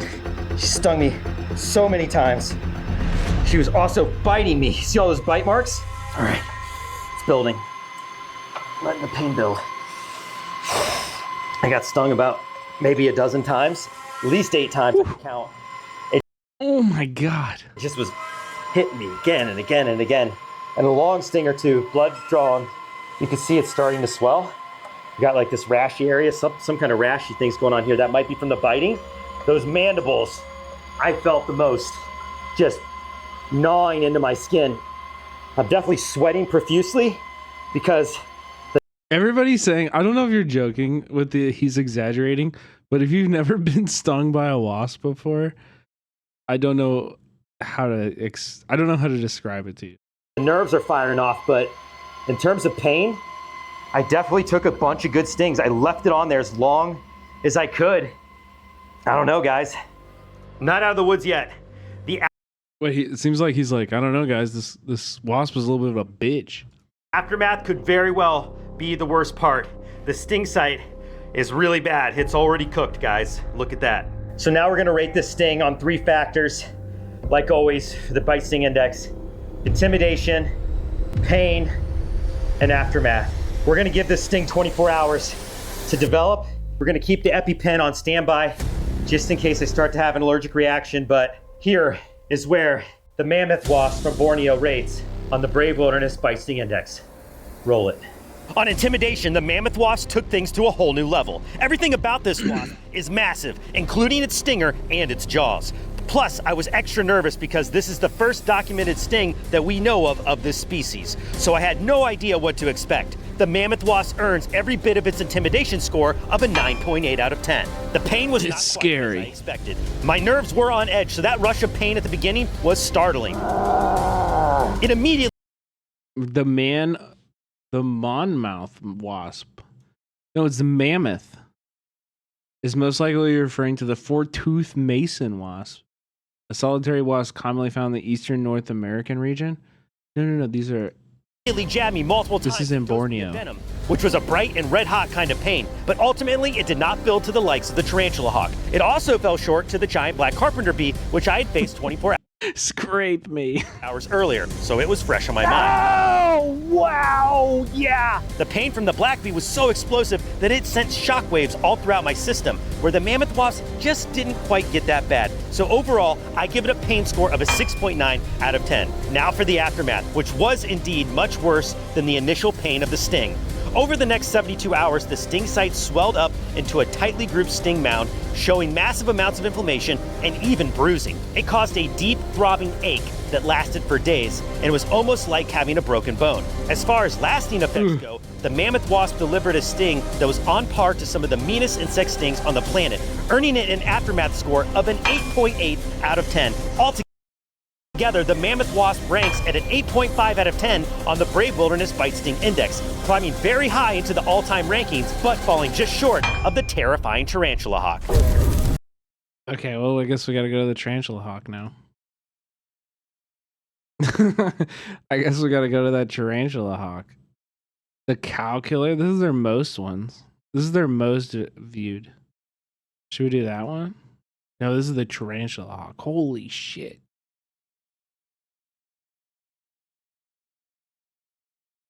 Have you heard what's happening in my country, Romania? No, what's happening in Romania?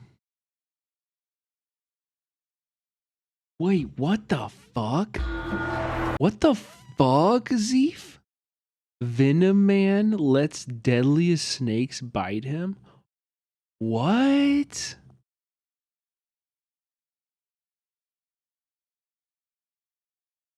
I will not stop doing this. What the fuck? Until the vaccine is in the field or I die. Oh, no.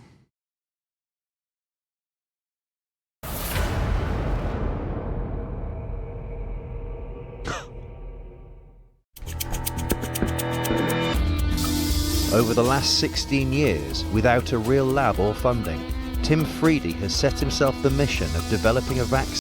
Wait, why doesn't he have funding? Wait, he can't find people to fund this?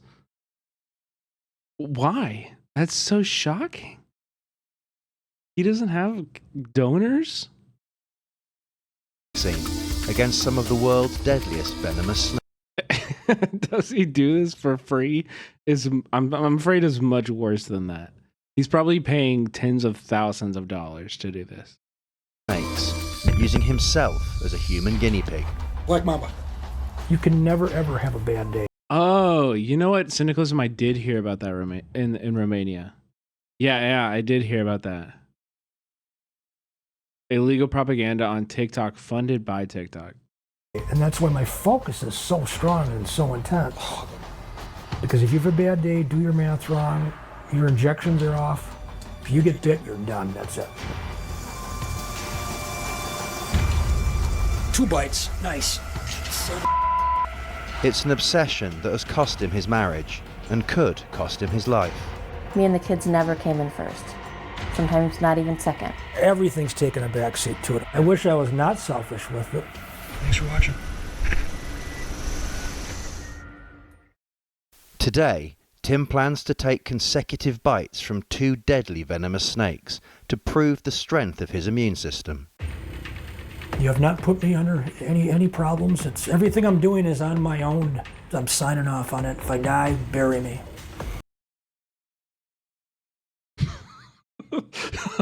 Dude, I'm so shocked. People are so like this. It is a little bit acid. It's like, what in the fuck?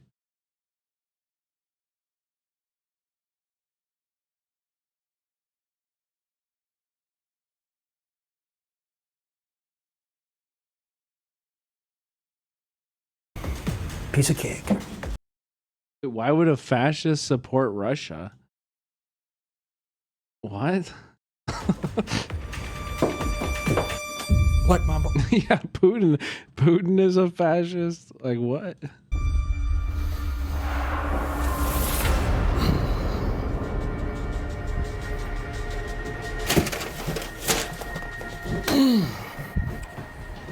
PNG type in.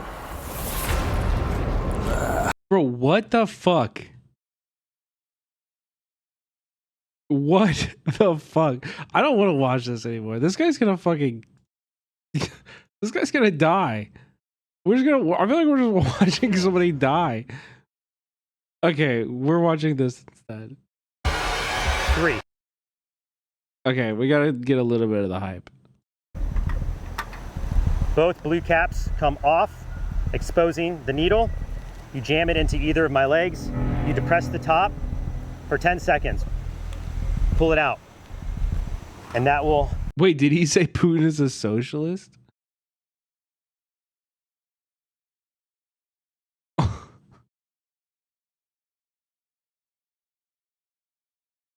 Bro, what? Are you speaking from an alternate universe? Is this like a multiverses thing, or like a... Are we multiversing right now? What are we doing here? He's shifting? You're on Earth 3? Are we communicating with aliens? What's happening? Give me enough medicine to make it to where I can get more help. All right, I gotta pee. I'll be back.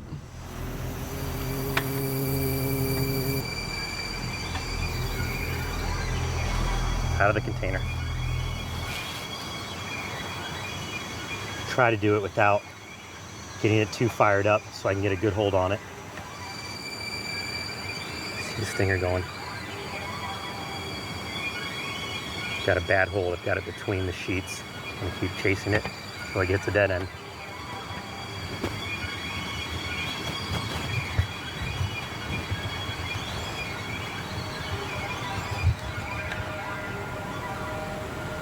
Make sure I got a good hold. All right, I got a good hold.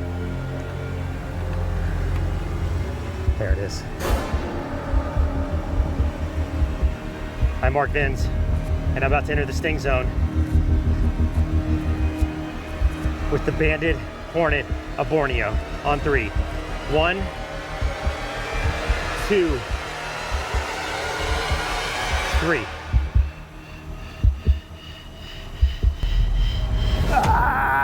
Yeah, it's in. Yeah, I get it. It got away. Oh, buddy, it got me.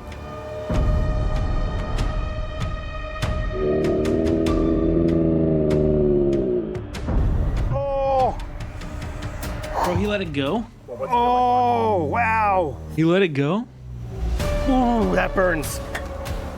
Oh, yeah.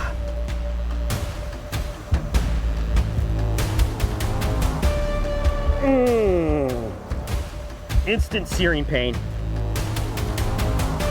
Okay, I'm banning you, weirdo. Putin defender. It was kind of fun for a little bit, but then you remember that this guy's just a weirdo and defending a fascist. Pushing Z, like for real in my chat.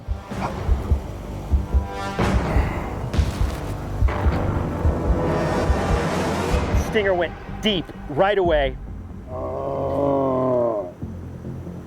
It flew off almost immediately. Yeah, actually, right, Russian? Stung, thankfully. But that was a powerhouse of a sting, guys. It's like making my hand shake. All right, let's just monitor. We're gonna have to monitor this for like at least a half hour, guys. I'm not out of the woods by any means. It's been about 10 minutes after the sting. You can still see the blood at where the sting site was. A lot of the stings that I take remain in the upper parts of the skin, in the dermis of the skin. This one clearly went into the bloodstream, and it itches so bad already. Typically, itching does not set in for at least like 12 hours to a day. I have never experienced this on any sting before. Fuck yeah, cynicalism. And it still hurts. Let's be really, really clear. It does not feel good at all. Are you going to him? Itching is starting to overpower the pain. So unusual. But it's time to rank this insect, this banded hornet from Borneo. Dude, join the Discord. Bite sting index. And as always, it's going to be on. You should call in from a Romanian protest, anti-fascist protest out there, bro. I would love that. On 3 factors. I went to for some days. Hell yeah, man. What time is it in Romania right now?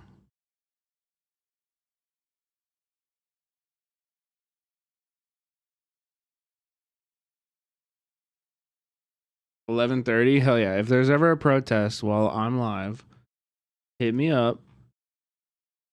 All in. Me and you will do some on the ground reporting. Intimidation, pain, and the aftermath. Roll it.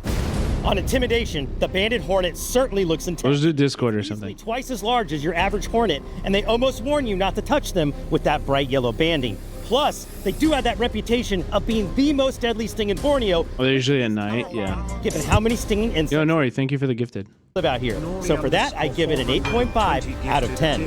For pain, once the stinger dug into my skin and started dosing me with its venom, it was immediate.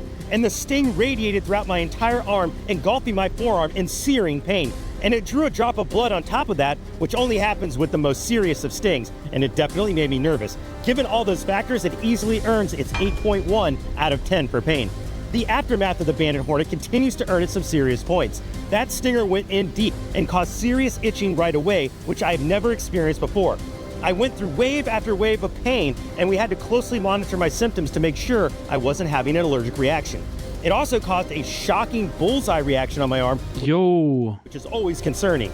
Anytime I would get active in the days following, the swelling would come rushing back, including the horrible itch, which lasted for a full 48 hours. Yeah, I hate itches. Ooh, I hate itching. And for that, it gets an aftermath score of a solid 8 out. Chat, I'm a person that, like, I don't know if my blood is sweet or something like that, but like I have to take extreme precautions around fucking mosquitoes, dude. Out of 10. All factors combined, the banded hornet. I do, like, mosquitoes eat me alive, bro. Ranks at an 8.2 on the Brave Wilderness Bee. I get beating out the cow killer from Arizona, but falling just short of the giant black carpenter bee, also from Borneo. Dude, they eat me so much. No, you know the only thing that's ever worked for me is citronella essential oil. I take citronella essential oil with me everywhere I go. Everywhere I go.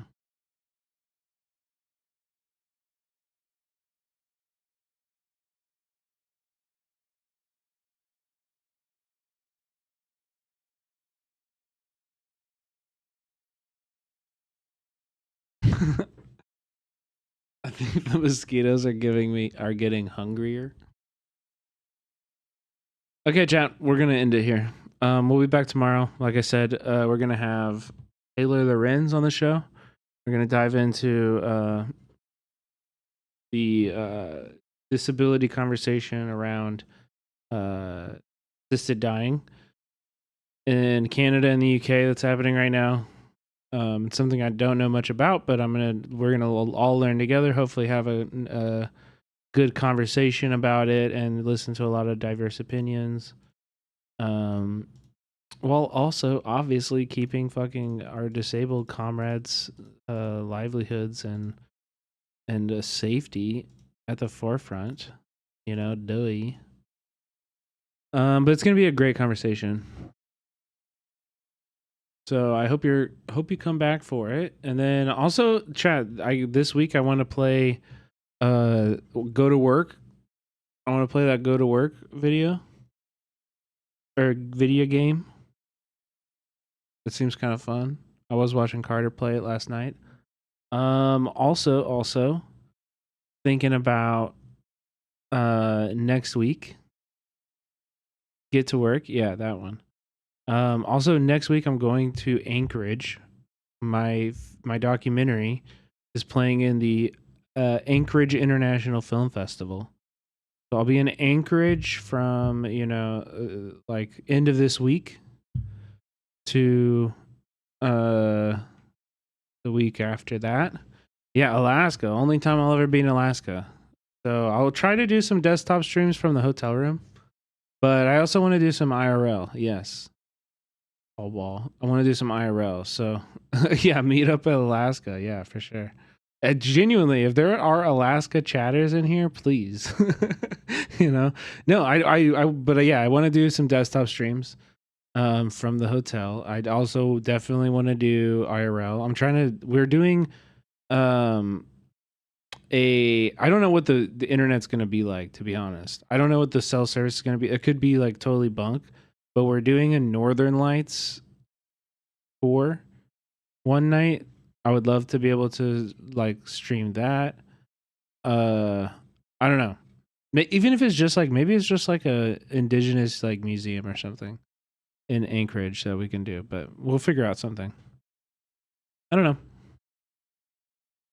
know. Yeah, sure. Syndicalism. Drop them in the Discord. There's like a general protest chat now that you're subbed. You should be able to see it under the mutual aid things. But you might need to link your Discord and Twitch because those are like sub protected. So just drop them in there. When is this cybersecurity and OPSEC stream? It was supposed to happen tonight, but my freaking OPSEC plug didn't get back to me. I scheduled this like weeks ago. And I've been following up, and he just ghosted. I guess we weren't secure enough.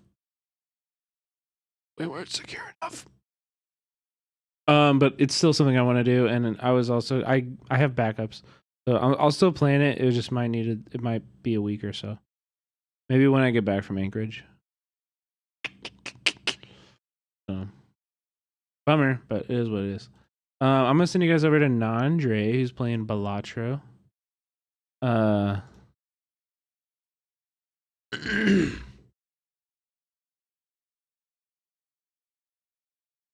Do we have a good raid emote or a raid message? Yeah, that works, Nori. Thank you, Nori. Appreciate you guys. Also, I've been kind of like angry the past few days.